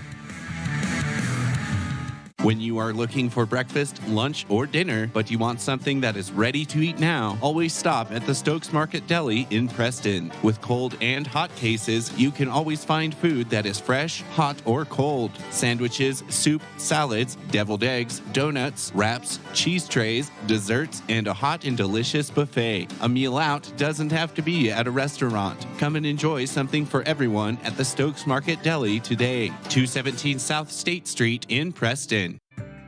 Hi, I'm Brad Phillips, professional trainer and owner of Puppy Steps Training. I believe that life is more enjoyable with a well-trained dog. That's why my team and I have come together to give you the ultimate dog training experience through Puppy Steps Training. Our 8-week board and train program is specifically designed to give your puppy a head start on life. Along with access to our extensive training material, you will receive daily progress reports, weekly photo and video updates, and a hands-on training demonstration. Discover the ultimate dog training experience with Puppy Steps Training, the premier dog training facility in northern Utah, and proud supporter of Westside and Preston High School athletics. Well, it's Austin Gleed who comes back in to pitch. And the first man who faces Paulson in the first pitch is ball one. Runners at second and third. The next pitch is up to upstairs again, ball two, 2-0. Can't lighten up the screen for you anymore. Wish we could. It's just that dark.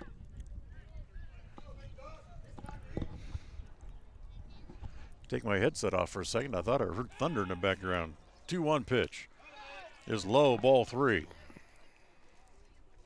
Short waits on deck. Paulson with the pair of doubles and a flyout. If you want to pitch to Short with the bases loaded, he's 1 for 2. The 3-1 pitch is over for a strike, and it's now 3-2. 3-2.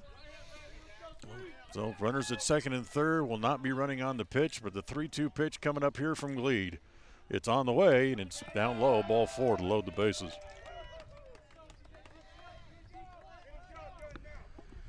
So Thompson went 5 2/3, gave up the 4 runs thus far, but he's still responsible for the 2 men on base, for 2 of the 3 men on base, I should say. Walked 3, struck out 3. So here is Short. And the first pitch, breaking ball for a strike, and it's 0-1.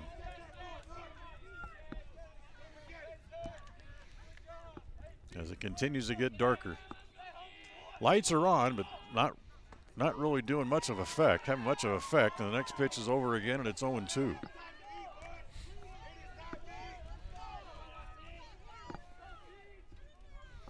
Lead ready, comes home, here's the 0-2 offering.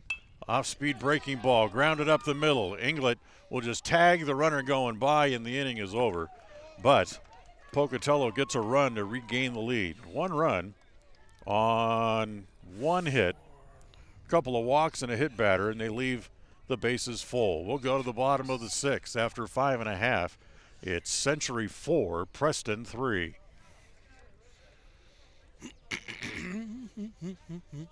KACH, mylocalradio.com. Franklin County Medical Center is proud to provide excellence in surgical and specialty healthcare right here in our community, making it extremely convenient to receive world-class care without even leaving the county. The best part is that we work closely with your primary care physicians to ensure a convenient and coordinated care experience. Our skilled surgeons are continually adding services to Franklin County, some you won't find anywhere in the greater Cache Valley area. Discover what is available right here at fcmc.org/specialty.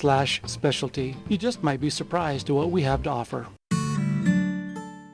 Protecting buyers and lenders in Cache Valley for over 40 years, Northern Title is the trusted name in the tri-state areas of Idaho, Utah, and Wyoming. The staff at Northern Title in Preston protect you from unknown complications like access issues, unpaid taxes, hidden liens, or easement restrictions. Choose the right title company. Choose to close with Northern Title of Preston. Good deeds done daily. Call today at 208-852-5700. KACH, mylocalradio.com.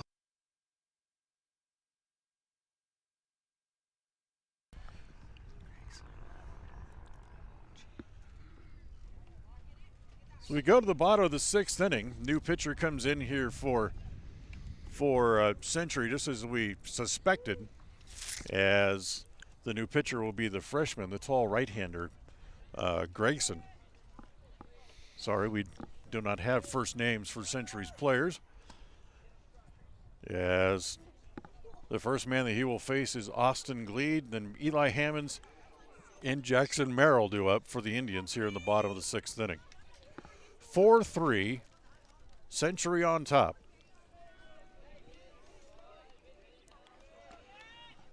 As the lights start to take a little bit better effect now, as clouds rolling in and the skies are getting darker. So here's Gleed, 0 for 2. But remember, it was late in the game where he came up with his big offensive contributions in the first game. It takes their first pitch up high, ball 1. 1 ball and no strikes. Austin grounded out to third and fouled out to first, 0 for 2. Had a couple of hits in game 1 of the doubleheader. That pitch Whoa. somewhere around the outside corner at the knees. And it's 1 ball and 1 strike.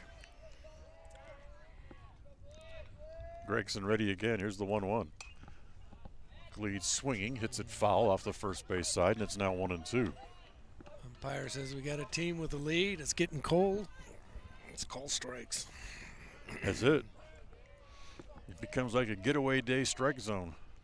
The 1-2 off speed, way outside, and it's 2 balls and 2 strikes.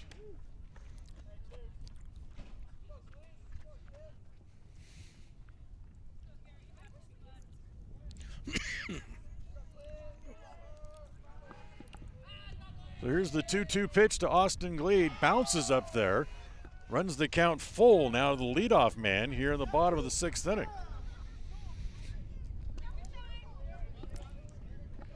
So he goes 3-2 on Gleed. It's in his head now, I think. 3-2 pitch. And it's up high, ball 4. Yeah, it could be. So Gleed draws a walk. There's the tying run on base again. And now here's Eli Hammond coming up. Hammond's walked and struck out in the nightcap.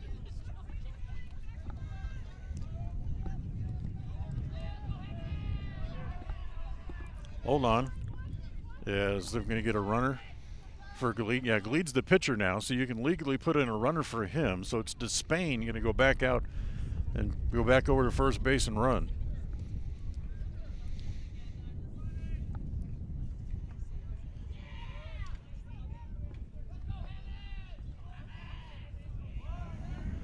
So Eli Hammond at the plate.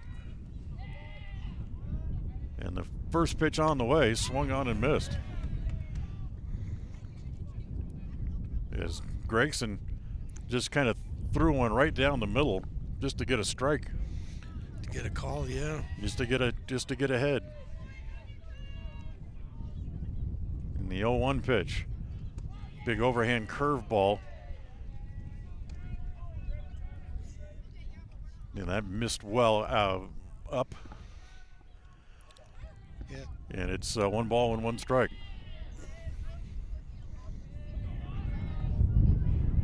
And you hear the wind continuing to blow in the crowd, Mike.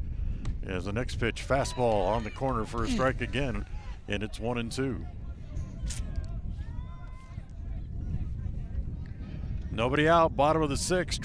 Preston trails 4-3. on the Les Schwab Tire Logan North scoreboard. The 1-2 pitch. Hammond swung on and missed.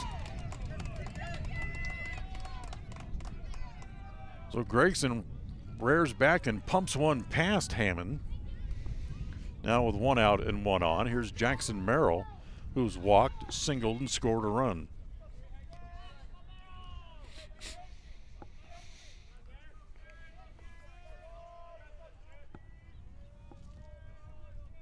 So Despain running over at first base, and the pitch is a breaking ball that misses outside and low. Ball 1-0.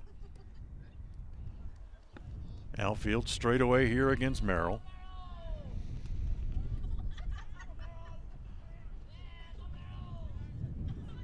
And the 1-0 pitch misses outside and low again. Ball 2. 2 balls and no strikes.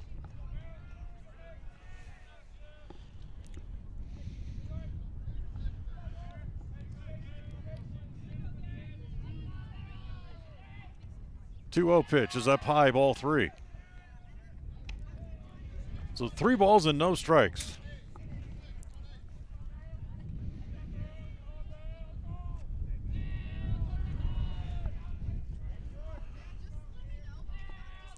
Never seen Despain run the bases. There he goes. They're going to start him anyways. The pitch is high, ball 4. So they ran him 3-0. But doesn't matter what the result was at second base because it was ball 4, back-to-back walks. So once again, Preston with the tying and go-ahead runs on base again. That's Merrill, right? As Merrill walks, and now here is Xavier Mendoza. Can he have the same luck as in the first game? Boy, you hope so. He had a hit and scored a run his last time up. As the first pitch is way high again, ball 1. First thing you do is you make the kid Gregson, the freshman, throw a strike. Right. And I'm going to apologize. I'm not going to say luck. I'm going to say skill. Take it back to skill. They deserve to have that when he does what he did in the first game. 1-0 pitch again, high, ball 2. And then there goes folks scampering down to the Century bullpen. Someone's going to start to get loose.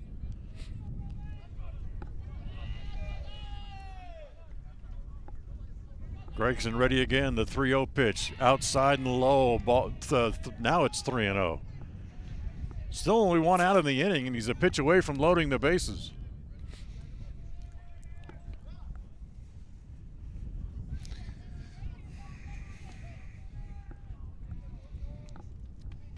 Now he sets at the letters, comes home, the 3-0 pitch. And it's down and away, and he walks him on 4. So 3 straight walks, loads the bases for the Indians. And here comes the head coach out to the mound again. Clayton Hobbs is the scheduled hitter, and I don't think whoever's down there throwing has had nearly enough time to begin to be loose. Right. And I don't think they'll put,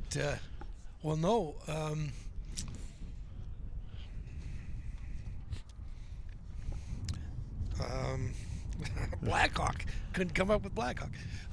They can't put him back in because he finished the game, right? He went 7, didn't he? No, he did not.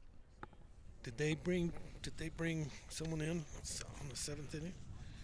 Yes, they did. Yeah, they did. Paulson came in and pitched 6 and. Paulson started the 6th inning, so Blackhawk only went 5. But I'm not sure you bring Blackhawk back in at this point. Especially if that knee freezes up or stiffens up after being hit like that. So here is Clayton Hobbs, 1 out, bases loaded, tying run at 3rd. They come up at the corners, and the first pitch to Hobbs is over for a strike, and it's 0-1. Lead is at 3rd, Merrill's at 2nd, Mendoza at 1st. The 0-1 offering in the dirt. Good save at home plate. And it's 1 ball and 1 strike.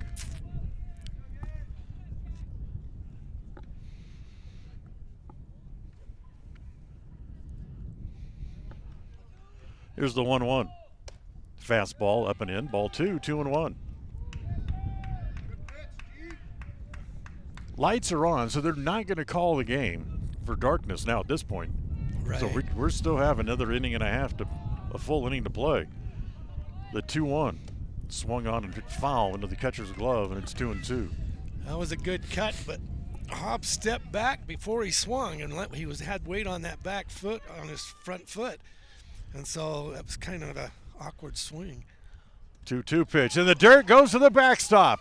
Here comes Spain to the plate to tie the game at 4, and everybody moves up 90 feet.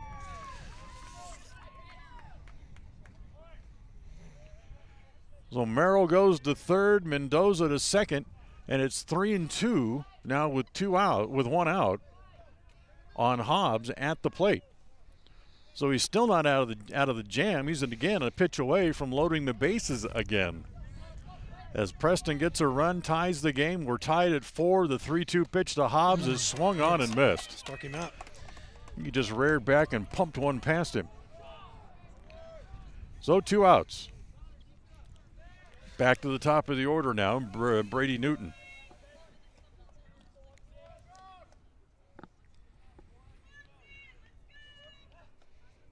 Grayson comes home. The first pitch is down low, ball 1. I kind of thought that hit him. But like I say, that's the inside of the umpire, so he's got the best luck. If you can get Newton aboard, then you have your 3 big sticks coming up next. As the next pitch, is rolled foul, and it's 1-1. Oxborough, Inglet, and Thompson all coming up behind Newton. If you can just get the young catcher aboard.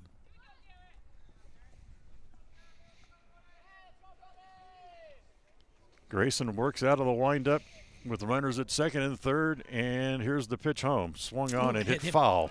But he swung, and it's a strike. It's a foul ball. It's down off his foot. So it's now 1-2. Had he not swung and it hit his ball or hit his foot, then the run would have scored and he would have been on base. Right, but he swung. But yeah. it wasn't a hit by pitch. The pitch was down the middle. He fouled it off down off his foot. Oh, I didn't see it hit the bat or his arm. I know it hit him somewhere. So 1-2. Umpire, being the good umpire that he is, giving Newton a moment to kind of get the feeling back in his foot as the dogs are barking. Now the 1-2 pitch on the way. Hit foul, hit it off the end of the bat and cued it over to the first base dugout, and it stays at 1-2. He was so far out in front of that pitch, he literally hit that off the end of the bat. Yeah, and it just kind of went off into the first base dugout.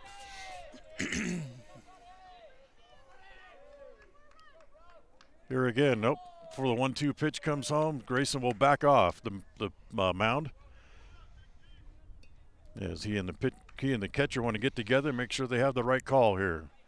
Now they decide on a pitch and the 1-2 offering. Ground ball to short. Blackhawk charges from the edge of the grass. Will straighten, throw low, dug out by Hollenbeck, and the inning is over. But Preston gets a run. They get a run to get even as they leave 2 on. And we'll go to the 7th. Done with 6 here this afternoon. It's Preston 4 and Century 4. KACH, mylocalradio.com. We all have those times in life where having insurance has been a great comfort in helping to make a bad situation better. Naylor Insurance takes pride in being that friend there to help you when you need it the most. Serving the community since 1978, Naylor Insurance is proud to represent a number of carriers to fit your insurance needs through Mutual of Enumclaw. Stop by our new location, 223 North State Street in Preston. Webb Funeral Home is proud to be the leading provider of funeral services in northern Cache Valley, including southeast Idaho, for almost 100 years. We are a full-service mortuary offering the highest quality services with very affordable pricing. We have plans to meet everyone's budget, from traditional funeral services to graveside services and cremation options. We gladly provide free insurance coverage review, quality headstones and monuments, as well as funeral transcriptions. Let us answer any questions you might have by calling us at 208-852-0533. Webb Funeral Home, a trusted name in funeral service since 1925. KACH, mylocalradio.com.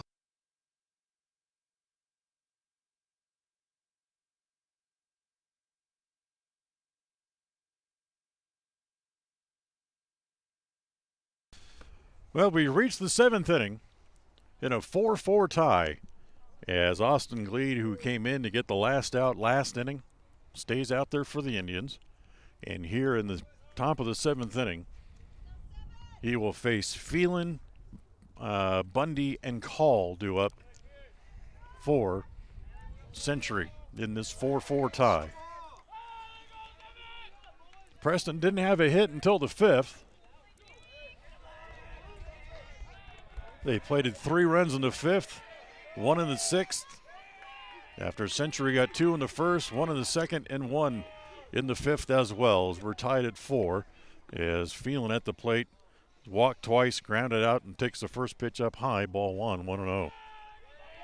The 1-0 hit foul back over by the first base dugout again, and it's a ball and a strike. Weather permitting, final game of the series back over at Preston tomorrow afternoon at 3:30 between these same two teams. The 1-1 breaking ball stayed high. Phelan thought about ducking underneath it. Now back up there again. And here's the 2-1 pitch. Hit in the air to left field. Hit pretty well, but right there is the left fielder Merrill to put it away. So 1 out here in the 7th. Here is Bundy. Tripled and scored. Grounded out and struck out, 1 for 3.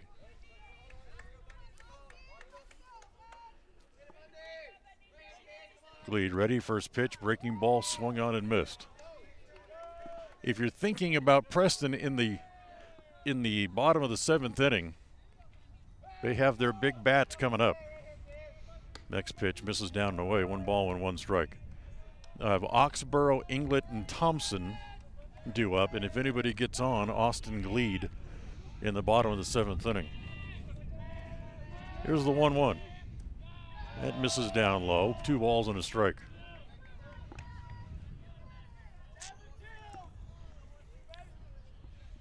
Outfield straight away. And the 2-1 pitch here. Look out, up and in, but he couldn't hold on. Couldn't hold up. The umpire already called it a strike. It's 2-2. Newton's pointing down to first, but ask. You don't have to. I've already called it. So 2-2 the count. As Gleed comes back again, breaking ball swung on and missed. Up and in, down and away. That's sound pitch calling. The strikeout. And now there's 2 outs here in the 7th, and that'll bring up Call, who's 0 for 2 in the game. Walked back in the 4th, but he struck out twice in between there. As the first pitch, fastball on the edge. Preston needs to answer the call, pun intended. Here comes the 0-1 pitch. Hit in the air to center. Playable. In fact, it's in a short behind second base as Inglet and Hammond's got a little bit too close together as Preston's kind of changed the defense here. And miscommunication out there at shortstop as Hammond and Inglet just about ran into each other. And the ball drops out there behind second base. Yeah, that was that should have been caught, I think. But someone should have taken charge and made the play. As here's Hollenbeck, and the first pitch is slow breaking pitch to the big first baseman. He comes up empty, and it's 0-1. But that would have been a valuable out because that would have given us the ninth batter up on the first of the next inning if we go. As the next pitch to Hollenbeck misses down and away, and it's 1-1. That's the 8th hit of the game for the Diamondbacks. The 1-1 misses down and away, ball 2, 2 balls and a strike. So you had to get 2 men on base to have Blackhawk get a chance to hit here in the 7th inning. Well, they got 1, and now Hollenbeck's are ahead in the count, 2 balls and a strike. Here's the 2-1. It's up high, ball 3. Now you're a pitch away from having to pitch to Elias Blackhawk with 2 men on base.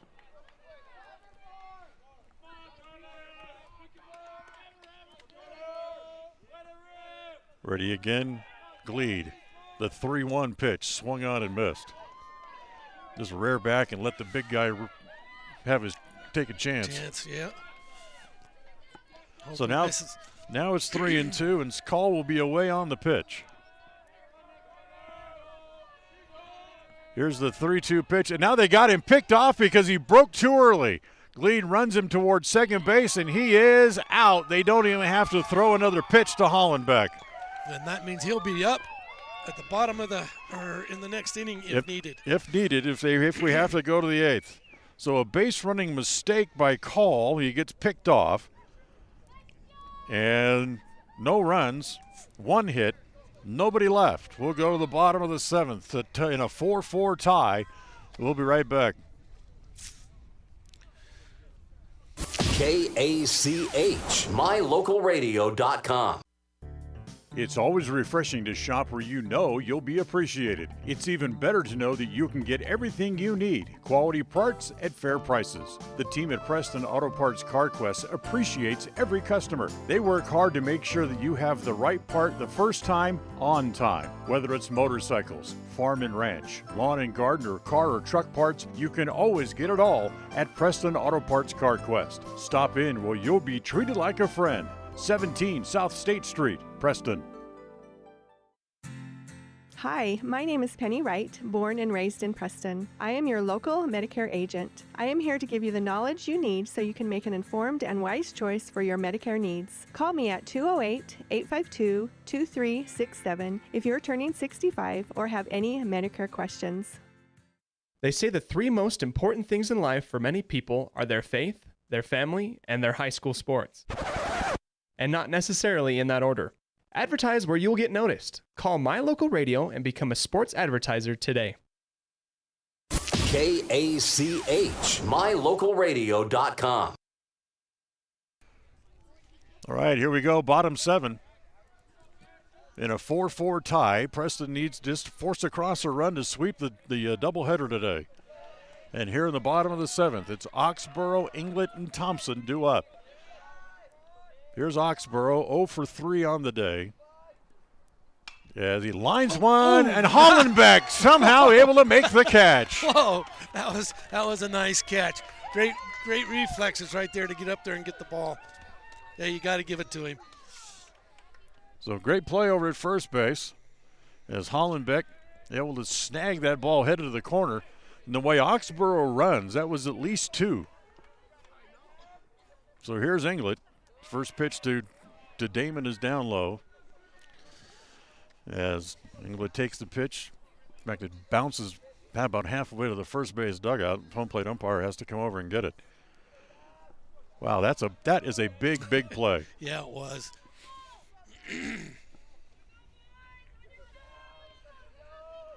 Grayson still out there.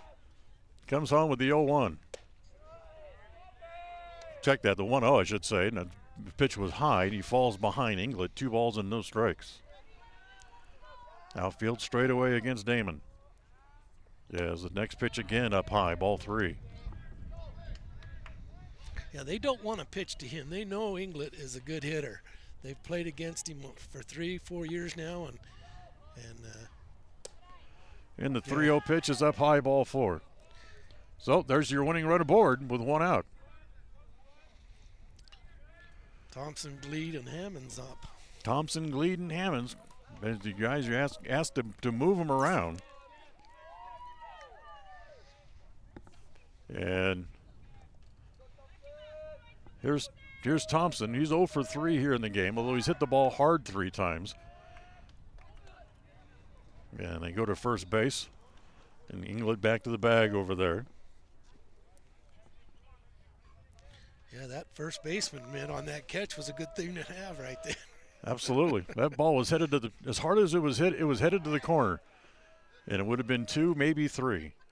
As the pitch here to Thompson is down low.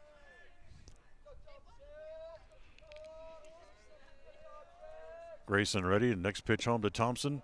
Breaking pitch, misses down and away. Ball 2. 2 balls and no strikes.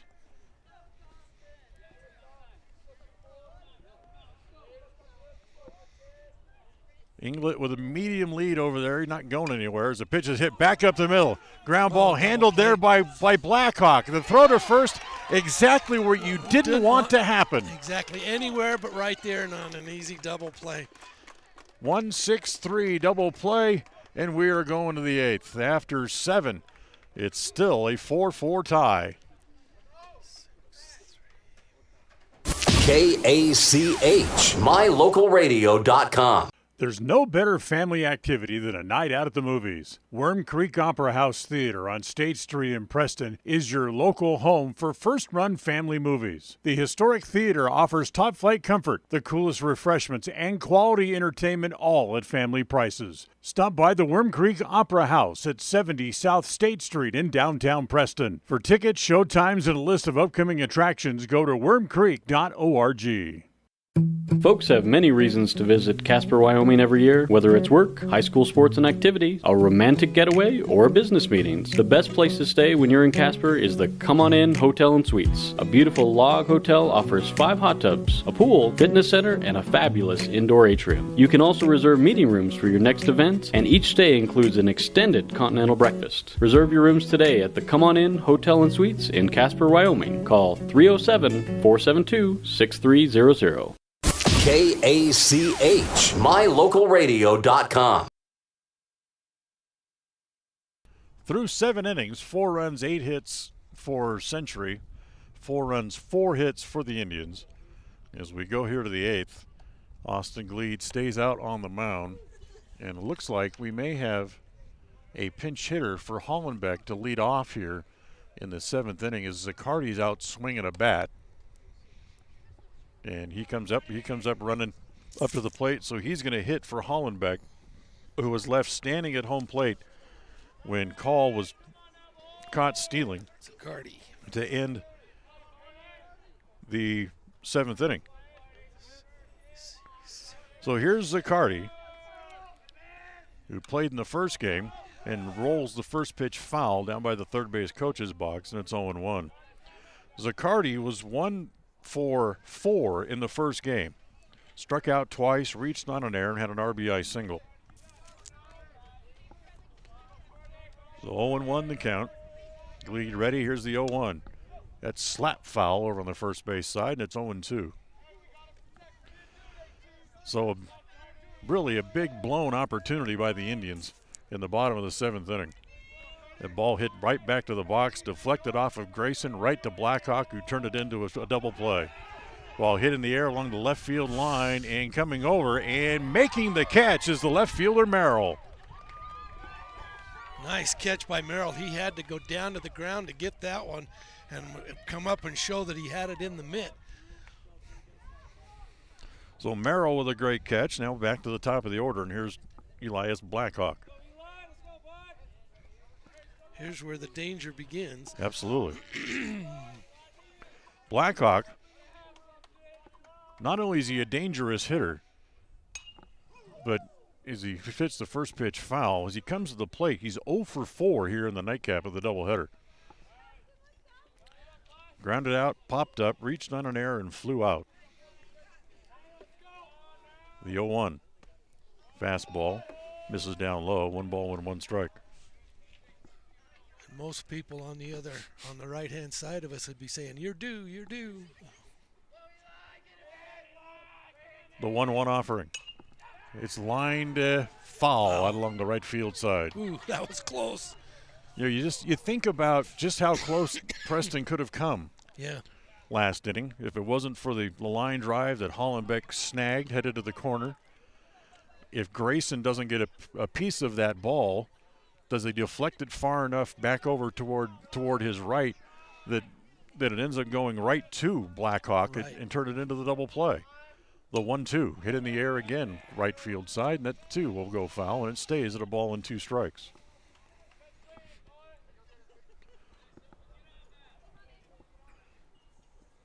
The wind has died down, at least. The 1-2. Just missed down and away. Wow, that was close. Yeah. And his count evens at 2 balls and 2 strikes. So 2-2 the count. Gleed ready, the 2-2 to Blackhawk. Rolled up along third, that 2 will go foul. Backhanded there by Mendoza, who's now playing in there at left field. From left field. Or from right field, rather. Comes in to play third base Mm-hmm. after the pitching change. So it stays at 2-2. Eli back up in there now. Gleed ready, the 2-2 pitch. Tried to get him to chase one. He lays off, and now the count full, 3-2. We don't want to lose him, though. We got to at least make a play. Try to make a play. Flynn waits on deck. And the 3-2 pitch to Blackhawk. Hit in the air again, foul. He's definitely a tough out. He is a tough kid. You know, we've seen him play basketball the last couple of years. He was a running back on the football team. Tough to bring down. 3-2 pitch. That's in there. Looped. Brought to the first baseman, and there is Oxborough to make that catch. Actually, that's Thompson, now playing at first base. So a little bit of a break there as Blackhawk pops up to first. Yeah, that jumped off the bat. I thought that was kind of out there in the outfield a little bit, but something must have dropped it down to where Thompson could get to it pretty easily. So here's Flynn with 2 outs, and the first pitch, breaking ball over on the outside edge for a strike. With that double play ground ball for the Indians, Austin Gleed will lead off in the bottom of the 8th. As that next pitch is outside and low.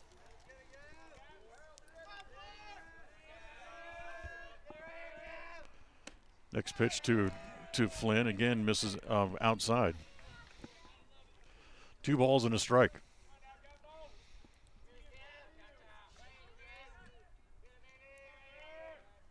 2-1 pitch is fouled into the glove of Newton, and it's 2-2. Boy, hats off to Newton back behind home plate as well. He's Iron Manned it back there behind home plate today. Caught both games of the doubleheader. As the pitch is rolled foul at home plate by Flynn, stays alive. Especially after doing 2 games and this one going extra innings. That's a long time behind the plate. This is his 15th inning of behind the plate today. The 2-2 pitch outside. Out of the count is full, 3-2. The pitcher, Grayson, would be next. And the 3-2 pitch on the way. Little thumb job in the infield. Somebody's got to cover the bag. You got to get there. And Gleed gets there, and they got him. Nice play by Austin to get to the bag as Flynn is out 3-1 for the 3rd out. As they go out in order 1, 2, 3, and that is the first time here in the second game of the doubleheader that the Diamondbacks had gone out in order 1, 2, 3. We'll go to the bottom of the 8th, still in a 4-4 tie. KACH, mylocalradio.com. Protecting buyers and lenders in Cache Valley for over 40 years, Northern Title is the trusted name in the tri-state areas of Idaho, Utah, and Wyoming. The staff at Northern Title in Preston protect you from unknown complications like access issues, unpaid taxes, hidden liens, or easement restrictions. Choose the right title company. Choose to close with Northern Title of Preston. Good deeds done daily. Call today at 208-852-5700.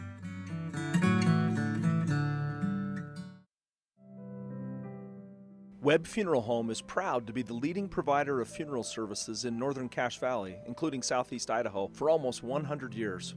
We are a full-service mortuary offering the highest quality services with very affordable pricing. We have plans to meet everyone's budget, from traditional funeral services to graveside services and cremation options. We gladly provide free insurance coverage review, quality headstones and monuments, as well as funeral transcriptions. Let us answer any questions you might have by calling us at 208-852-0533. Webb Funeral Home, a trusted name in funeral service since 1925. KACH, mylocalradio.com. All right, bottom of the 8th inning. We're still even at 4-4 as the Indians will start with Austin Gleed, then go to Eli Hammonds and Jackson Merrill here in the bottom of the 8th. Gleed walked his last time up and scored a run. It's the only time he's been on base here in the second game of the doubleheader, as he's 0 for 2 officially. First pitch is swung on and missed. Grayson is starting to look a little more comfortable out there and throwing the ball better, as that pitch bounces up there just as I say that, and it's 1 ball and 1 strike. Just as I say that, he throws about a 58-footer.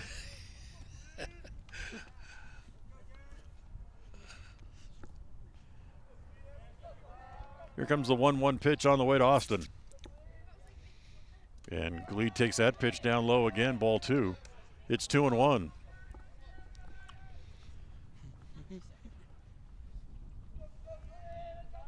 Need to get the leadoff man aboard. Here's the 2-1 pitch. And Austin hits it along the right field line as Hollenbeck stays in the game at first base, even though they batted for him, as he chases it in the foul ground. It's now 2-2.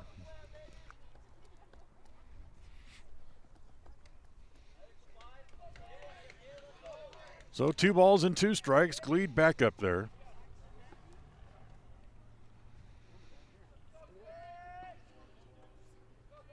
Gregson ready. The big righty comes home with the 2-2. Off speed. Big overhand jug. Falls on the outside corner for a strike. So Gleed goes down looking. That was that big overhand bender and dropped it on the outside edge. Yeah, it was actually That's the perfect a pretty pitch. spot. Yeah, it's a perfect spot for him to throw it for, because Gleed stayed off of it, and then it bent in. Here's Hammonds, who has struck out twice and walked, and chases the first pitch up high, ball 1. Oh, check that, strike 1, I should say. He chased it. Next pitch to Hammond. Misses down low. It's a ball and a strike. So Hammond's due. Hitless here so far in the nightcap of the doubleheader. The 1-1 pitch. Misses outside. 2 balls and a strike. Hardy folks from Preston, the ones that made the drive over. Wrapped in blankets, but they're gutting it out. The 2-1. Upstairs. Bends him back a little bit, and it's 3 balls and a strike.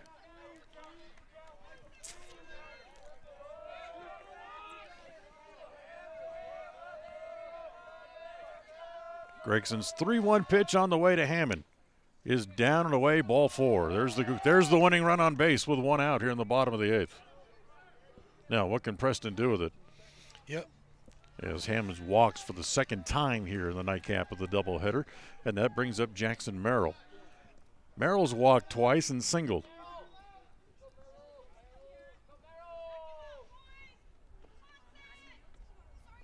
First pitch to Merrill is over for a strike, and it's 0-1.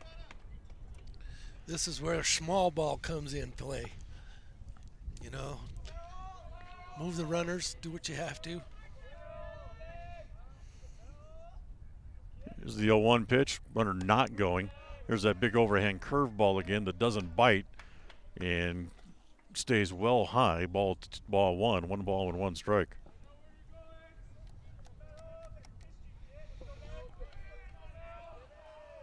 Next pitch home, nice, misses outside again.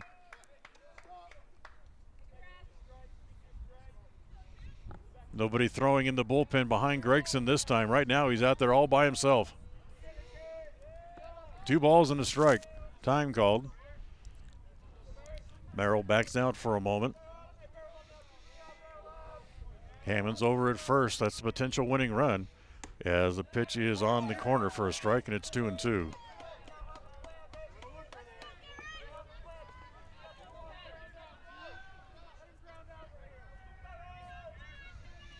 Now Gregson up on top again. There goes the runner on the 3-2 pitch. Ground ball to Hollenbeck, who knocked it down. Now he's got to run to the bag, and he didn't. Oh, they called him out. The throw to third is not in time.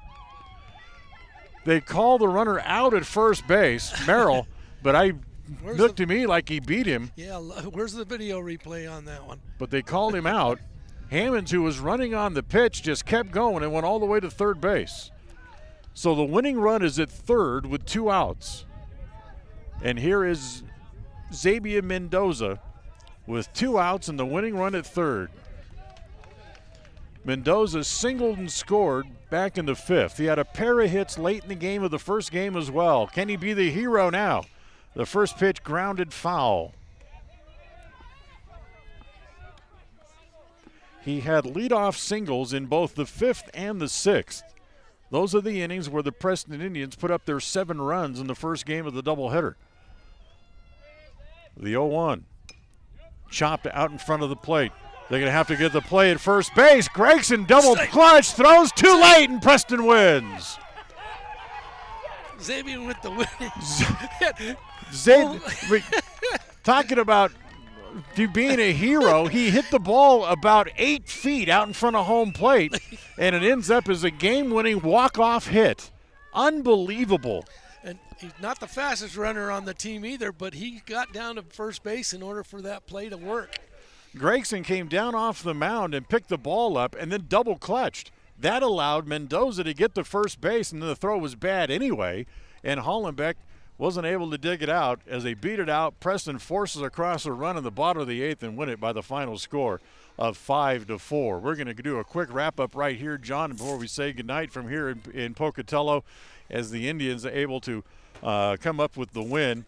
Winning pitcher is Austin Gleed for the Indians. Good day for him, a save and a victory. The loss will be charged to Gregson for the Diamondbacks, as Preston wins it 5 runs on 5 hits and no errors. 4 runs, 8 hits for Century, as the Indians sweep the doubleheader and will go home and face Century one more game tomorrow, weather permitting, at 3:30 back over at Preston back over at the baseball complex. That would be their first home game of the year for the Indians, but they get to go and do that and sweep the series, potentially sweep the series against Century in the opening games of the conference season for Preston. It's a heck of a game, heck of 2 games for the Indians as they come away with a couple of wins. Yeah, and to have to come back on both of them. You know, they had slow starts on both of them, but they were able to come back and make it count. And, you know, and unlikely heroes, you know, in the games, in both games. So I think, you know, congratulations to Xavier and Gleed for being on the mound. You know, great job. Yep, Xavier with 2 hits in the first game and has 2 hits in the second game. Scores a run and drives in the winning run with that hard hit ball that he hit about 8 feet out in front of home plate was good enough for the walk-off hit. So Preston wins it by the final score of 5-4.